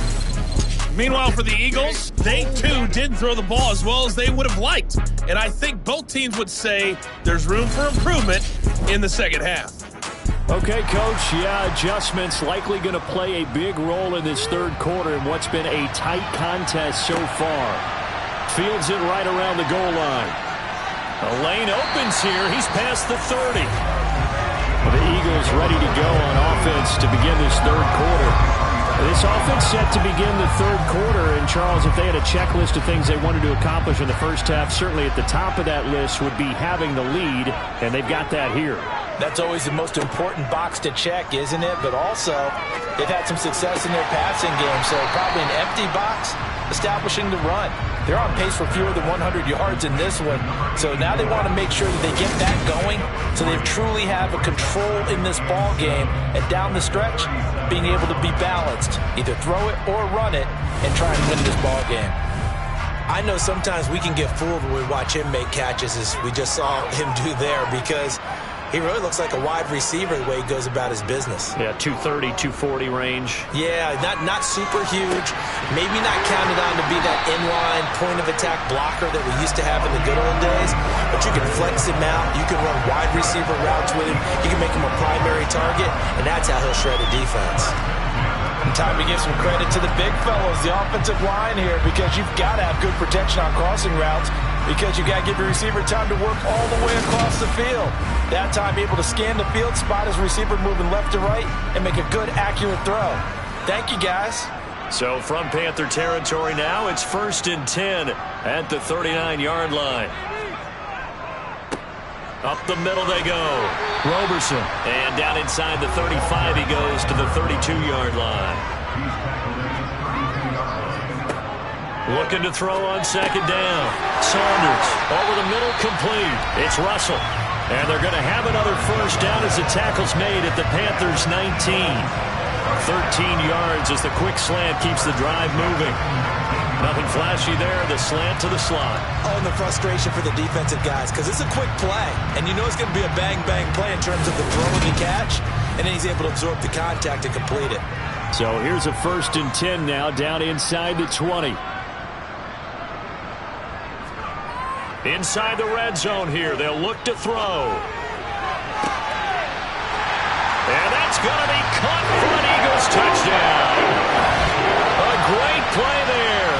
With his 2nd touchdown of the game, number 8 on the season. And the Eagles take the opening kickoff of the 3rd quarter and drive right down the field to extend their lead. Oh, such great concentration. They're going right up against the side of the end zone, but able to get the feet in bounds. There's so many things that go into that catch, and you just mentioned the concentration, being able to catch the football, get your feet down. And now before we get to the extra point, remember all touchdowns do have to be confirmed by the replay official. They're taking a peek at whether or not those feet were in bounds, and obviously a big call here in the end zone. And not just the feet. How about the hands? How's the ball possessed while the feet are hopefully getting down in bounds? That's what they're trying to look at to see if it all comes together. So they called it a touchdown originally, and this will stay a touchdown after the video review, so they had it right. Extra point right down the middle, and the lead is now 17-3. The drive summary that time, 5 plays. The result, Philadelphia in the end zone. Out is the kickoff unit as they run up and send this one away. Fielded just outside the goal line. And he'll be tackled just shy of the 25. The Panthers offense now, they head back on the field for their first possession of the 2nd half. They make their 2nd half debut here, and things are looking a little bit tougher now. You give up the points there, Charles, that touch here. Got to be careful. They certainly do, and I'm just wondering at halftime if those guys just looked into each other's eyes and realized what they've got to get done and come out a little bit more charged up, because if they don't get some kind of points here, that next drive, that could make this a 3-possession game. Rookie to rookie on the hook up there, and it's a 1st down. It's a gain of 6. 1st down, Carolina.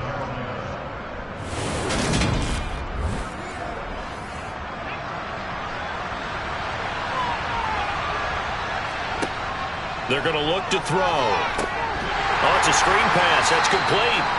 And he'll lose yardage. Brought down at the 32. So it goes as a completed pass, but they lose a full 5 yards. You know what the key to a good screen pass is, don't you? But you're going to tell me, good blocking? Well, good blocking eventually. At first, it's good acting. You want to let the defenders go past you, leak out to whichever side or even in the middle where you want to set up the screen, and then you do your blocking. How about the read, though, by the defensive guys? They weren't fooled at all and actually ran with the lineman to where the play was and smothered it for a loss of yardage. And he'll get up near the 45 and spotted at the 44. The play-action fake. They'll look to throw. Oh, he's got a man wide open, complete. And they'll wind up getting this one all the way down inside the 20. A big gain of 38 there on third down. Already over 1,000 yards receiving this season. That catch is just going to add to his total. Certainly not resting on his laurels. He's trying to continue to gain as many yards as possible and continue this big season.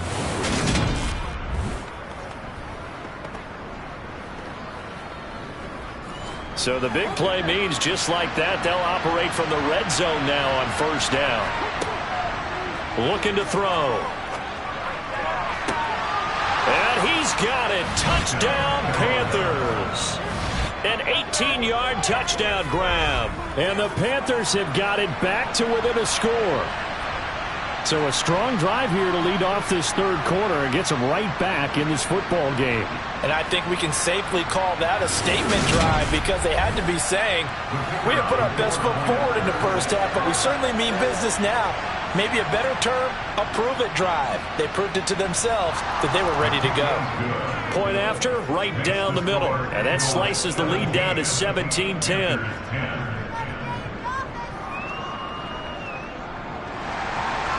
Set now to kick this one away, and off it goes. And here comes a return from just beyond the goal line. And he returns this to the 22. He had the touchdown pass on that previous drive, number 25 for him on the year. And he'll look to keep it rolling, first down.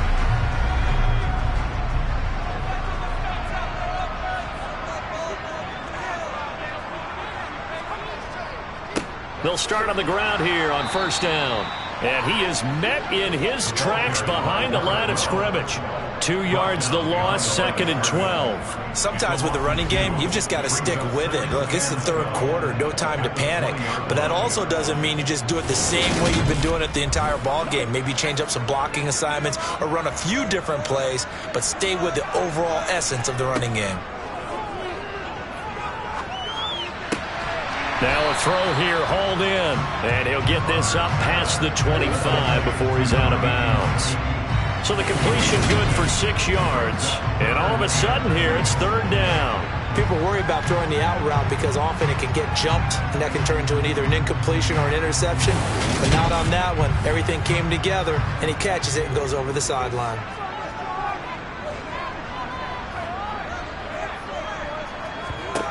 To throw on third down, Saunders. Throwing the out route, incomplete. That's Russell. And a good tackle there right around the 30. Stops him short of the first down. The result, only 4 yards there on the play. And that'll bring up fourth down. A short gain that doesn't get them the first down brings up a fourth down situation. Really nice job defensively. They knew where the sticks were. They got the stop before it. The Eagles send out their punter now, as he'll come on to kick this one away.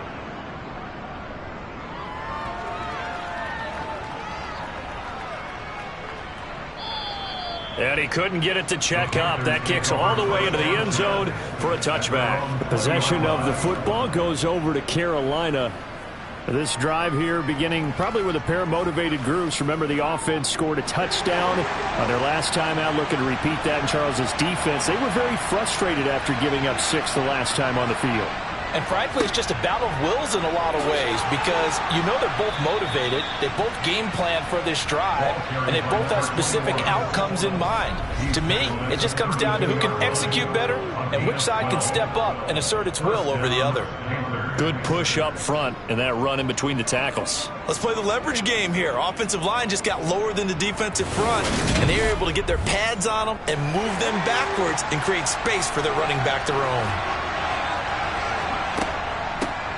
From the gun, he'll hand this off. And he stopped immediately there. So after the run for no gain, here's second and 10. They'll look to throw. It's complete. It's Gore.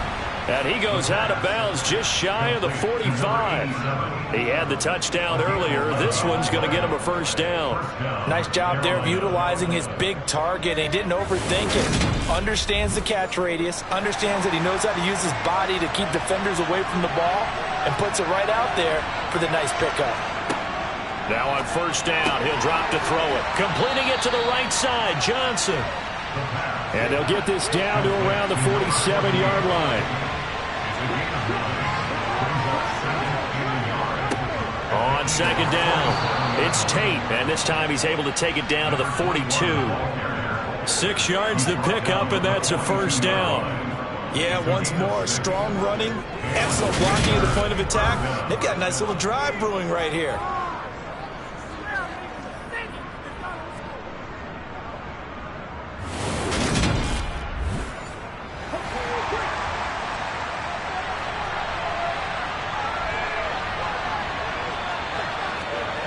They'll look to throw here on first down.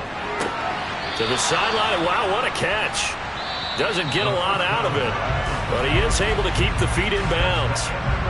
So both teams trade touchdowns, and the third as we're through 3 quarters of play. We'll return with more after this break. You're watching the NFL on EA Sports.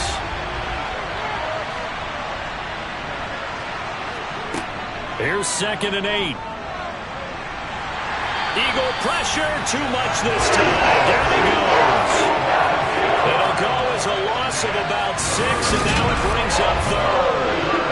Yeah, some real defensive resistance there. Saying not so fast to a good drive. They had marched to the end zone the last time out.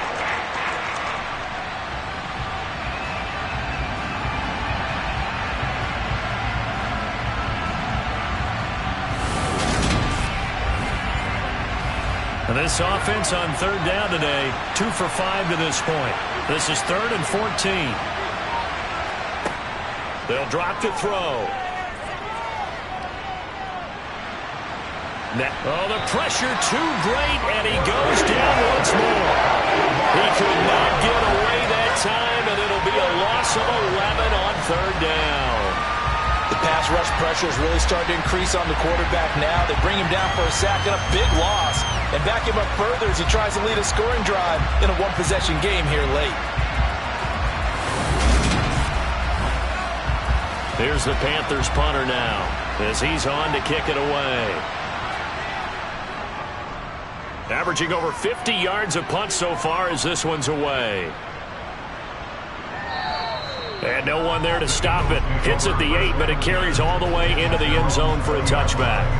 And as this offense makes their way back out, NFC playoff race time, we give you a look at what's going on there. And I tell you, 4 weeks still to go, and everything is wide open, and it's fun. And I know we always talk about, well, if the playoffs were to begin today, and then we kind of go, okay, but they're not. Let's see how it plays out. Wouldn't it be fun to play with this playoff lineup right now? Because to me, just about anyone can win this whole thing out of this grouping we currently have. And by the time we get there, it may look entirely different. Well, how about this aggressive approach? Got the lead, 4th quarter, continuing to throw the football. Are you thinking about Super Bowl 51? Atlanta had the lead against New England, and they ended up giving it up? I was going to say, don't say it, but you did say it. I did, didn't I? Yeah, anybody watching in Atlanta, our apologies. One play has him up past the 40 already, and another 1st and 10. Looking to throw. Saunders. And that one too far in front. He couldn't reel it in. It's incomplete. Here now is 2nd and 10, again from the 41. To throw again. Saunders. And his throw here's incomplete. So now 3rd and 10. They had the big play to start the drive, but 2 incompletions since. Back to throw again. Wide open receiver, complete.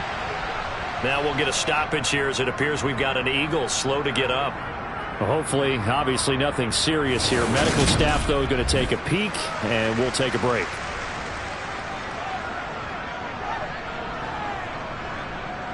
So from Panther territory now, it's 1st and 10 at the 45-yard line.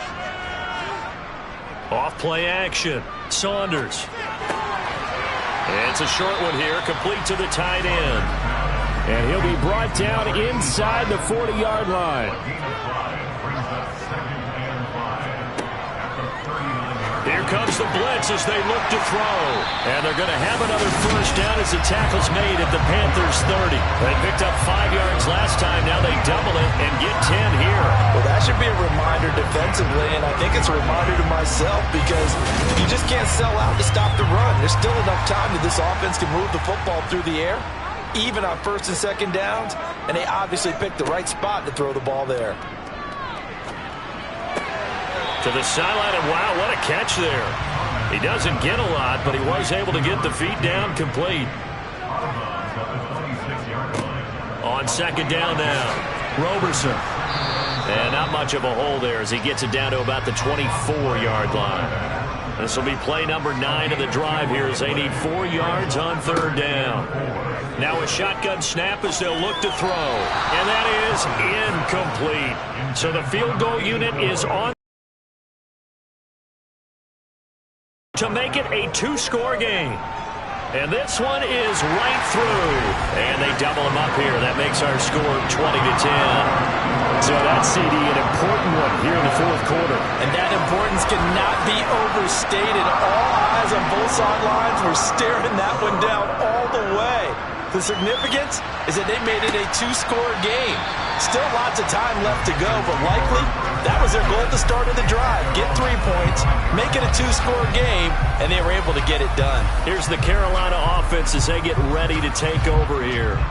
And the complexion of this one has changed a fair amount. That last field goal made it a 2-score game, so they need to get points out of this drive relatively quickly.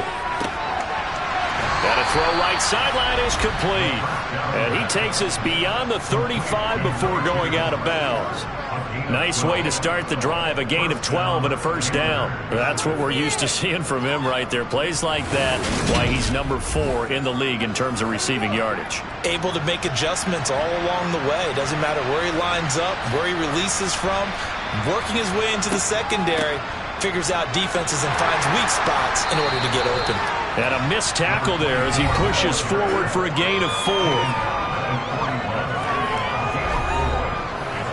Under 4 to go now as the clock runs and they come up on second down. They'll look. And this is caught.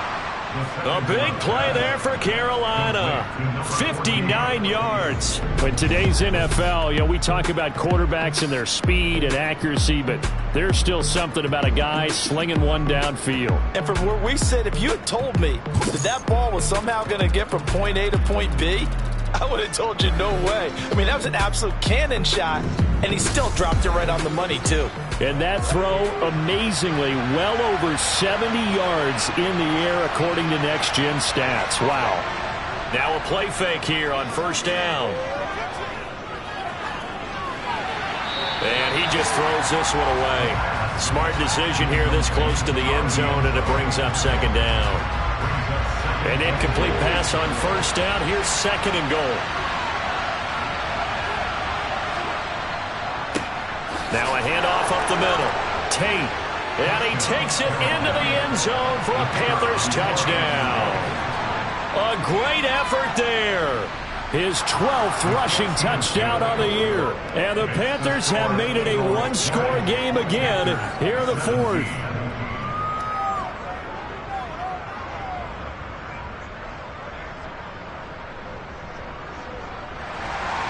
The kickoff team on the field now as they will send this one away. From the 6.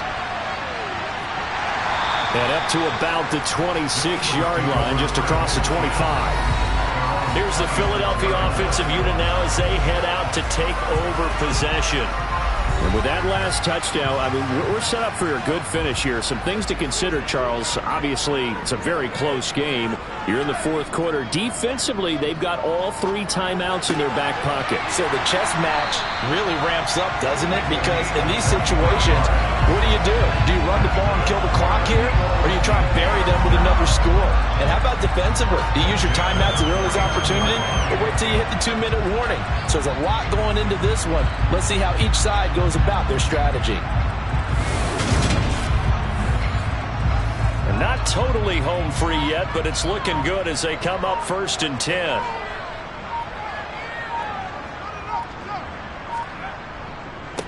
They'll run on 1st down. Roberson. And he's going to be hemmed in and brought down right at the line of scrimmage. Officially no gain on the play, and it's 2nd down. So it's Eagle football here as we get you reset. They've got a 2nd down now as they search for a way to get this one to the finish line. And nowhere for him to go again. He'll get back to the line of scrimmage. That's it.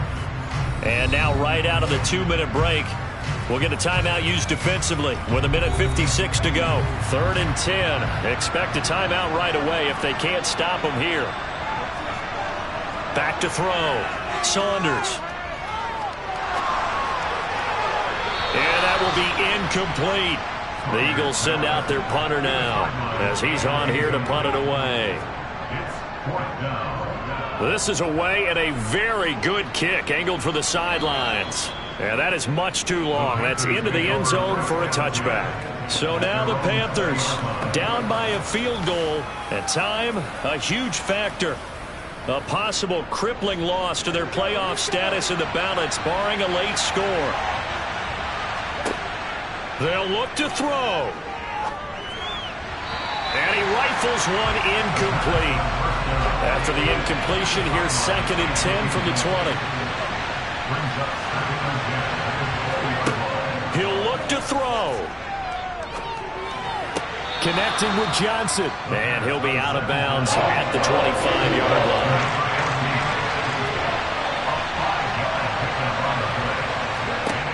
He's back to throw. He's got Johnson. And he's taken down but able to slip across the 35. Whistles and a stoppage here. Looks like one of the Eagles is in some discomfort out there. The medical staff will attend to him, and we will step aside.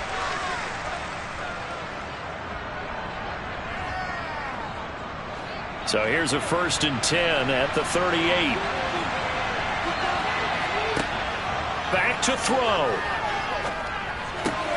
And the catch made by Johnson. And he'll be out of bounds after getting this one across the 40. Back to throw. Oh, he's got a man wide open, complete. Counting down toward a minute to go in this football game. Throwing for his running back, and he's got him complete. The completion, but they go in the wrong direction. A loss of yards, and now they're dealing with a 2nd and long. I believe I could see what they were trying to do there, but unfortunately, the back ran out of room. Too close to the sideline. And for defenders, we're often taught, 11 on the field, those sidelines can become the 12th defender. It worked to the defense's advantage on that play. And he'll be hauled down at about the 30-yard line. He completes it to Tate. And he has another 1st down as they'll get the ball down to the Eagles' 13-yard line. The Panthers going to use the 2nd of their timeouts as they'll stop it with a little over 30 ticks to go in the football game. He's having a big game through the air, and sometimes those smart decisions just dump it off. That's how you continue to have big games through the air. I agree totally. That's a great analogy, a great way to put it, because he doesn't get too greedy where everything has to be pushed downfield, trying to create big plays that aren't there. You dump it off and take that nice gain, and things add up, and now you have the kind of game he's having. On 2nd down. It's Tate, and this time he's going backwards. So after the no gain on the last attempt, here they get him behind the line. And now maybe they want some extra time to talk about this 3rd and long play as we'll get a timeout. As he'll stop it with 11 seconds remaining in the ball game. Now a 2nd timeout called for by the defense. That'll leave him with just 1 remaining in this 4th quarter of play. So now one of the biggest kicks of the night is forthcoming. This to potentially send us to overtime. And his kick is indeed good, and they will tie this game here in the final seconds. So the field goal there caps what winds up to be an 11-play drive. Well, partner, that's a lot of offense to run there to only get 3 points. So I just wonder, are they going to recycle those plays because they were successful in getting 3? Or do you go to another section of the playbook trying to find ones that get you into the end zone and get you 6? Fitting for what's been a tight ball game. We're all even at 20 now as the kick's away. And the tackle going to be made right there at the 25-yard line. The Eagles offense set to begin their next drive. They'd like to avoid overtime here, so maybe they can work the sidelines, but then defensively, how do they adjust to that if they do work the sideline? It's the old leverage game, and we usually talk about leverage at the line of scrimmage, right? Who's going to win with the low blocking and everything that goes along with that. But in this case, you're trying as a defender to leverage them towards the middle of the field, not let them get to the sidelines and try and tackle them in bounds in order to run the clock out. Chess match here late. And here in overtime, if the team that receives the ball scores a touchdown, it's over. If they don't, we can still have some more football. That's exactly right. If they go down and kick a field goal, the other team gets a possession to either match it or score a touchdown to win the ball game. If both teams kick field goals, the next team to score wins. But if the receiving team throws a pick 6 or fumbles the ball and it gets picked up by the defense and they score, the game is over at that point. The Carolina offense about ready to go. Well, they fought hard to reach this point, Charles, and now what an opportunity. They've got the ball first, a chance to take this overtime win away from the hostile crowd. And you know, as the quarterback steps into the huddle, the first thing he's telling his team is, remember, we need 6, not 3. So we don't need a good drive. We need a great drive. And this is what they've been planning for. It's time to execute and take it downfield, even against all these odds. Moving backwards on first down, never a good thing. What does that do for the mindset on second down? Well, it changes your play call, definitely, because as a play call, you're advancing yourself thinking, okay, we're going to get a gain here. Now you've got to go back in reverse, come up with something to pick up not just the yardage lost, but gain a few extra. Maybe a gain of a yard that time, but from the spot, actually no gain. So 3rd and long. Now a first throw here in overtime. Here's Johnson with a reception. And they're going to have this across midfield and inside the 45. The previous play, they barely got back to the line of scrimmage. Now they pick up over 30 yards. They picked up a first down and a whole lot more. Forget about just looking for the sticks. They went well beyond the stick. I know they were talking about guarding the sticks on defense. They didn't guard them very well. They got a big-time completion on a 3rd down. That's almost a backbreaker, isn't it? In overtime, every play's importance is magnified. And that one could turn out to be huge. Now he's going to swing this one out to his running back. And the tackle going to be made at the 38.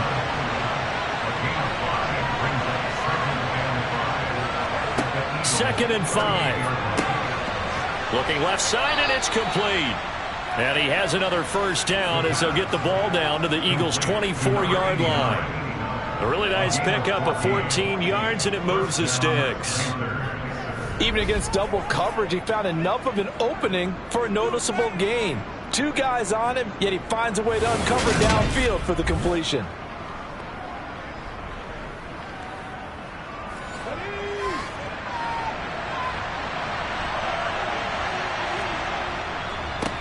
On first down, Tate, and able to work his way down to the 16.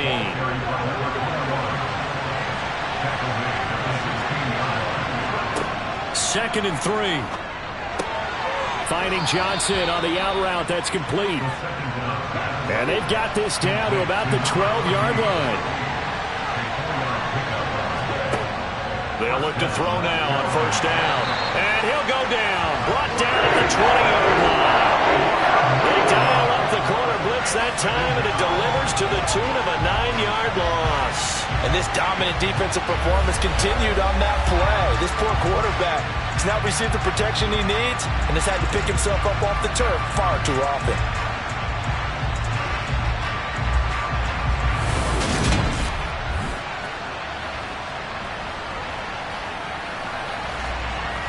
After the sack, it's 2nd and 19, and the road gets a bit tougher from here. 2 minutes left in this overtime session, and still all tied.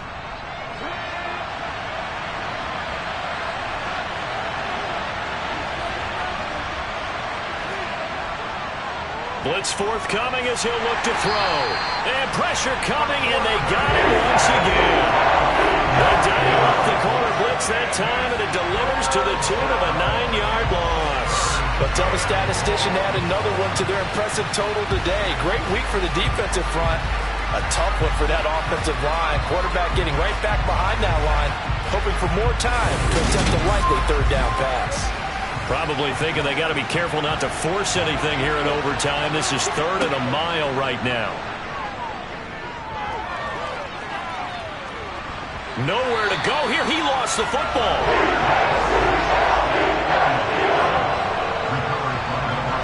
Offensively lucky there, able to keep the football, but now 4th down, so they'll have to boot it away. I do think, though, they're going to look at this as a positive. 1, they recovered the fumble, so they retained possession.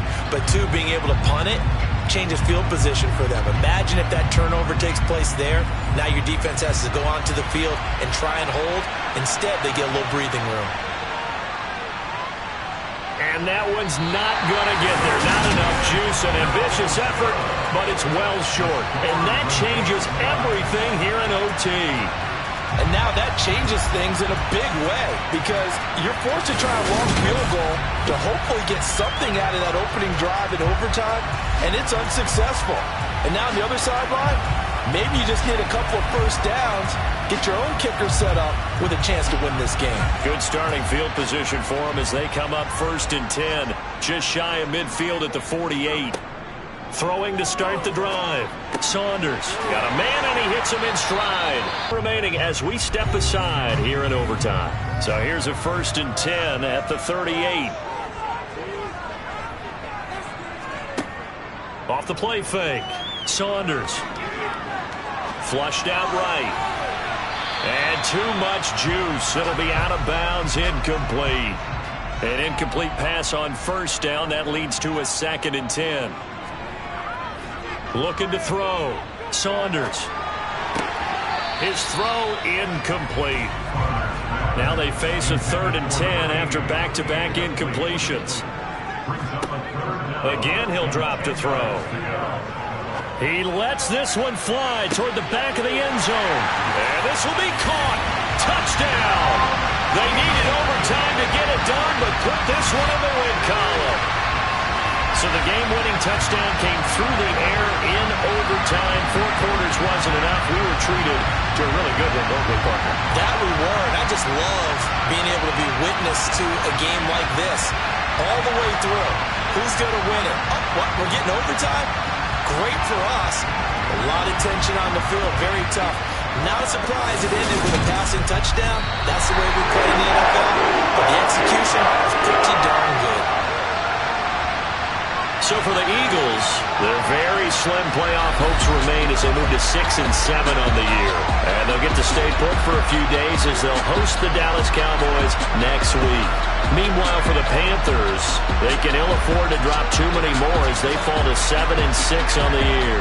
And they'll try to turn it around next week as they head to Atlanta for a matchup with the Falcons.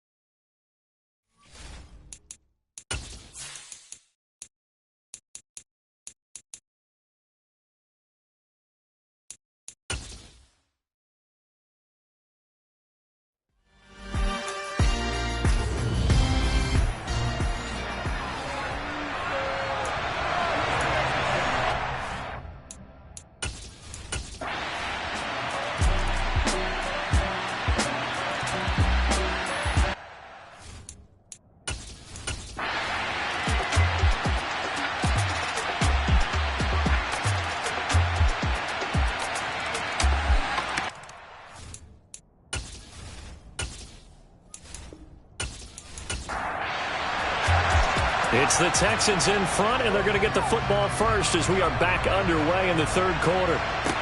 Taking it about the 1.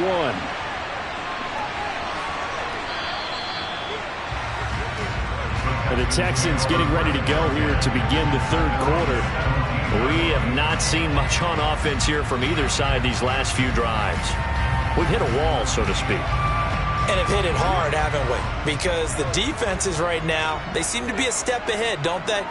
Beating them to the point of attack, beating them to the punch.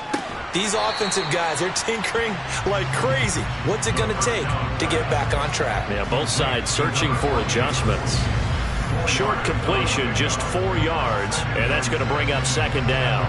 These two teams matching up for the second time this year. Their first meeting back in October, week 6, and it was the visiting Texans who came away with a victory.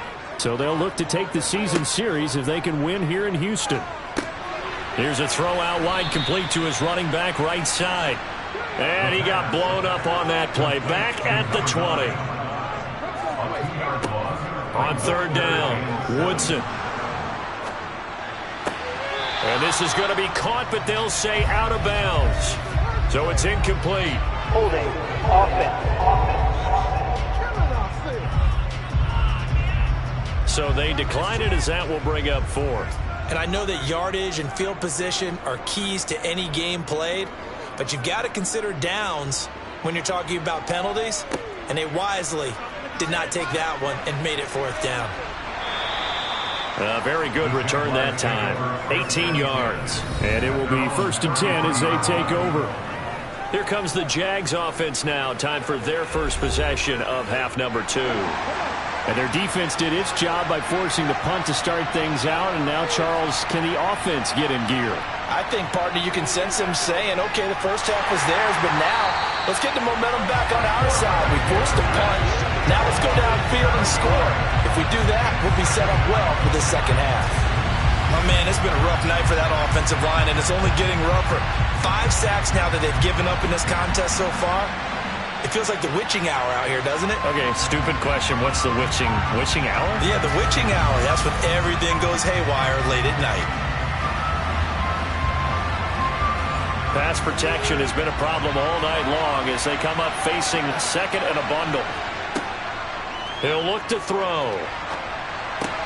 He finds his man, complete. It's Knight. Not an easy spot here. They'll be in search of 13 yards to try to pick up the first. Now on third and long, they'll look to throw. And he's going to go down. The Texans come at him and able to bring him to the ground. Multiple defenders get to him there, and that is the 6th time he's been sacked in this ballgame. I don't know what else can be said about this pass rush. They have been sensational. CD, that is now 6 sacks for them. And how many times do we talk to offensive coordinators and they say a sack is a result of everyone on offense not doing their job? But let's be honest about this one. This is the offensive line unable to counter the pass rush. They've been teeing off all game long. He's averaging just under 50 yards a punt as he gets this away. A big kick that time, 52 yards. And the Texans will take over with a 1st and 10. And the football going back over now to the Houston Texans. These guys definitely hoping for a better showing than their last appearance. They couldn't really even move the football much beyond the shadows of their own goalpost, Charles. We'll see if they can get a better, more sustained drive going here. Yeah, and every team that we... Nowhere to go here. He lost the football. And his guys will take over at the 14-yard line in the red zone. And a little careless there, Charles, on that carry. And it's not just having 2 hands on the ball. It's tucking it away. It's using your body to keep people shielded off. It's so many different things into taking care of it and having ball security. In that case, though, we didn't see it happen. Jacksonville set to go again offensively. They've got the ball in a great spot here, already inside the red zone following that fumble recovery.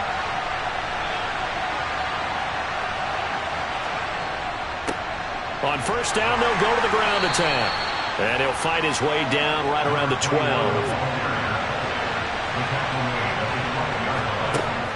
He'll drop to throw. Quick hitter here, it's complete. And he'll be brought down this time at the 5-yard line. A field goal would get them the lead, but that's not what they're shooting for as they come up on third down. Got his man. It's caught. Touchdown, Jaguars. A great play there. His 5th touchdown now on the year. And the Jaguars have taken the lead here in this third quarter.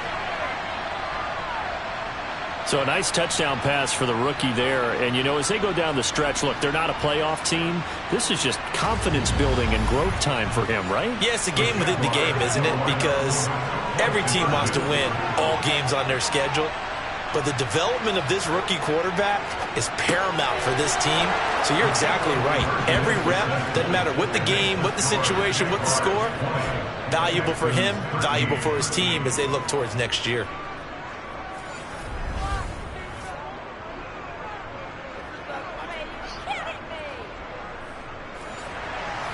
Here's the Jaguar kick team now as they run up and send this one away. This will be fielded inside the 5. And he'll go down as this drive will start at the 25-yard line. The Texans offense now, they get set to head back on the field here. Last time out, they had the fumble. That led to the touchdown. Not a great look on either side of the ball as the defense gave up the points too, Charles. But they've got to take care of the football and do better here on this possession. It's certainly been a tough stretch, partner, for both of those units, and they kind of put their defensive mates in a really tough spot there by dropping the ball on the ground. But an easy way to make it up to them, get out there now and get some points on this drive. A quick throw knocked away. It's incomplete. These guys have punted 4 times already, and they're staring at a 5th, barring a conversion here on third down. Back to throw. Woodson. Now he'll let this one go. Deep left sideline. He's got a man. Complete. Now, hang on here a second. Looks like a Jaguar in some obvious discomfort from that last play. Well, now they're going to come out and take a look at this injury, and we'll be back in a moment.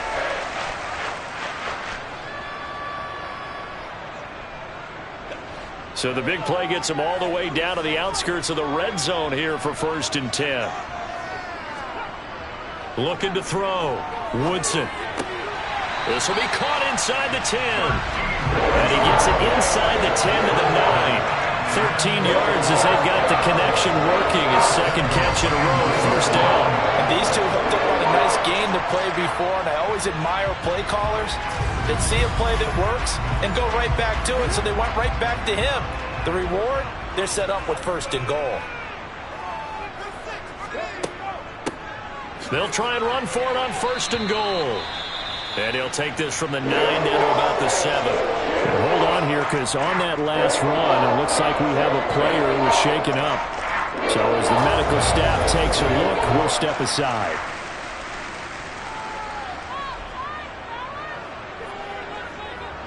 Two of their 3 red zone trips so far, they've come up empty on. They'll look to reverse that trend on 2nd and goal.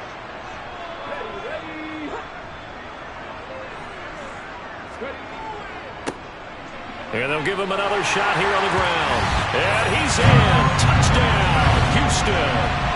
A great effort there with his 6th rushing touchdown on the year. And the Texans are an extra point away from drawing level. So, partner, it was a passing game that drove them down the field, but when they get close, they trust that man in the backfield, and he took them home. And they trust their offensive line as well, because so many of these blocking. This group shows his versatility and gets both done on this drive.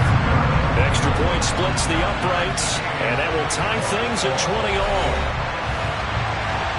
Fitting for what's been a tight ball game. We're all even at 20 now as the kick's away. From a couple yards deep, he'll bring it out of the end zone. And he'll get it up past the 20 to about the 22. And out now comes Jacksonville as they get ready to go. And their lead has evaporated in this third quarter. It's tied once more as they begin with a 1st and 10.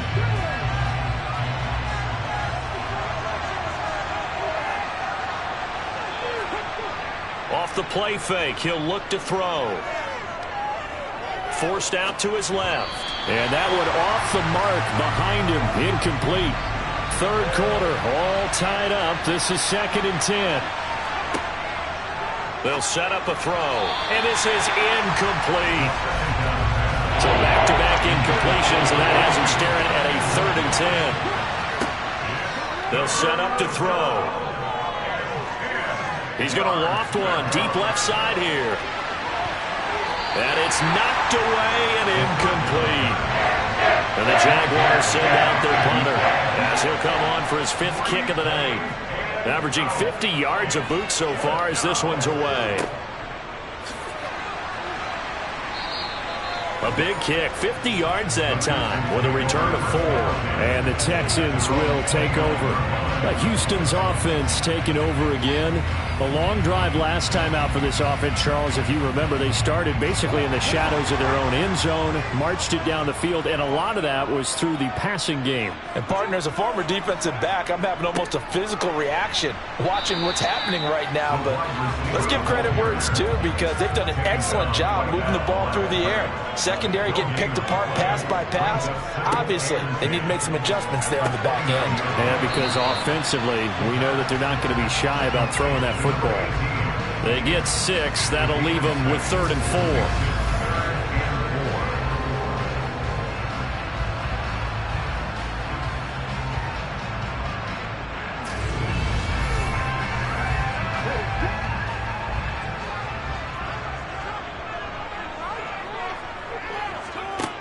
Operating from the gun, Woodson.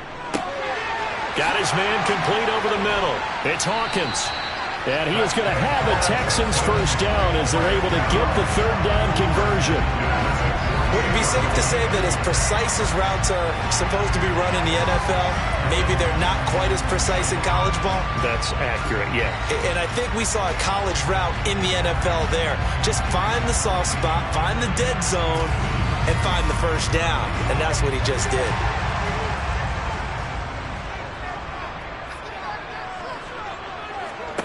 On 1st and 10, Woodson. This is complete to Hawkins. And they're going to get this to about the 44-yard line. On 2nd down, they'll run it here.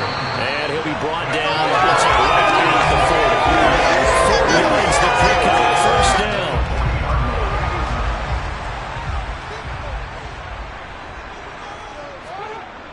Back to throw. Woodson. And he fires one that's intercepted. And the Jags are going to take over here up near the 40. Before we came up to the booth, last thing he said as we were walking off the field, want to play mistake-free football. Well, that just went out the window there with a pick. And do you remember what you said to me when we were walking up to the booth after he said that? You're like, oh, fatal last words. Every time we hear that, things tend to fall apart a little bit, and that's what we saw there. Didn't get enough on that throw, and it turned into an interception. So good starting field position for him here as they come up 1st and 10 at the 39-yard line. On play action, they'll throw. He's going to sling this deep downfield. And this one is incomplete. Well, thanks for joining us here on a Thursday night in the NFL. 3rd quarter, 2nd and 10 coming up. Looking to throw. Under pressure, and the Texans able to get in there for the sack. That winds up pushing it back 11 yards on the sack. And that'll bring up 3rd.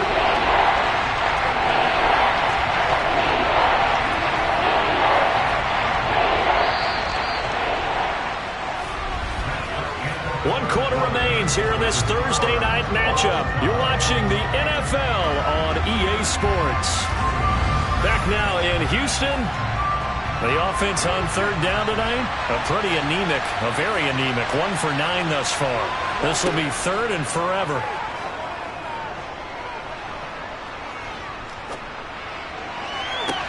He's got a man complete. And they've got it well across midfield down to the 40 before it's all said and done. A real letdown defensively. That was 3rd and a bundle, but they allow the conversion. We always talk about the guy who paid off the play, don't we? A guy who caught it or ran it. But how about the elements that go into making a big play? This one in particular, able to scan the field, pocket held up nicely. What a terrific job by the offensive line. The route well run, and the football right on the money. They go play action here on first down. He's going to flip one out here to his running back. And give him 6 yards here as he stopped near the 35 at the 34.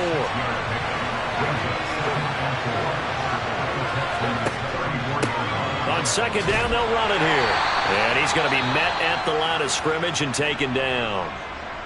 Well, hang on here a second. Looks like a Jaguar in some obvious discomfort in that last play. Well, the medical staff is going to come out here and take a look, and we will take a short break. A field goal from this spot will be 51 yards. They'll try to move it closer on third down. They'll look to throw. And down he goes. They sack him back right around the 41-yard line. And the defense coming through on third down. A loss of 7 to bring up third. He was still looking through his progressions and going through his receiver options, and while he was doing that, the defense got to him quickly in the pocket. And it was a great example of zone coverage. Well executed, well coordinated. All the receivers were covered, and he couldn't evade the rush back in the pocket. And the Jaguars send out their punter as he'll come on to kick for a 6th time tonight.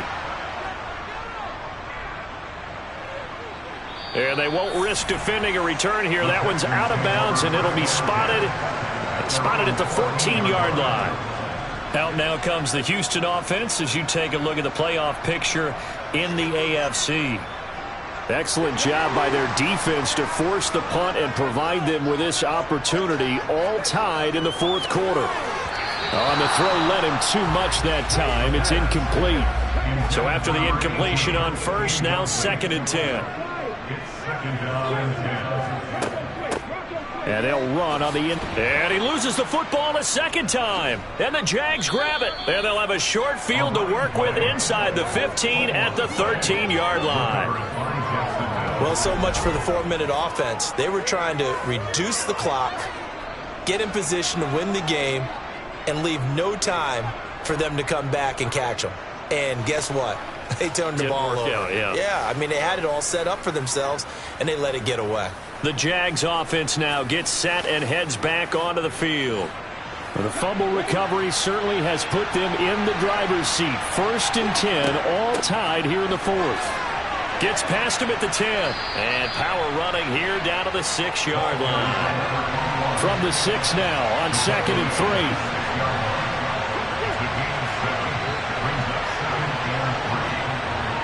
Back to throw. And this is going to be intercepted. And the Texans are going to take over at their own 11-yard line. He's had a fantastic rookie season, made a lot of lovely throws, but that wasn't one of them. Well, we got to give him one, don't we? I mean, with the year he's having, a lot easier for he and his teammates to accept that throw because for the most part, what they've seen, it's been pretty sensational. The Texans back out there and ready to go. And the question, can they turn that interception into points? A tie game for the moment in the 4th quarter. Both teams working on short rest, but this has been one of the better Thursday night games we've seen as they come up here on 1st and 10. They go over the middle, and it's complete to start the drive. Now he's tackled a yard short of the marker. Good gain of 9 on first down.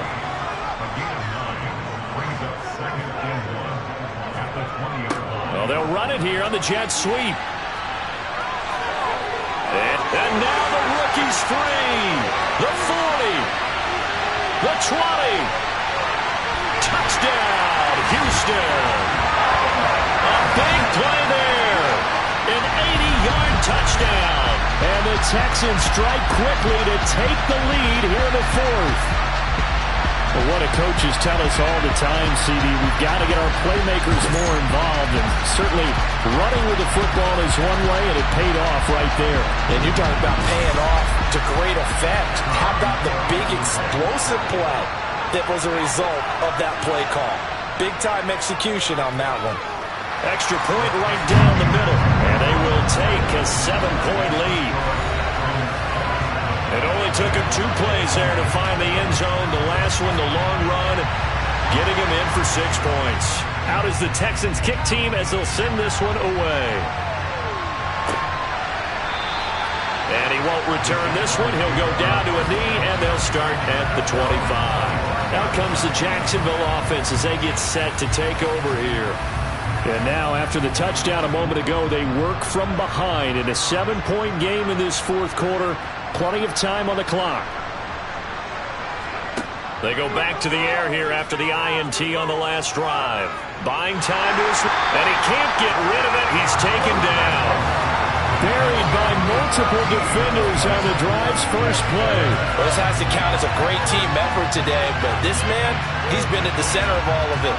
Really special day for any defense to have this many sacks in a game, even more so for this player. One of the best individual efforts of the season. Pass protection has been a problem all night long as they come up facing second and a bundle. On second down, they'll run it here. And some room for him there as he'll take this up to about the 15. Give him 4 yards there. And he'll be hauled down at about the 30-yard line. We know he's good at catching the football, but then after the catch, he's got to skate. How about this for a change in field position? From inside the 10, here's first down on the other side of the field. He'll look to throw. Looking middle, and that's complete. And he'll be taken down at about the 22-yard line. 2nd and 2. Toward the sideline, and he will have the first down as he was able to keep the feet in bounds. 5 yards is the pickup there as that extends this drive. The drive continues as they search for a tying touchdown. Here's 1st and 10. Now a handoff running through the middle. And he's able to get this inside the 10 now to the 9. 2nd and 3 from the 9. Now back to throw. A quick throw there going to be batted away and incomplete. As big of a play as we've had in this one so far. This is 3rd and 3. Now a shotgun snap as they'll look to throw. And they're going to get him. They bring him down to the sack back at the 16-yard line. And the defense coming through on 3rd down. Loss of 7 to bring up 4th. They've been moving the ball well offensively, really getting into a groove. Last play, pass completion. Now, finally, the defense gets there. And you have to find a way to disrupt their rhythm. Do you do it with coverage, or do you do it with pressure? They elected to go with pressure, and it was the right call.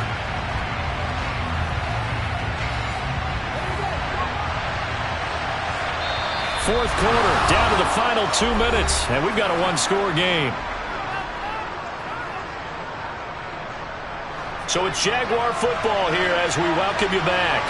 And they've got a 4th down now in a game that, to be honest, has been pretty much everything we could have asked for. Now they go for it on 4th, but this one is going to wind up incomplete. They had to go for it with such little time remaining, and this Texans defense stands tall. So a tough pill to swallow there. Would-be touchdown pass in and out of his hands on 4th. Sometimes it just comes down to execution, doesn't it? Because we're always questioning, should they go for it, should they not? Is it the right play call, is it not? In this situation, everything was right except for the finish. You have to catch the ball and convert. Whistles now and a timeout. So defensively, they burn it here with 1:51 left. Another yard would probably put this thing in the books. It's 2nd and 1.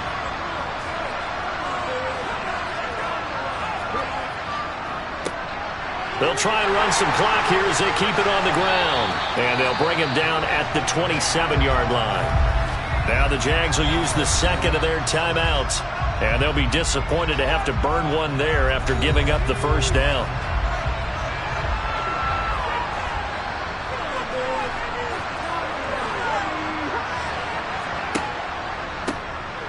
Hands it off out of the gun.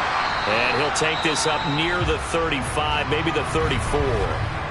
Now the defense will burn their 3rd and final timeout as they'll talk things over prior to this upcoming 2nd down play.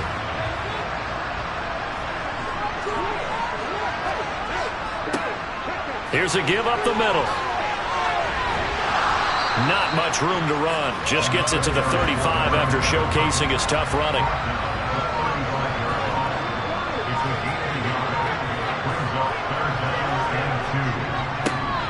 On third down, they're going to run for it here. And able to get this one across the 45 before he's brought down.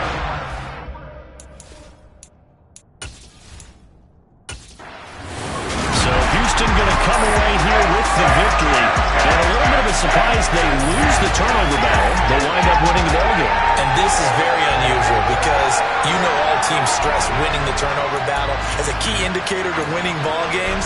So when you get something that goes against the grain like the one we saw here, it's quite the oddity. Now let's face it, they'll be very happy that they pulled this off, but they do know that in the future they've got to work on taking care of the football because this won't happen very often. So for Houston, their battle to finish above 500 gets a slight lift as they move to 6-8 on the year. And they'll get a few extra days to get ready for next week where they take on the Tennessee Titans.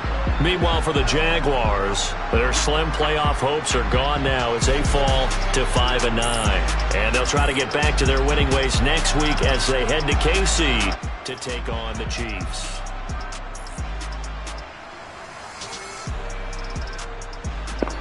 Nigger.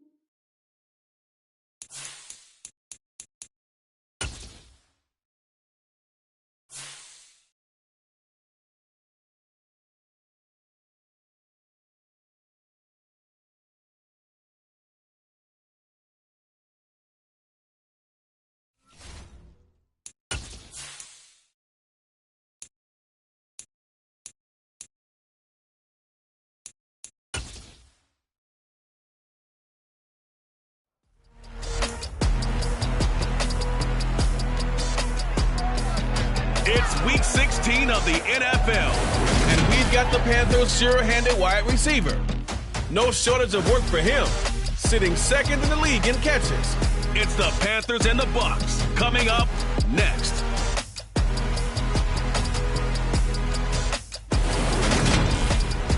Well, it is just the perfect time of year for a trip to the Carolinas, and that's where we find ourselves at Bank of America Stadium in Uptown Charlotte. Today, it's the penultimate week of the regular season, Week 16, and we've got a good one in store between the Tampa Bay Buccaneers and the Carolina Panthers.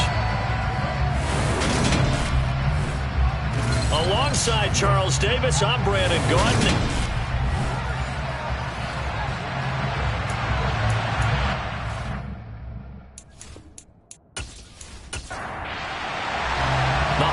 Season is upon us. We've got the gift of the NFL as we're underway here in Week 16. And they will elect to not bring this one out as our first drive will begin at the 25. So out come the Bucs now for their first drive. And they'll be led out by their 8th-year quarterback. And I thought it was a really nice performance last week by him. 3 touchdown passes. I think that signifies exactly what he was getting done. He did have the 1 interception. But that's the ratio you say you're okay with, right? If you go 3-1, you're going to be pretty happy over the course of the season. And let's face it, he'll never blame the receiver publicly. But behind closed doors, he probably told his agent, hey, what's the deal? I should have had a perfect game. And he will lose yardage here back at the 23-yard line. Call it officially a loss of 2 on the first play from scrimmage. Second down. I like the strategy. Extra tight ends, extra beef. They want to run the football, but that means they probably want to run it inside. If you get strung out on the perimeter, you're in peril. Yeah, we saw the result. Negative yardage. First play of the drive goes the wrong way. Here's 2nd and 12. And they'll keep leaning on the running game. Back to the ground. And nothing doing. He's immediately taken down at the line of scrimmage. Maybe a gain of a yard that time, but from the spot, actually no gain. And he will find his big tight end over the middle. And he is going to have a Bucs first down as they're able to get the 3rd down conversion. Well, on 3rd down, he wanted to go to one of his most dependable targets, and that's who he found, his tight end there, to pick up the first, Charles. And you use the proper word there, dependable. And sometimes spectacular, because tight ends nowadays, they can do it all. But they're the guys you trust, especially across the middle of the field where there's traffic. He delivers, and they pick up nice yardage. On first down, Vaughn. And that is incomplete. He couldn't hold on through the contact. Brings up 2nd down. And 2nd and 10, he'll look to throw again. Now they go screen. It's complete. And he'll be taken down, but not before he works it past the 50. It's a gain of 11, and the Bucs have a first down. And as you're game planning as a staff, you go through all the different ways you can neutralize the other guy's pass rushers. Extra linemen, leave a tight end in, bring the running backs back in to block. Or you can do this, a little simple screen pass, and it works to perfection. So from Panther territory now, it's 1st and 10 at the 49-yard line. Back to throw again. Pressure comes in. He's brought down. It's a Panther sack. It'll be a loss of 10. And it'll bring up 2nd. You've called plenty of games in your career. Do you believe in momentum, my man? I do, and I think we're seeing it right here. Oh, there's no doubt about it. The run that he's been on. How about that? 3 sacks in a game a week ago. And another one right here. Oh, he's feeling it in a big way.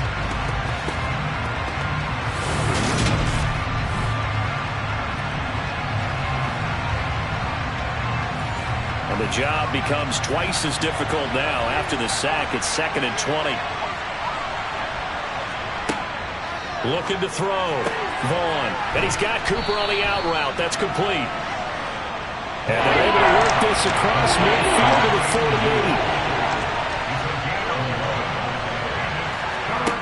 48. To throw on 3rd down. Vaughn. Now he'll dump it underneath to his running back. Complete. And they'll get this down to around the 47-yard line. And they're getting him involved early. You feel like they saw something on tape, or they just have a sense with him because he's had a good week of practice or something in that area that they want him involved. Just as you said, they want him to touch it either in the running game or the passing game, but they must like the matchups they're getting. Here comes the Buccaneers punter now. As the first drive of the game stalls out, he's on to punt. He was called on 3 times in the win last week as his first one here's away. So here are the Panthers under head coach Matt Rule. And they will be led out by a guy certainly still trying to prove himself here in the league, the young rookie quarterback. He had the numbers of a game last week that if you win, you talk about him being a gritty guy, managing the game, getting it done. But they lost. So obviously 2 interceptions, 1 touchdown pass, that's not going to be good enough. Got to get that changed around. They'll try and start this drive in the air.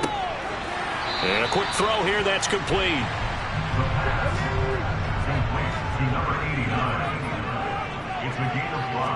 Second and 5. Throw left side complete. That's Perkins. 7 yards there on a first down.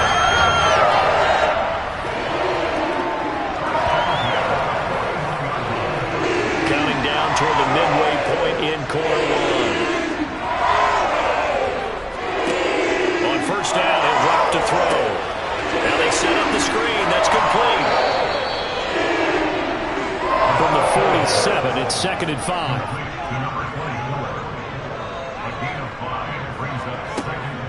They'll stick with the passing game as he looks to throw.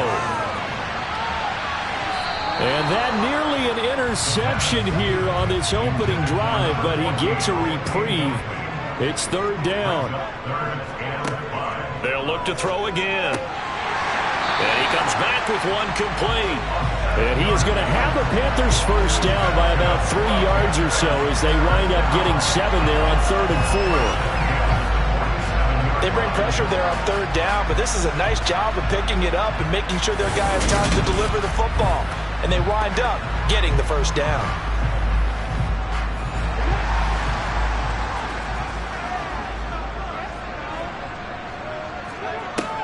Now on first down, he'll drop to throw it.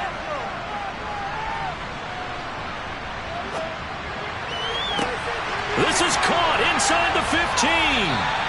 And he's taken down, but not before reaching the 10-yard line. That one good for 37 yards. That's just flat out a beautiful throw right there. It was a road. That's maybe the speed you would see on a slant, but he threw that downfield with that kind of pace. Now, if he throws that one with any type of arc, puts a little air under it, that play doesn't happen. He had to fire it in there, and he did exactly that.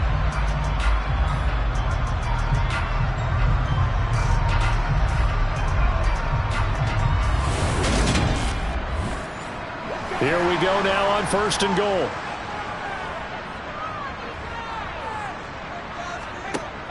Again, he'll drop to throw. And he just throws this one away. Smart decision here this close to the end zone, and it brings up 2nd down. Back to throw now on 2nd and 10. This is caught. They'll wind up getting 7 on the completion, but they'll still be faced now with a 3rd and goal situation. And he'll keep working toward that end zone as he's down to about the 2-yard line. Only a yard that time, so now a decision to be made here on 4th and goal. That run didn't get very far, and I think when you're looking at his dimensions, he's a little bit on the smaller side. He's counting on the big guys up front to escort him in, and they couldn't create any kind of space for him, could they? Yeah, didn't get the push they needed.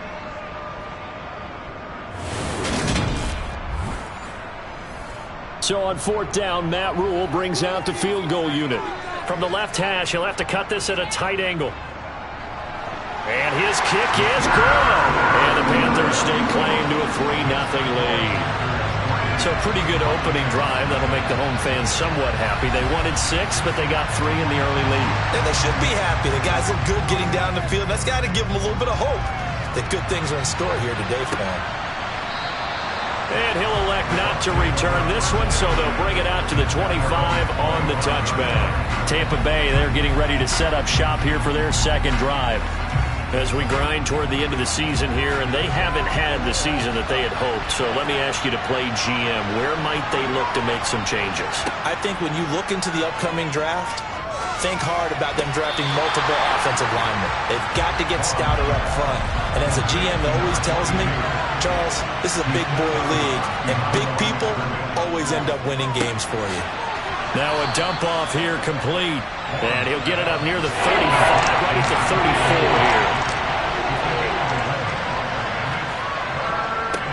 On third down, they're going to run for it here.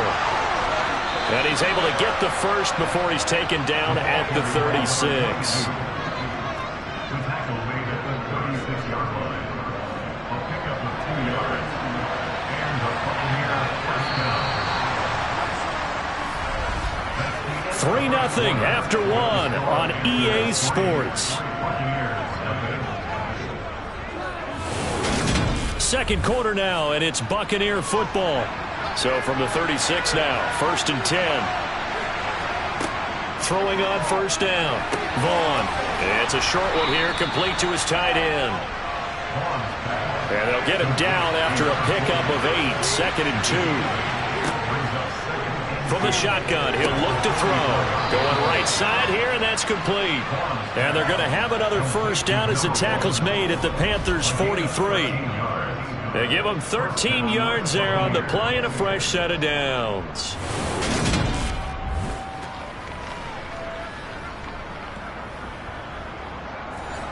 So from Panther territory now, it's 1st and 10 at the 43. From the gun, they'll try to run it. Give him 5 on the carry there, and it'll be 2nd down.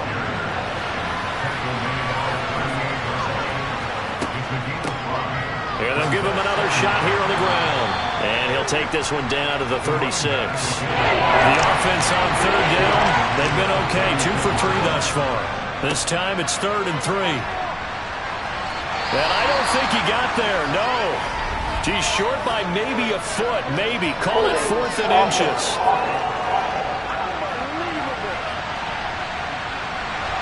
The decision is to decline it and not give him the down back.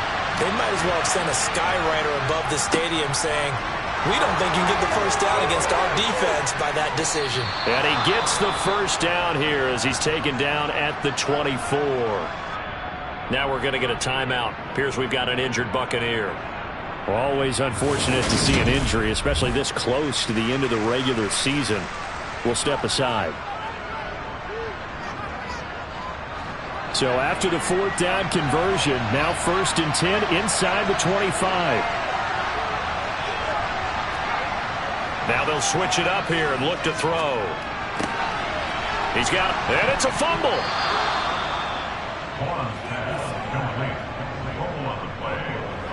So the turnover forced, and a wonderful job on a big return. And how about the convoy that got created to help him get all the way back upfield? I mean, that's the part that people miss on. That's practice. That's worked on. It doesn't just happen in a game and everyone rallies. They discuss it prior to, and everyone knows their role when they create a turnover like that. And he'll fight his way down right around the 12. To throw on 2nd down. Vaughn. And he pulls it in for the Buccaneer touchdown. A great play there. His 3rd touchdown now on the year. And the Bucs have moved out in front. So, Charles, they had him double covered in the end zone. It still was not enough. I wonder if they're thinking to themselves now, 2 didn't work. Do we go for 3 guys on him next time? Because he fought through all that extra attention, got himself into a great position where his quarterback felt confident enough to challenge the coverage and threw it his way. What a big-time play right there, both by the quarterback trusting him and by him going up and getting it. Point after, right down the middle. And that makes it a 7-3 lead. The Bucs ready for the kickoff. And here we go. It's in the air. From a yard or 2 deep, here comes a... And all deep in his own territory. He coughs up the football.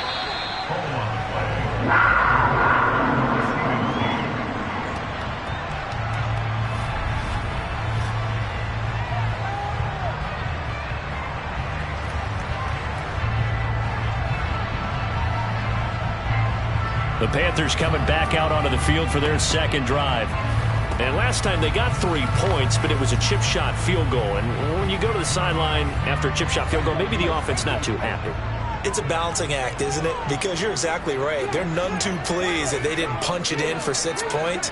But they also have to remember they did put points on the board. 3 points is 3 points. And in this league, you take points when you can get them. Not easily done. At the 19-yard line, it's a pickup of 3. Brings up 2nd and 7. On second down now, it's Tate. This will be a short gain of 3 before he's brought down at the 22. He was taken down at the 22-yard line. It's a gain of 3. Out of the gun now on third down. He's going to loft one deep left side here. He's got him in, complete. A big play there for Carolina. 66 yards. But sometimes you just got to marvel at how these guys can throw the football. He gave that everything he had, and it was right on the money. And you think on third down they'd just be looking for something right beyond the sticks. And I think they caught the defense flat-footed as a result because they decided they were going to take a shot right there, and it ended up being a big play. And that throw, amazingly, well over 70 yards in the air according to Next Gen Stats. Wow. On first down, they'll run it on the draw play. And he'll be taken down here at about the 11.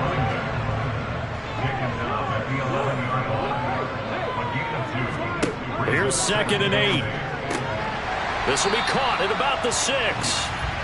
It'll go down as a gain of 6, and that'll leave it with a 3rd and 2.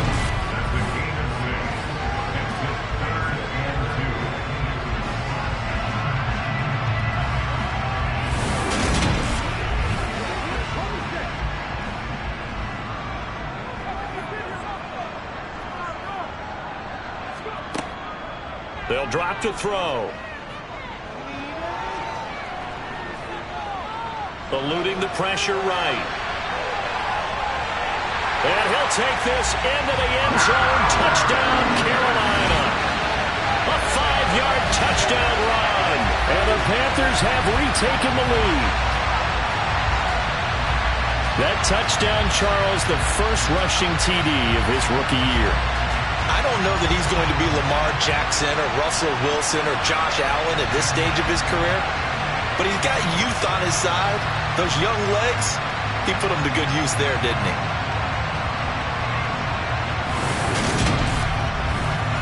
Now the try here for the point after.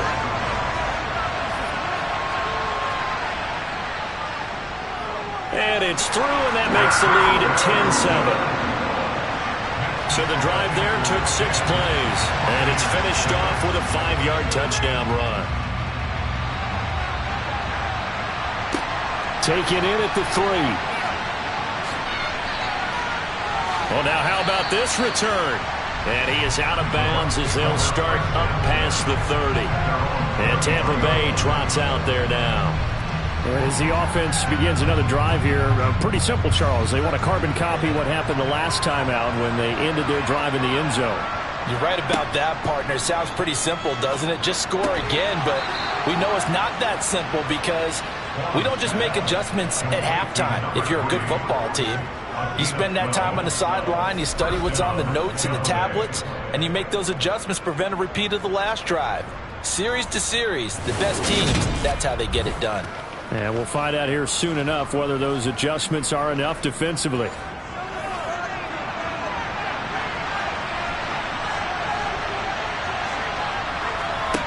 On 1st and 10, Vaughn firing quickly here, and that's complete. And he'll get it out a couple yards shy of midfield at the 48. A 3-yard pickup brings up 2nd and 7. 2nd and 6. No, scratch that. 2nd and 7. Back to throw. Vaughn. He'll try and set up the screen. It's complete. And down he goes at the 49. A 3-yard pickup. He'll get to the line here, but remember, it's also 3rd down. He sets to fire deep. And he's got it. Caught in the end zone. Touchdown, Tampa Bay. A great effort there. 49 yards. As his guys have now moved out in front. So on 3rd and medium, they dial up the pass, and it works to hit the end zone. And it's really not a surprise to me. That's a throwing down in the NFL because of how tough it is to run the football. But what offenses like to do is still show run formations to make them respect it and throw out of those. In this case, they took a nice shot at the end zone and made it pay off. The Bucs ready for the kickoff. And here we go. It's in the air. And here comes a return from just beyond the goal line. And he'll be brought down shy of the 20, so the decision to bring it out of the end zone, not a good one. The Panthers offense here, they get ready to head back on the field. Well, certainly they'd rather have the scenario they had last time. Now, Charles, remember, they had the short field. They took it in the end zone. Now this is going to have to be a longer, more sustained drive if they want to get points. Yeah, a little bit more of a quick strike opportunity last time. And the defense has it covered. It's intercepted. And the Buccaneers are going to take possession of the football. Well, it's not the first time we've seen him give one up here during his rookie season. And in this case, zone coverage forced the mistake. He's made some strides week to week in how he's handling the different type of coverages that he's seeing. But clearly, there's some growing still to do. Now we get a peek at the captain of this offense heading back out there. And he's been good. 2 first-half touchdown passes, no interceptions so far. Does a lot for your confidence. Does a great deal for your team. Gives them a lead, and they're feeling really good about how they're playing.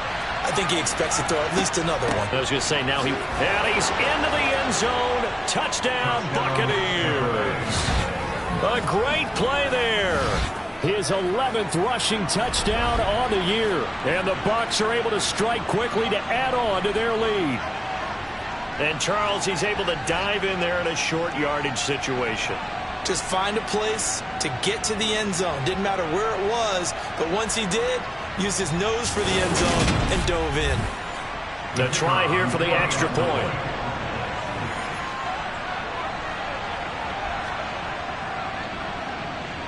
It's good, and it's 21-10. Well, they got the ball in great field position. One play later, boom, end zone. The Bucs ready for the kickoff. And here we go. It's in the air. This will be fielded inside the 5. And it's a pretty good return here as he'll get this up to the 29. Holding, receiving team. So already not the best of kick returns there, but that penalty, that adds insult to injury and backs him up even closer to the goal line. Yeah, not ideal field position to begin a drive, is it? Because the extra pressure now goes on the offense. They've got to get some early yards and get away from the shadow of their own goalposts. What every offense wants to do in this situation, get 2 first downs to help out with field position at the least. They'll come up 2nd and 6 now from the 24. He'll drop to throw. And he's got his man out of the backfield. That's complete. The Panthers going to use the second of their timeouts, as the stoppage will come with a little under a minute to go in this first half. Toward the sideline, and look at that catch. Dragging the toes, and that's going to be a first down. Well done. They'll look to throw here on first down. Finding his safety valve here. That's complete. And they're going to get this down near the 35-yard line. Ball up to the 35 now as they come up on 1st and 10. They'll look to throw here. Looking left side, and it's complete. And down he goes, taking it inside the 10, just shy of the 5 at the 6.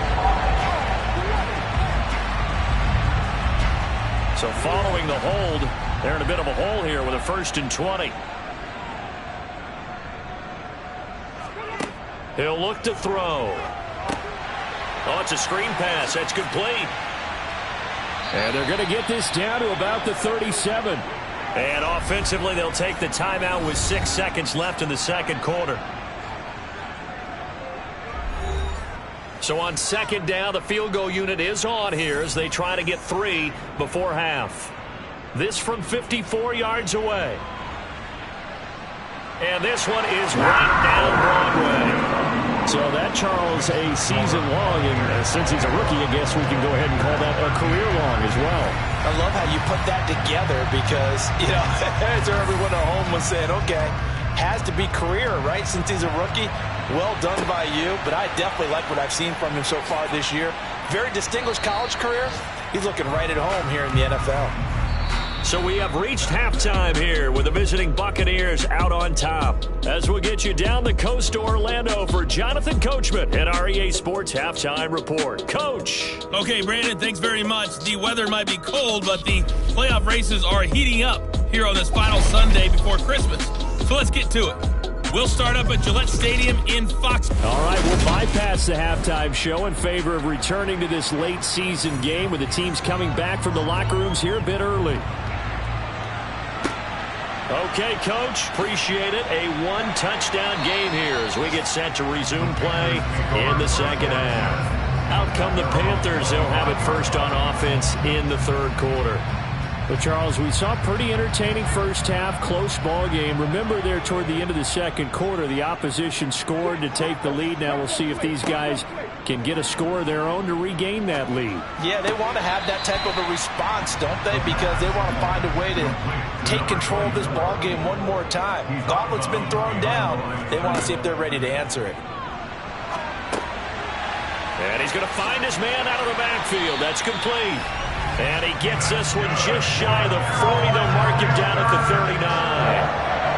13 yards, first down, Panthers. Brandon, a lot of times you'll see running backs rotate in and out of the game, whether it's a completed pass, a good run, it doesn't matter. Here, not only does he stay in, but they go right back to him, and he makes another nice play. Back-to-back catches. They'll look to throw now on first down. Quick hitter here, it's complete. Call it a gain of 6 on the play, and that'll bring up second down.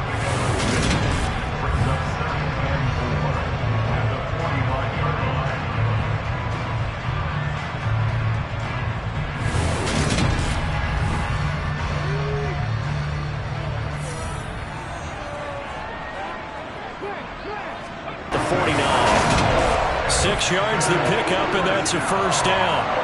Brandon, I think you and I were both raised the same way in the game of football. You run to set up the pass, but I think...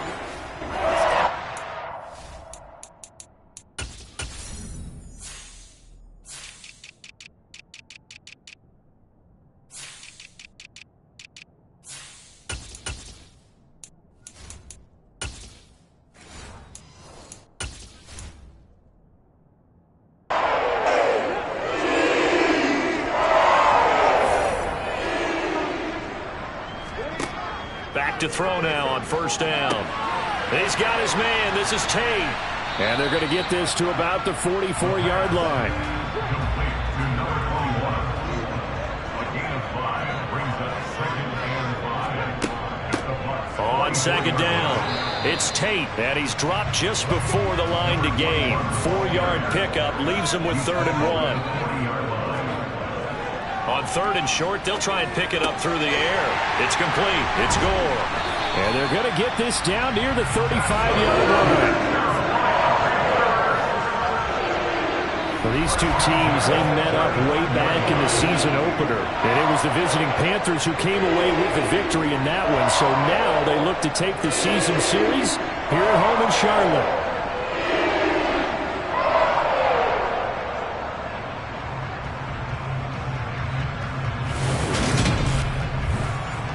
Ball up to the 35 now as they come up on 1st and 10.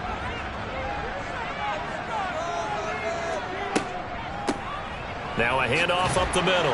Tate, and they'll get 8 out of this before being stopped at the 28. 8 yards the tally on that first down run. Here's 2nd and 2. They'll keep it on the ground. It's Tate, and he's able to get it to the edge of the red zone at the 20-yard line. 7 yards there and a first down. Getting had a ton of success here so far, but you get the feeling that he might be on the verge of popping one. Yeah, even on that one, there was a little bit of a hole, but it closed there quickly at the end.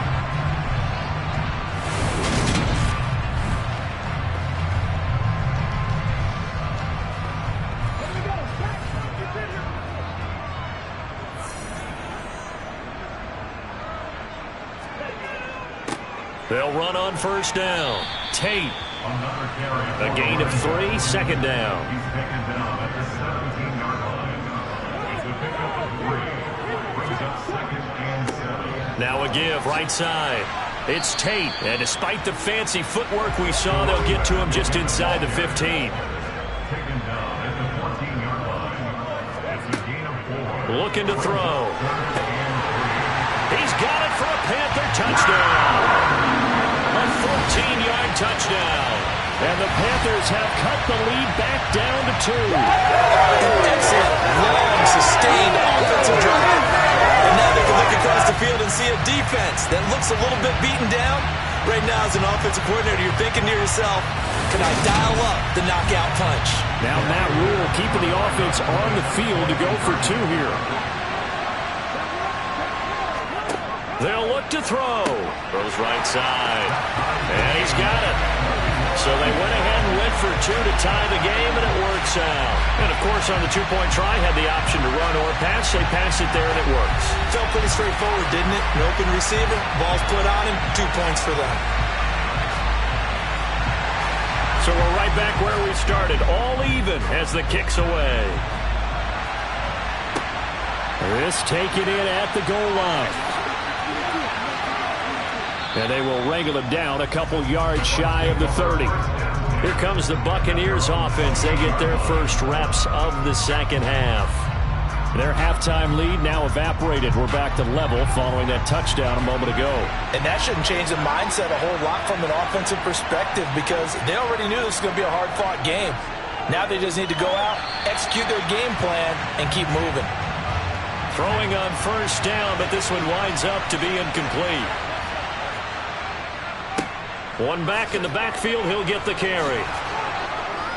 And they get him down, but not before he takes it across the 40-yard line. 15 yards as Tampa Bay picks up the first. Interior of that line blocked really well on that run, but also the 2 tight ends, they blocked well too. Not only have they scouted the line of scrimmage, with their agility, they can get upfield and hit moving targets like linebackers, defensive backs. They do a really good job helping out in the running game. On first down, Vaughn. He's going to find his running back. It's complete. And they're able to work this across midfield to the 48.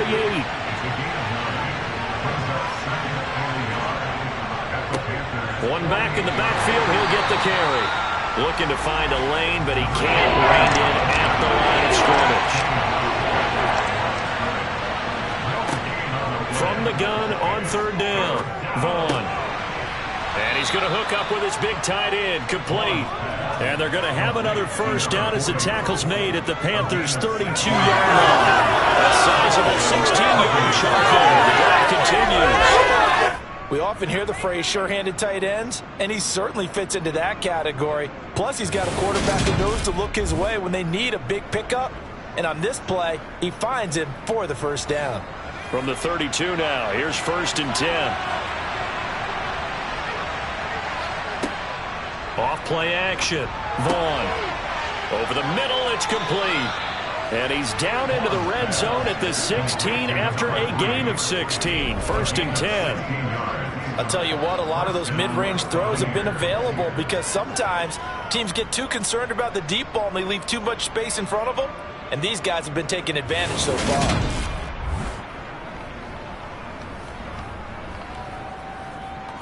So the ball down to the 16 here for 1st and 10. And here's a handoff out of the gun. And power running here down to the 6-yard line. First down marker at the 5. It's 2nd and goal. And they'll keep leaning on the running game. Back to the ground.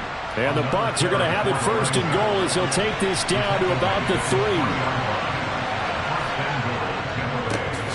They'll try and run for it on 1st and goal. And he is going to be stopped cold behind the line of scrimmage. That's going to go as a loss of a yard, and it'll be 2nd down. That's an excellent stop right there here in this tie game. They're doing their best to hold the fort and at least force a field goal attempt. So they're backed up to the 3-yard line, 2nd and goal. They'll try to run this one in.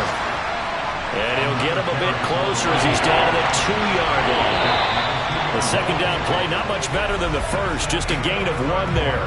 So a little extra time to ponder this 3rd and goal as we played 3 quarters. We'll return with more after this. You're watching the NFL on EA Sports. A lot of tired bodies on that field, but this is a big play, 3rd and goal. And he hauls it in for the Buccaneer touchdown. A great effort to break our tie and take the lead here in the 4th. Well, that's just how they drew it up, CD. His first read was there, got it to him quickly, and into the end zone. Absolutely excellent execution by all involved. And the coordinator, got to give him credit, found the perfect play call. Quarterback let it fly as soon as the target came free, and his guy made a nice catch. Just how you draw it up in practice and then execute it in the game. The Bucs ready for the kickoff, and here we go. It's in the air. Fielded just outside the goal line. And able to get this out to the 25. The Carolina offense making their way out. We take a look at the playoff picture in the NFC. They now trail by 7 after that last touchdown here in the 4th quarter. What a big spot for this offense. See if they can cobble something together on this drive.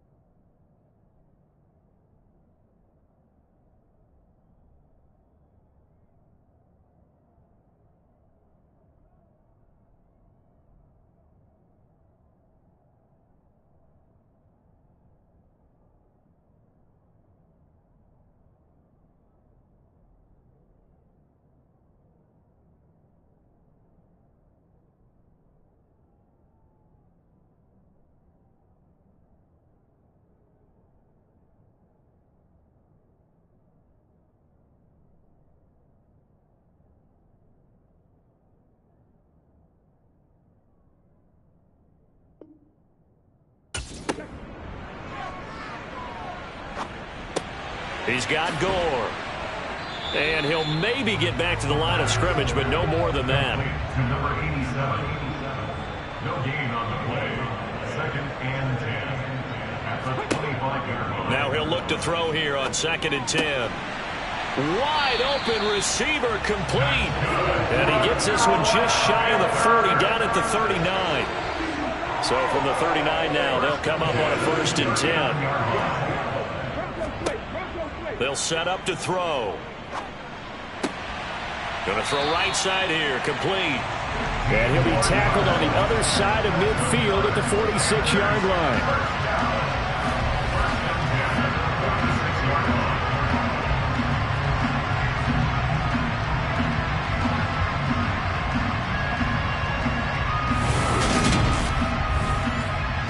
The drive continues as they search for a tying touchdown. Here's 1st and 10. Up the middle they go. Tate. He's got it to the 43 here. The last run got 3. Now here's 2nd and 7. Back to throw here. Quick throw knocked away and incomplete. Partner, for once in my life, I'll be succinct. In a one-possession game, every single stop like that could be a difference maker. On 3rd down, he'll drop to throw. And this is going to be incomplete. Here's the Panthers punter now, as he should be able to pin him back deep here with his first punt. He punted 3 times in the loss last week as he sends this one away. And this will be out of bounds. Now it's a question of where they'll mark it. And they'll say it crosses at the 11-yard line. And Tampa Bay trots out there now. They have the lead, obviously, late in the game. I guess the good news for them is if for some reason they would make a mistake, A field goal does the opposition no good. Everyone loves to have a little bit of a cushion, and that helps you immeasurably. But the bottom line is, do all the things that you're taught in order to close out the game. Don't even let that become an issue. Yeah, but still a one-possession game. This one not fully over yet. And he works it across the 25 before being tackled. 64 yards rushing for him now as his fine rookie season continues. And I'm guessing you'd say this is kind of the key here. Grind out some yardage, work on that clock, see if you can continue to tick it down. Definitely, you want to bleed things out at this point, right? Continue to possess the football, gain some yardage, and put the onus on the defense. Do they have to use timeouts? What are they going to do to stop you? You're taking charge. On first down, they'll go to the ground attack. And not a whole lot doing there, so he'll get it up to about the 28-yard line. Looking to throw on second down. Vaughn, and his throw's going to be incomplete. The Bucs on third down. They've been very good, 5 for 7 thus far. This is 3rd and 9. The Panther rush too strong. They get there and take him down. They dial up the corner blitz that time, and it delivers to the tune of a 9-yard loss. Well, the number one mission of any offensive line, you got to protect that quarterback, keep him safe back there. This time, the rush got to him in a hurry. Yeah, that's one where you turn to your line and say, guys, can I get a little help here?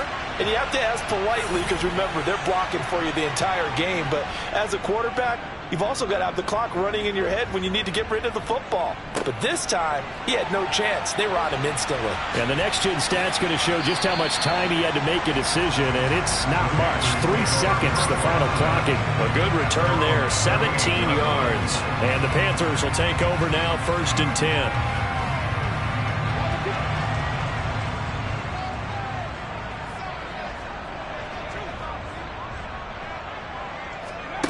They'll come out throwing here to start the drive. And seeing no options, he just tosses this one away, incomplete. Now that'll bring up second down. He'll try again with the arm here on second down. And seeing nowhere to throw, he chucks this one away from harm, incomplete. Now it's 3rd down. They're going to look to throw. He's going to rifle one deep left side. He's got it at the 15. A big play there for Carolina. 47 yards. And that looked almost to be a case of, a quarterback saying, hey, I'm going to throw this as far as I can and hope you run under it.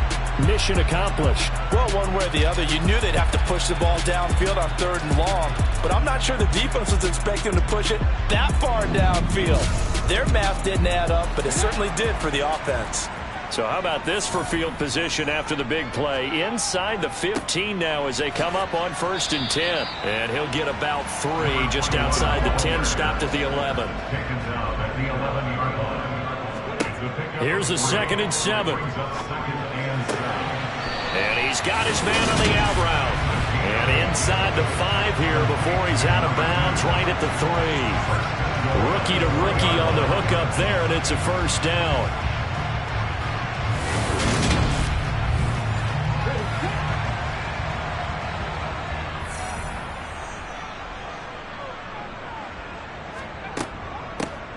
Now a handoff up the middle. It's Tate. Well, he is in. Touchdown, Carolina. A 3-yard touchdown run. And the Panthers are an extra point away from tying this game here in the final minutes. I know the play ends up in the end zone with one person carrying the ball, but how about that big mass of humanity that guided him to that spot? Yeah, they got there, but I love the dive. Always a fan of the dive. The call is to go for 1 and kick the extra point.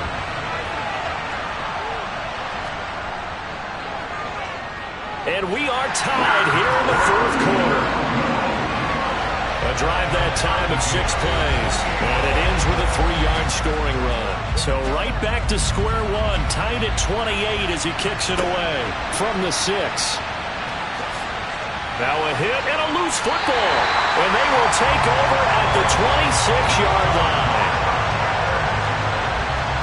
As that ball got away from him, and he saw the opposing team recover it. You felt his pain? Oh, I felt his pain, and you know what was going through his head. tuck it away, take care of the ball. All the things he hears all week in practice, he didn't carry it over into the game. They'll come out throwing here on first down. Now they go screen. It's complete. This will be a short gain of 3 before he's brought down at the 22.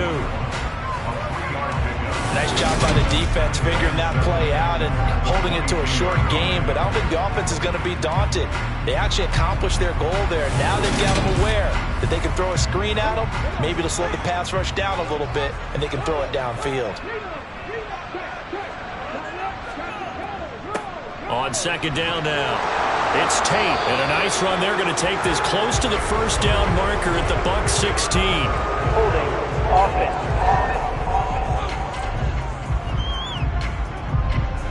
Now they face a 2nd and long following the holding penalty. They'll look to throw. It's a short one here, complete to the tight end. And he'll be marked down right at the 15-yard line. Getting down to the good stuff. All tied with 2 minutes remaining on EA Sports. Line of scrimmage, the 15. It's 1st and 10.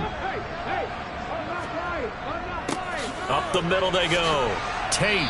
And he's brought down just outside of the 10 at the 11. The run got 4. Now they deal with a 2nd and 6. They'll keep it on the ground. It's Tate. 2 yards the gain there, and now they're left with a 3rd and about 4 for a first. Now a handoff up the middle. Tate. And the Panthers are going to have 1st and goal as they try to finish off this drive with 6 points.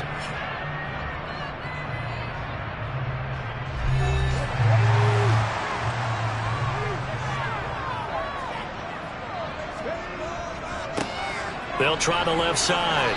It's Tate. The Bucs going to go ahead and use the 2nd of their timeouts as they'll head to the sideline and talk over what to do next.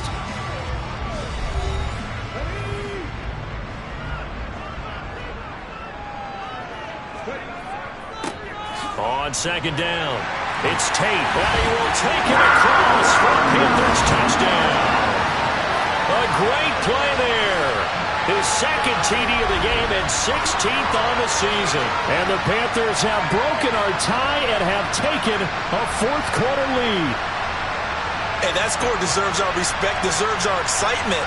But I'm looking at the clock and I'm thinking there's a long way to go in this one. Ideally, they would have liked to milk a little bit more time off. Now on the other sideline, you start to get the crew together and say, this is what we practiced a 2-minute drill for, right? Yeah, you hope you've been in that situation before, and if you haven't, you just have the confidence, hey, let's go down there and get this thing done. But, boy, that's a big score right there to give them the advantage. So this drive spans 7 plays, and Carolina scores to cap it off. The Carolina kick team is out there ready to go, and they kick this one away. Fielded just outside the goal line. Now on the return, oh no, the ball is loose, and the Panthers have recovered.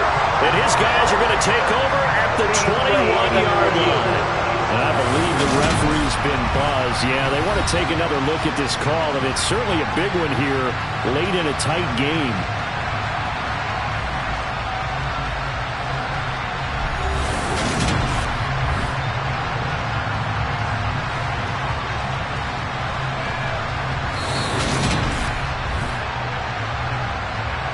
So that one overturned. They say the knee was down, and that will not be ruled a fumble. The Bucs offense set to begin their next possession. We have seen a lot of points here in this quarter. For us up here in the booth, it's been fun to watch. The defensive coordinators probably scratching their heads. Yeah, they're going a little bit crazy right now, but let's face it, all of our friends who play fantasy, they're enjoying the heck out of this show because most of them are creating and getting a bunch of points. Yeah, points certainly not at a premium here. One back in the backfield, he'll get the carry. And not a whole lot of room to operate there on the first down run. He gets maybe 3. They'll look to throw. And it's a short one here, complete to his tight end. And they're able to work this across midfield to the 48. Looking deep in the direction of Cooper.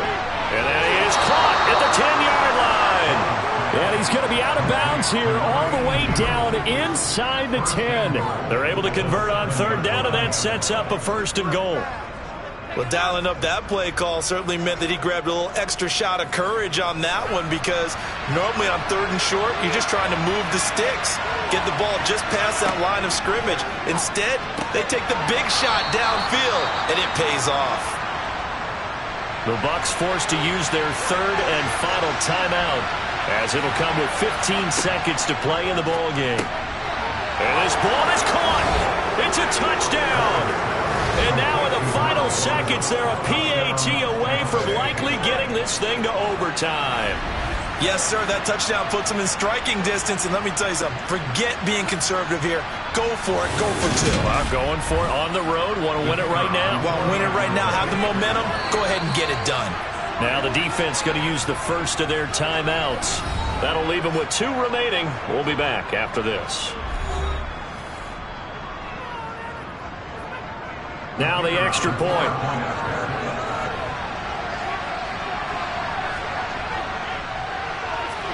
And we may very well be headed to overtime.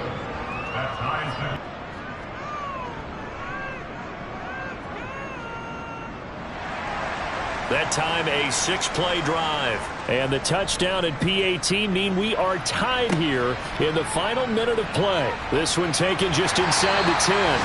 And a decent return out to the 27-yard line. The Panthers out there and ready to begin their next drive. And Charles, obviously not much time left. I'm curious to see if there's enough for them to get into field goal range and try to win this thing. And partner, you and I both know the safe calls to kneel and just take it into overtime. But it's also very tough to pass up a chance to win it right now as well.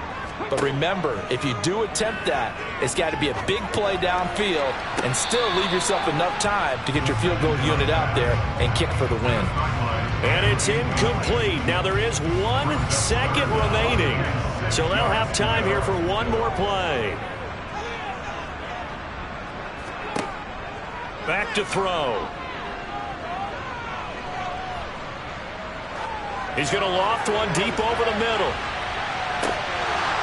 And unable to connect. Incomplete. I'll give them credit. They took their shot, but it's going to bring up 4th down. Final whistle blows, and we need some extra time here to decide who will be the victor. 60 minutes, just not enough some days to decide who's going to win the game. It's a little teaching moment here. Overtime rules. Remind us how this goes, partner. Okay, so in the past, we had sudden death. First team to score wins, but no longer. Now, if the team receives the ball, scores a touchdown, they win the game.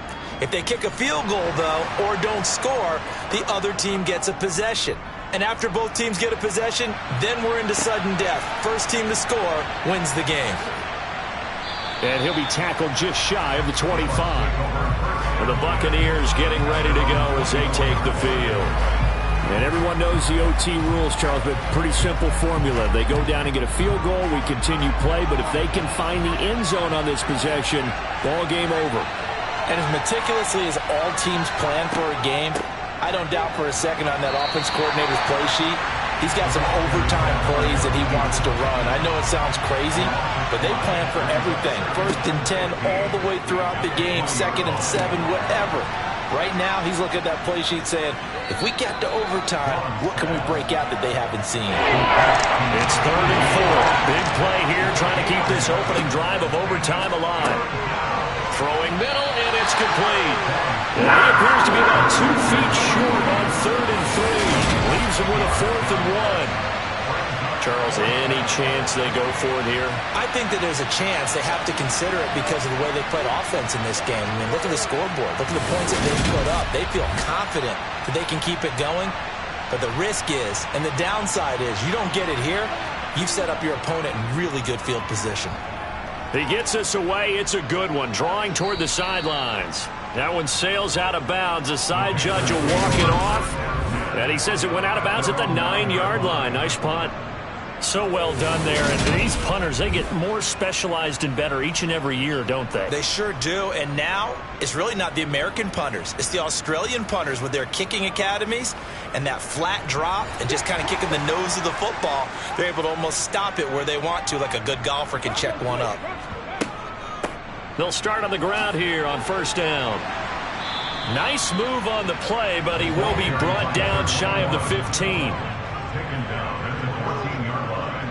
It's a gain of 5. Brings up second down. On second down now, it's Tate, and he's going to lose yardage here back to the 12-yard line.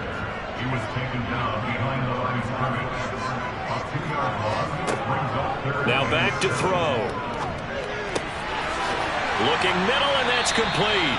And he is going to have the Panthers first down as they're able to get the third down conversion. And passing yardage-wise, now up over 350 in this game. Pretty nice performance. Definitely that, which usually means you're putting a lot of pressure on guys trying to cover. If you're a defensive back and they put over 350 yards on you, you've had a long day.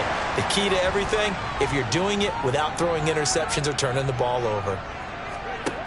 On first down, he'll drop to throw. And that is caught on the right sideline, but out of bounds, says the line judge. The throw took him a little too far. It's second down.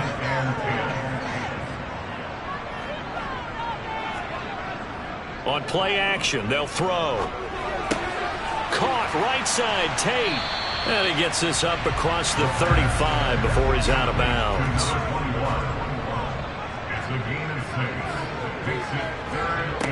Back to throw again. And that is incomplete, but a penalty flag coming in.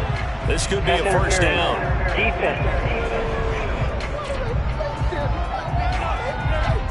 After the penalty, a fresh set of downs. It's 1st and 10. Again, he'll drop to throw. He gets this one to Johnson. And he'll be taken down, but not before they work this to the 45. Charles, you get into these overtime situations, that's not a bad guy to dial into. Well, when you have to have plays, especially in a spot as you just described, we're in OT, you've got to go... Fuck Tampa Bay, fuck them niggers. Fuck Tampa Bay, fuck them niggers. A la mierda Tampa Bay, a la mierda a los NIGRS, a la mierda Tampa Bay, a la mierda a los NIGRS. Well, they've been back on their heels a little bit here on this drive, but a chance to exhale just a little bit there with incompletion on first down. Now they have to gear up, try and get 2 more stops, and escape this drive. There's a throw over the middle. It's taken in by his tight end. And they'll be stopped right at the 30. On a play that started back at the 15, they pick up 15. 2 minutes left in this overtime session, and still all tied. So 1st and 10 now from the 30. They'll look to throw again. He'll rifle this one deep right side. And this ball incomplete. Looked very much to be a catchable ball and could not hang on. Second down coming up. Up the middle they go. Tate, and only able to muster a couple down to about the 27. They got to get to the 20 to keep the drive alive on 3rd down. Looking for the end zone. And this will be caught. Touchdown. They needed overtime to get it done, but put this one in the win column. So the game-winning touchdown came through the air in overtime. 4 quarters wasn't enough. We were treated to a really good one, weren't we, Parker? That we were, and I just love being able to be witness to a game like this. All the way through. Who's going to win it? Oh, we're getting overtime? Great for us. A lot of tension on the field. Very tough. Not a surprise it ended with a passing touchdown. That's the way we play in the NFL. But the execution was pretty darn good. So for Carolina, the win moves them to 8-7 now on the year. And they will hit the road next week to take on the Indianapolis Colts. Meanwhile, for the Bucs, it's another loss as they now fall to 4-11. And they'll try to turn things around next week as they have a matchup in New Orleans against the Saints.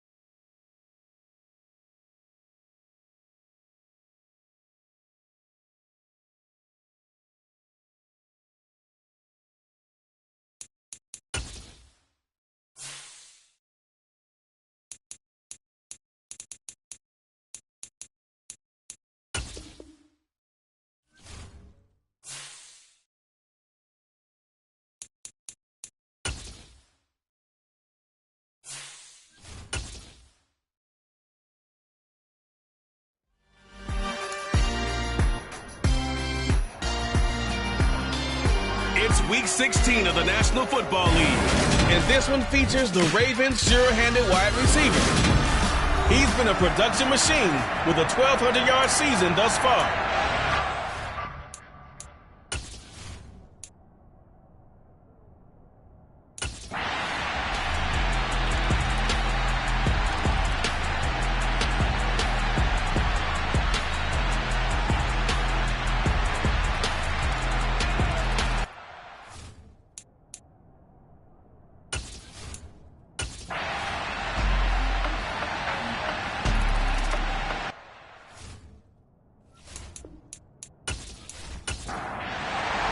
Send their punter out now. Always a good sign when your first punt comes in the fourth quarter.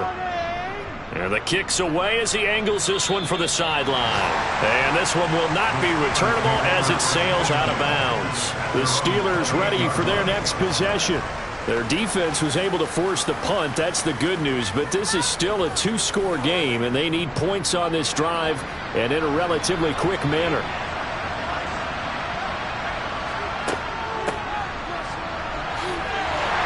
Down right around the 32-yard line, 4 yards on the pickup. He's tackled at the 32-yard line.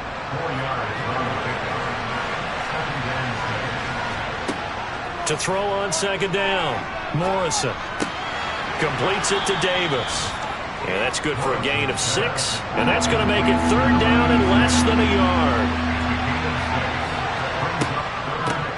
From the gun, he'll hand this off. And he's got the first before he's brought down at the 39-yard line. These two teams met in Baltimore. You might remember earlier in the year with the Ravens winning that game. So a win here in Baltimore would give them the season sweep.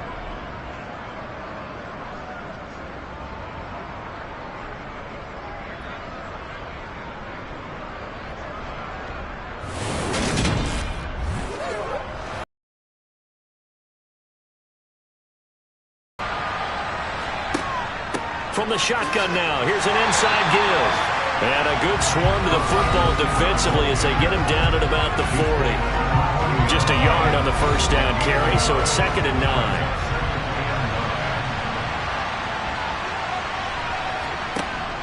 Operating from the gun, Morrison. He finds his man, complete. It's Hughes. And they'll get to him after a gain of 7 to the 47. On 3rd and 2, Morrison caught right side, Davis. And he's going to be taken down with the first down at the Ravens' 41-yard line. 12 yards that time at a Pittsburgh first. All right, this is the time of the game where they're down a couple of scores, and they've really got to get some yards in chunks, and they know the defense doesn't want to give those up, but they've got to find a way to take them anyway. Now the question is, can they string a few of those together? So in Raven territory now, here's a 1st and 10 at the 41. And they'll run on the inside handoff. They'll work his way up the middle for a gain of about 4, 2nd down. Looking to throw on 2nd down, Morrison. Now he'll dump it underneath to his running back, complete. And he'll be taken down here just shy of the 30.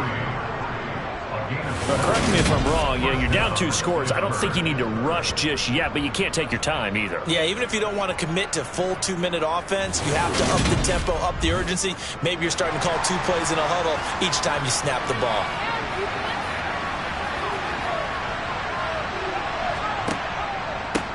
On first down, they'll go to the ground attack. And he stopped right at the 25 after a gain of 5. To throw on 2nd down, Morrison. Throwing for his running back, and he's got it complete. And they take him down, losing yardage back at the 27. It'll go down as a 2-yard loss, and it brings up a 3rd down. Boy, how good has this defense been seemingly all game long? I really think right from the first snap, I think you're really onto something there in this passing game. It just can't get off the ground, and that play, it wound up losing yardage. On 3rd down, Morrison. Now they set up the screen. That's complete. And he went backwards. He'll be down at the 30. They'll wind up losing 3 here on the play. And that'll intelligence the defense just showed there.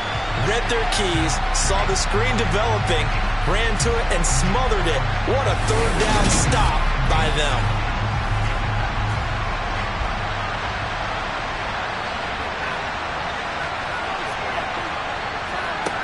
Got to try it here. He's back to throw. And he will find Davis. That's complete. And he is going to have the Steelers' first down, as that'll be a gain of 15 on fourth. The time to pull out the stops is now, and they convert there on fourth down. Good yardage on the completion there, and when they look at the scoreboard, they do understand a field goal is not going to do them any good. My guess, they're going to press the ball downfield as far as possible, try and throw it into the end zone and get a score, because they know they've got to get that done and get the ball back as quickly as possible. On first down, they'll go to the ground attack. And he'll fight his way down right around the 12. Give him a couple on the carry there. 2nd and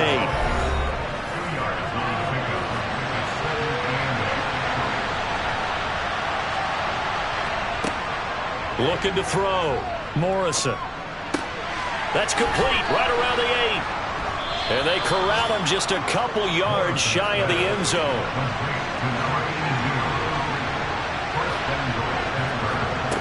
Back to throw. Morrison. He's going to flip one out here to his running back. Down under 2 minutes to go in this football game. So the Steelers with the football as we get you reset. They've got it 2nd and goal as they look for a late touchdown. Looking to throw on 2nd down. Morrison. And this is caught now for a late touchdown. So hold everything here. This one's not over yet. They do tack on the extra point as well, as this gets them back within a touchdown and a 2-point conversion.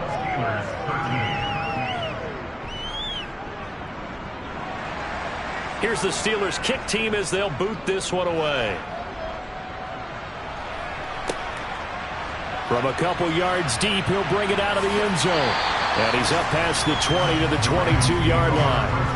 And Baltimore's offense set for this next possession. And this game not quite over yet. And we'll likely see them take all 3 timeouts defensively, so they can't just kneel this one out. They're going to have to try to run a few plays. You're exactly right. They've got to get a first down and make them use up all their timeouts in order to feel like they have this one in hand. Now the Steelers use the first of their 3 timeouts as they'll talk things over prior to this upcoming 2nd down play.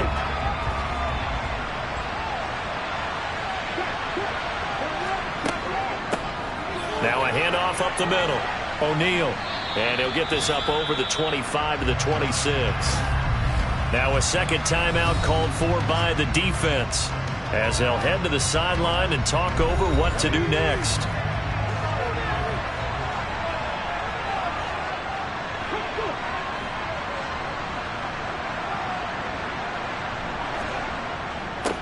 On 3rd down, O'Neal. And a pretty nice tackle there, ranging up from his free safety spot as he'll stop him about a yard short.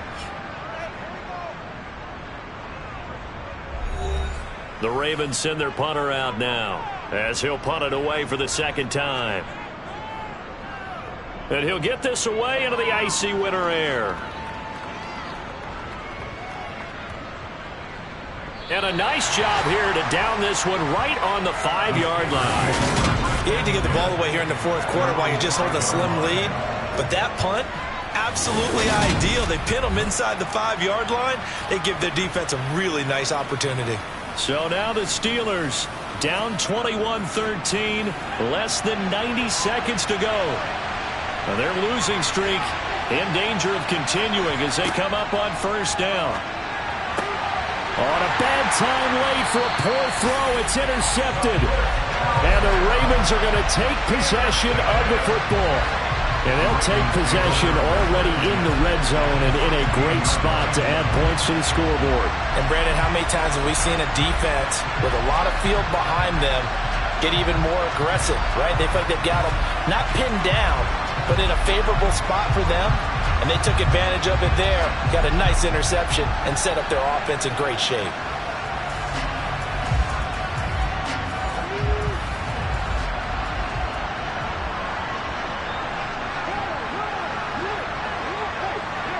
they will take a knee here. 2nd and 11 now.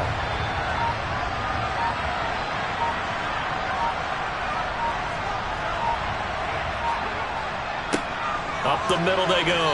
O'Neal, after getting stuffed on first down, not much better there. 2-yard gain.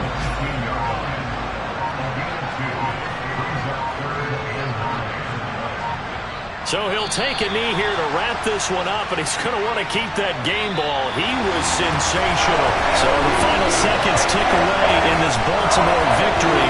And it was a bit of a strange game. They were held scoreless through the entire second half, but their first half output, that's enough to carry them to victory. And that's an odd game to watch, isn't it? Because when we saw the output in the first half, you think to yourself, okay, they've got something working here. They know what they're doing. They'll continue that along.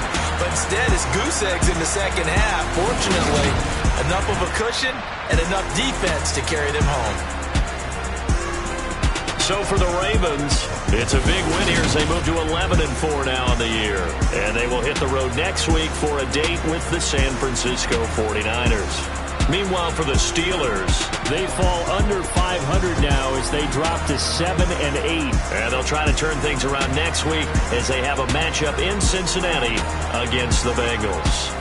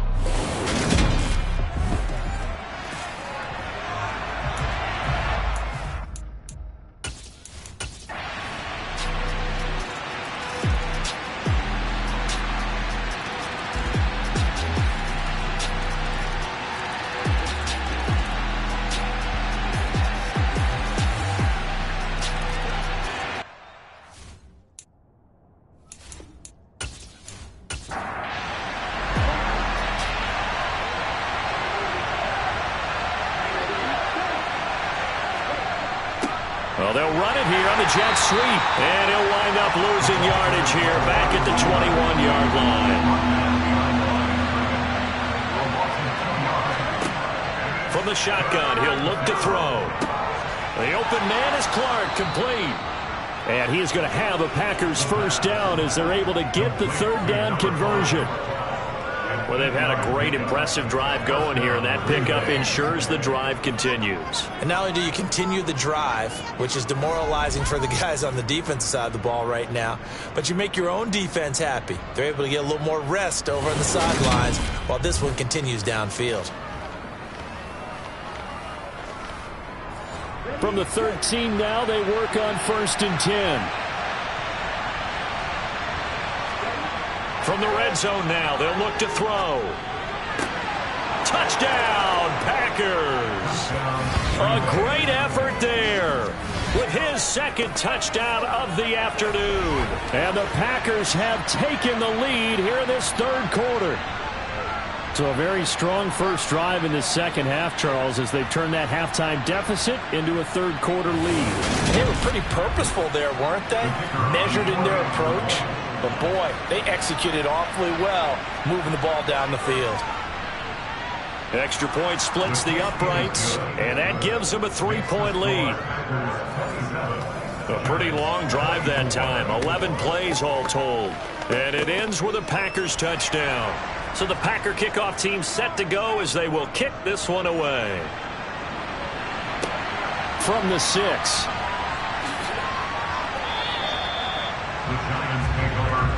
And now this offense comes back out onto the field. It seized the lead there for a little bit with a starting drive in the third quarter, but a moment ago the touchdown that puts them back behind. So their defense is under siege a little bit right now because they have not able to solve their opponents. So they've got to keep hammering away on offense and try and win this one in what appears to be a shootout. And he gets it here to right around the 24 before he's out of bounds. They'd love to just strike back with a touchdown right here, and if it's a long play, so be it. But the main goal, get a couple of first downs, run some plays, run some clock, allow their defense to get a chance to catch their breath, settle down, and relax a little bit after they just gave up a score. On second down, it's Bryant, and he's able to plow forward up to about the 29, just shy of the 30. He's tackled at the 29-yard line. On third down, Bryant across the 30 to the 31-yard line. Give him a couple on the run as it brings up a fourth down. So many things go into making a good play on defense. In this situation, just not being blown out of the way was a big start, and then a nice tackle to finish things off.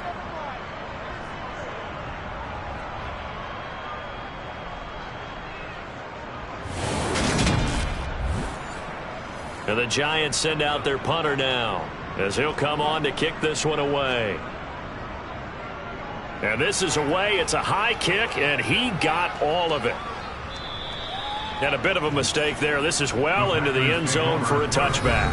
Now here's the signal caller getting ready to lead this offense again. He has been consistent, hasn't he? He played well in the first quarter, good second quarter, and now continuing that here in the third. And that's the word that they're always seeking from the guy taking the snaps, is consistency. Taking care of the ball, making sure it gets to the right people, no errors, right? Not turning it over, and just doing all the right things. That's leadership, and it inspires confidence in a team. Yeah, been a good leadership and a good distributor. Now, meanwhile, a pass that should have been intercepted, but it winds up falling incomplete. They'll drop to throw. And the giant rush. That'll bring up fourth down on a big sack with a loss of 5. Before they can get the punt away, whistles as we've come to the end of the third quarter of action. You are watching the NFL on EA Sports. Back now here at MetLife Stadium. It's been a very hotly contested game to this point. Just a field goal separating these two teams as we get set for the fourth quarter. And taken right on the 30. A pretty good punt there, but also a nice return of 12 yards. And it'll be Giant football, 1st and 10. As the Giants head back out there, let's take a look at the playoff picture in the NFC. Well, including this week, 3 weeks remain in the regular season, Charles, and it is going to be interesting to see how this playoff picture sorts itself out before we head into the postseason. Competitive, entertaining postseason, that's what we're always striving for. But I think we get it during the regular season, too, because you never know how things are going to go during the final weeks of the season. Every team pulling out all the stops to get a better seed or just to get one of those 7 seats at the table. Just not much a quarterback can do there, CD. The pressure was in his face almost instantaneously, led to a very quick sack. Yeah, that's one where you turn to your lineman and say, guys, can I get a little help here? And you have to ask politely because, remember, they're blocking for you the entire game. But as a quarterback, you've also got to have the clock running in your head when you need to get rid of the football. But this time, he had no chance. They were on him instantly. And as we check the next-gen stats, that play lasted just 2.7 seconds from beginning to end. Just not enough time to throw the football.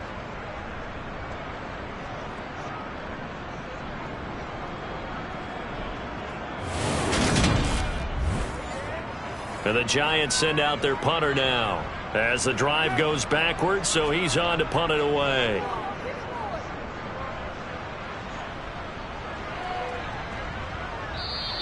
And this one hits at the 3 and then bounds into the end zone for a touchback. And Green Bay getting ready to go as they take the field. Their defense got the stop, forced the punt, and now you really start to monitor the clock as they nurse this slim lead. They'll start this drive out on the ground. 2 yards on the carry there. It'll be second down.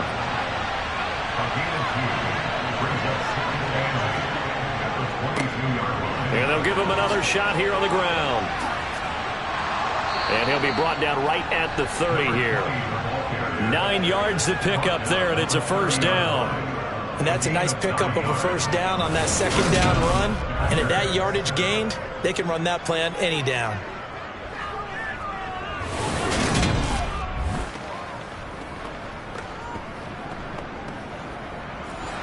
So first and 10 now from the 30.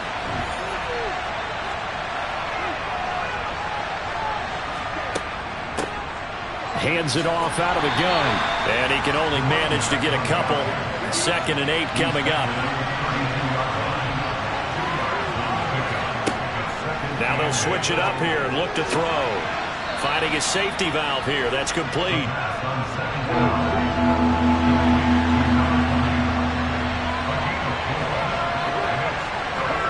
Out of the gun now on 3rd down. Over the middle, complete. That's Brown. And he is going to have a Packers first down as they're able to get the 3rd down conversion.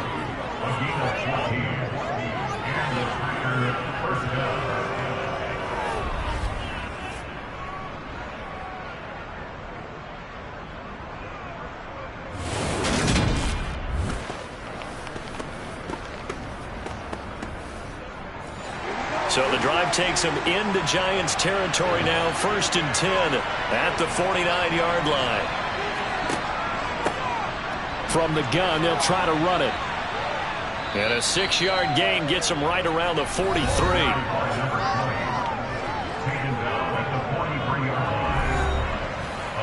If nothing else, they've already taken a couple minutes off the clock here already as they come up 2nd down. On the out route, this ball complete to Graham. And they're going to get this down to about the 37. That was a route run not just with dexterity, but with intelligence. Found the hole in the zone, made sure the quarterback saw him, and was able to make the sure catch and flip the down marker back to 1. Now left side, a completion to his tight end. That's good. The completion there for 7 yards. And that will bring up 2nd down. A 7-yard pickup brings up 2nd and 3 at the 31-yard line. They'll set up a throw. And Graham's got it. Complete. And he'll be hauled down at about the 30-yard line.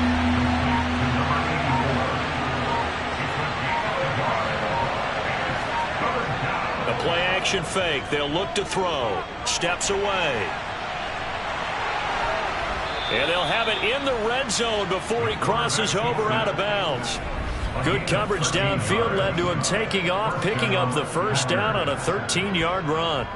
Well, there you go. Save your best scramble of the day for a big-time situation in the fourth quarter, picking up the first. You don't want to use it up early, right? You want to make sure you save it for that exact moment, that key time.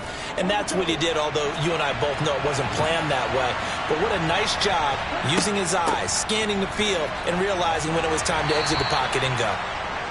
And they'll get him down right around the 16.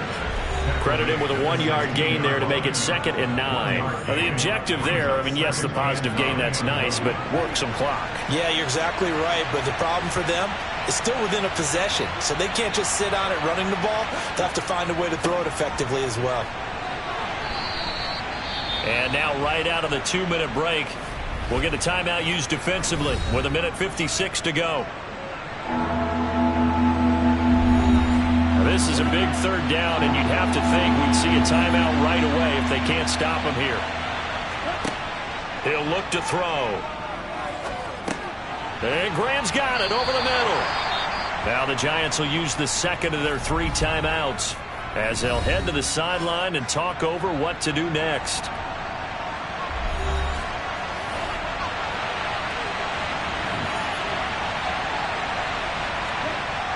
Looking to throw. And this is caught, pulled in by Clark. Now the defense will burn their 3rd and final timeout. And they'll be disappointed to have to burn one there after giving up the first down.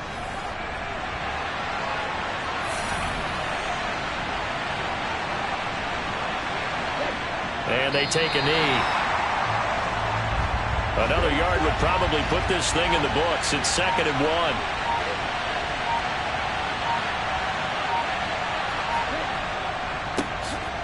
They'll try to run this one in. And he'll take this into the end zone for a Green Bay touchdown. A great play there with touchdown number 3 here in this game and 17 now on the year. And the Packers are able to build on to their fourth quarter lead.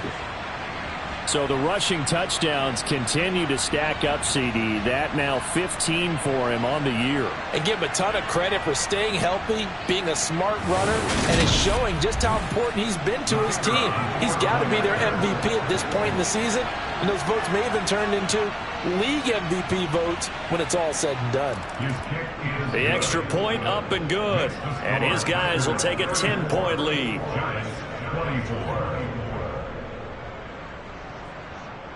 So the Packer kickoff team set to go as they will kick this one away. Taken at the goal line. And ultimately cannot get this out to the 25-yard line as he's dropped at the 23. The Giants now down on the scoreboard. A little under a minute to go. A crushing loss to their playoff chances on the horizon, barring a huge turnaround here, starting with 1st and 10. They'll try and start this drive in the air. Got a man over the middle, and it's complete. Now on 1st down, he'll drop to throw it. Throwing right, and that's complete. And they'll get this down to around the 47-yard line. It's a short one here, complete to the tight end. One final shot. They'll look to throw. Throwing for his running back, and he's got him complete. And he'll go out of bounds after taking a little further down inside the 40. A higher-scoring game, Charles, than we typically see in the National Football League, but fun to watch these offenses. They were really clicking. It seemed like everything that they dialed up worked. Yeah, it certainly was fun to watch from our perspective. How'd you like to be those defensive coaches, though? That wasn't a blast for them at all. And let's face it, they all game plan, they all scout, they all think they're prepared. But executing and stopping teams, that's another matter entirely. So for the Packers, they get an all-important 10th win to move them to 10-6 with 1 week to go.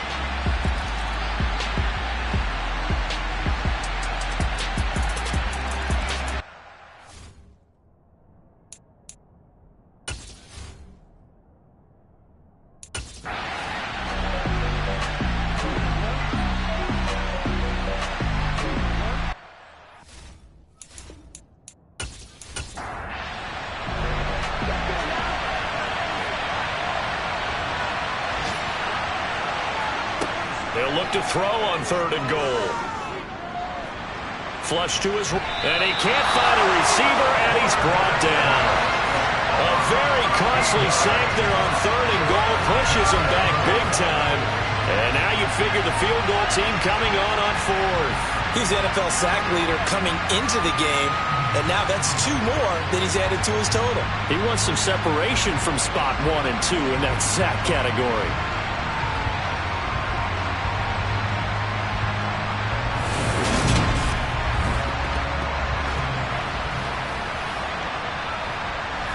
So here we go. Maybe the biggest kick of the game forthcoming.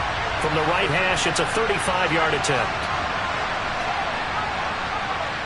And his kick is right there. It's good, and that'll get the lead down to 5. So an interesting call there to take the 3. I mean, I guess they're thinking that their hands were tied, but, you know, 4th quarter, that field goal might not help them that much in the end. Yeah, eventually they're going to need the touchdown. The thinking must have been they didn't feel confident about picking it up there, hoping maybe on defense they can get better field position, get a turnover, get a better play, and then they'll have a chance to attack the end zone.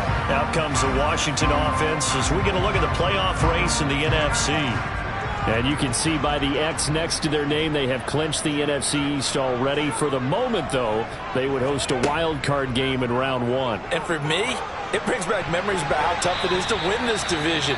Not just in recent years, but think about the decades that have stacked up where we've said the NFC East, always one of the toughest divisions in the NFL.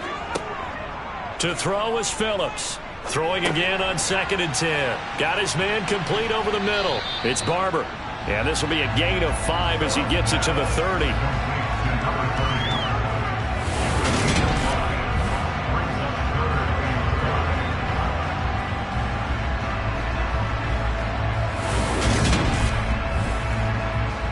Washington on 3rd down. Not so hot. 2 for 9 to this point. This will be 3rd and 5. Looking to throw. Phillips looking for his running back, and he's got it. And he goes out of bounds just shy of the 45. A gain of 14, 1st down Commanders. And at his size, he's a smaller back. You can get him the football. He can kind of get lost, make someone miss. It's good for him. Yeah, it's great for him. I like what you said there. Sometimes he gets lost in the traffic a little bit, but get him out in the open field into some space. That plays to his strengths the best and keeps him out of it where all the big boys are, you know, make someone miss in the open field. Barber on 1st and 10. And some room to roam now. And great blocking downfield as he's got this almost to the 35-yard line. Another strong gain on the last 2 plays. They've moved it a combined 33 yards. Yeah, they really needed to get something going, didn't they? They had punted on the last 2 possessions. The running game starting to come to the front for them, providing a nice pickup there to keep this drive going. So signs of life in what's been a dormant offense in this second half. Here's 1st and 10. Now a throw here to his running back. And he's going to get this down near the 25. I have to tell you, Brandon, I feel like a coach right now because I'm wondering why the angle route continues to be so effective when as an inside linebacker, you're always taught, don't let someone cross your face. If they want to go outside, it's okay. But they make that outside fake, cut back inside, off into great success. They'll run the counter with Barber. And not a lot of daylight. Not really any daylight inside as he's going to be stopped right at the line of scrimmage. Brings up 2nd down. They give the nod to Gould here. And they're knocking on the door now as a good run there going to take this to about the 10-yard line. Give them 14 on that one and a 1st down. How about this offensive line? They're really starting to establish themselves, take over this game. And before the series began, I know exactly what we said in the defensive huddle. Guys, we got to get no less than a 3 and out. Let's get off the field. Instead, they can't find any traction towards doing that. Right now, they're just getting muscled all over the field and getting touchdown Washington. A great effort there. With touchdown number 2 in the game and now 11 on the year. And the Commanders are looking to make it 2 straight as they add on to this 4th quarter lead. In order to lead in a game, you're going to get plenty of contributors, but that's his second touchdown catch of this game. He's one of the key guys in this one. And you better believe he'll be looking for the hat trick here as this one continues to go.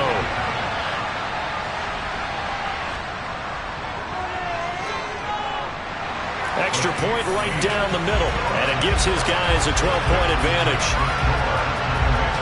So that drive goes 8 plays. And it was polished off by a Washington touchdown. Kick team out there for the Commanders as they send this one away. Fields it right around the goal line. And he won't quite make it to the 25. Back on offense, New York gets set to take over. Well, that last touchdown we just saw, what an important one. Now it's back to a 2-score deficit for this crew as they take the field here, and they are in desperate need of finding the end zone. They'll start on the ground here on first down. And he's going to take this ahead for right around 3 yards, but no more than that. Second down. Here's a 2nd and 7. To the sideline, and wow, what a catch there. He doesn't get a lot, but he was able to get the feet down complete. They have 3 yards on first down, just 1 yard there.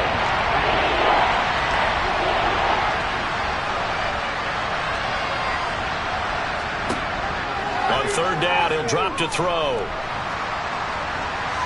And he'll just toss it away. So he throws it away, and that brings up 4th down. As expected, they're going for it to keep the drive alive. And this time he's got the hook up. It's complete. And he is going to have the Giants first down as they manage to convert, and that'll keep the drive alive. The time to pull out the stops is now, and they convert there on 4th down. So from the 39 now, they'll come up on a 1st and 10. Back to throw again. He finds his man, complete. That's Bryant. Now that play is blown up, losing yardage back at the 35. But despite the completion, they're going to wind up losing 3 there. Second down. Well, it looked like the defense, they were ready for that one. Really left him almost no room to work after catching the ball. He could throw every move in the book at him. They were there, and they tackle him for a loss. They'll stick with the passing game as he looks to throw. And he's just going to get rid of this thing. To no one here. He throws it away. And now it's 3rd. Now on 3rd and long, they'll look to throw. And incomplete. He had nowhere to throw, so he just tossed it away. But that brings up 4th. What a difference a week makes. Last week he hit on over 80% of his passes. This week he's down under 50%. What do you see as the difference? Well, I think we're used to seeing a drop. If someone's over 80%, they're not going to hold that number, not in this league. But a drop under 50%, that just tells me that the defense has spent a lot of extra time on game films and came up with a really good plan to try and chip away at his timing. So now with a 2-minute warning coming up fast, that puts a mammoth dent in their comeback hopes. I like how you phrased it. It's a dent because there's still opportunity. They've got to get the ball back on defense, obviously twice. But guess what? This thing is not close to being over. They need to go ahead and play it out. Not over. As you said, 2-score game still.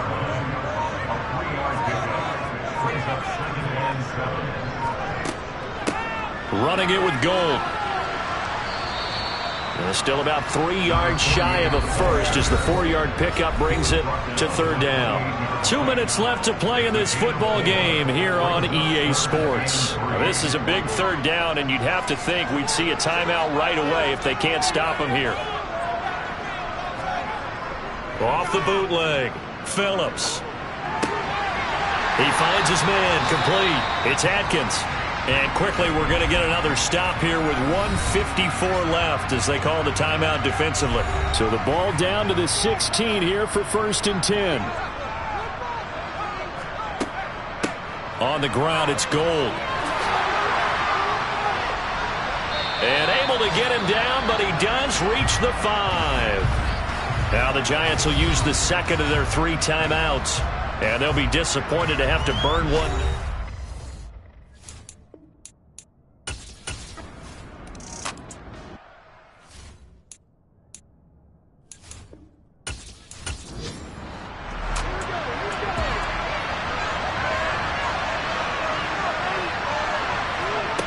They'll come out throwing here to start the drive.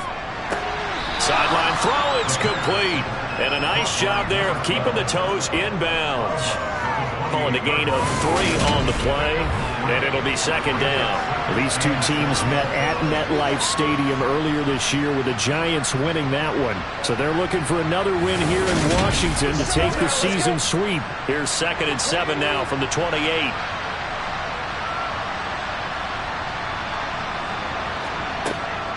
He'll drop to throw. Looking for his tight end on the corner. It's complete. And now it appears that the referee's been buzzed, and we'll get a review. And this being inside 2 minutes of play, everything coming from up above. Did he keep those feet in bounds? That's the question they've got to decide. And I got to say, watching it in real time, it was awfully close. Yeah, it certainly looked like a heck of a catch because he didn't appear to bobble it, which could complicate things. But even with the benefit of replay, that's pretty tight. Well, here's the call. So the folks in New York just going to wind up confirming what the official saw as this play will stand as is. Throwing left side here, and it's complete. And he'll be brought down inside the 40-yard line. Again, he'll drop to throw. He's going to flip one out here to his running back. And they're going to get this down to about the 37. Holding offense. What's the deal, y'all?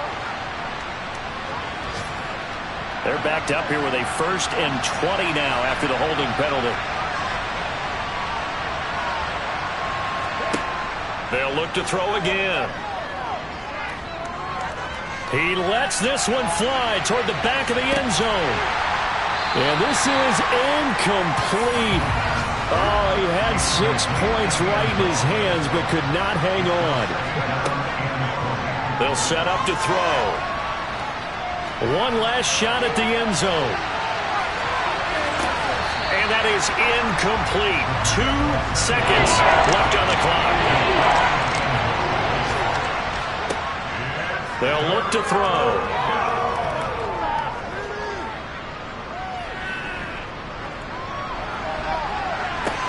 That's caught inside the 20. And he's brought down inside the 20 at the 18-yard line. So it's Washington getting the victory here. And you look back over the score sheet, interesting. A very clean game, no turnovers by either side. An absolute rarity when we watch games now because defenses have put such an emphasis on taking the ball away. But what we saw here was offenses spending their time saying, look, you know they're coming for it. Ball security is paramount. So they worked on that, not just a week of practice, but I'm sure all during training camp. Make sure when you have it, tuck it away because danger lurks everywhere you turn. So for the Commanders, a win here in Week 18 means they'll finish off the regular season at a very strong 12-5. And now they'll await the final seeding for the playoffs ahead.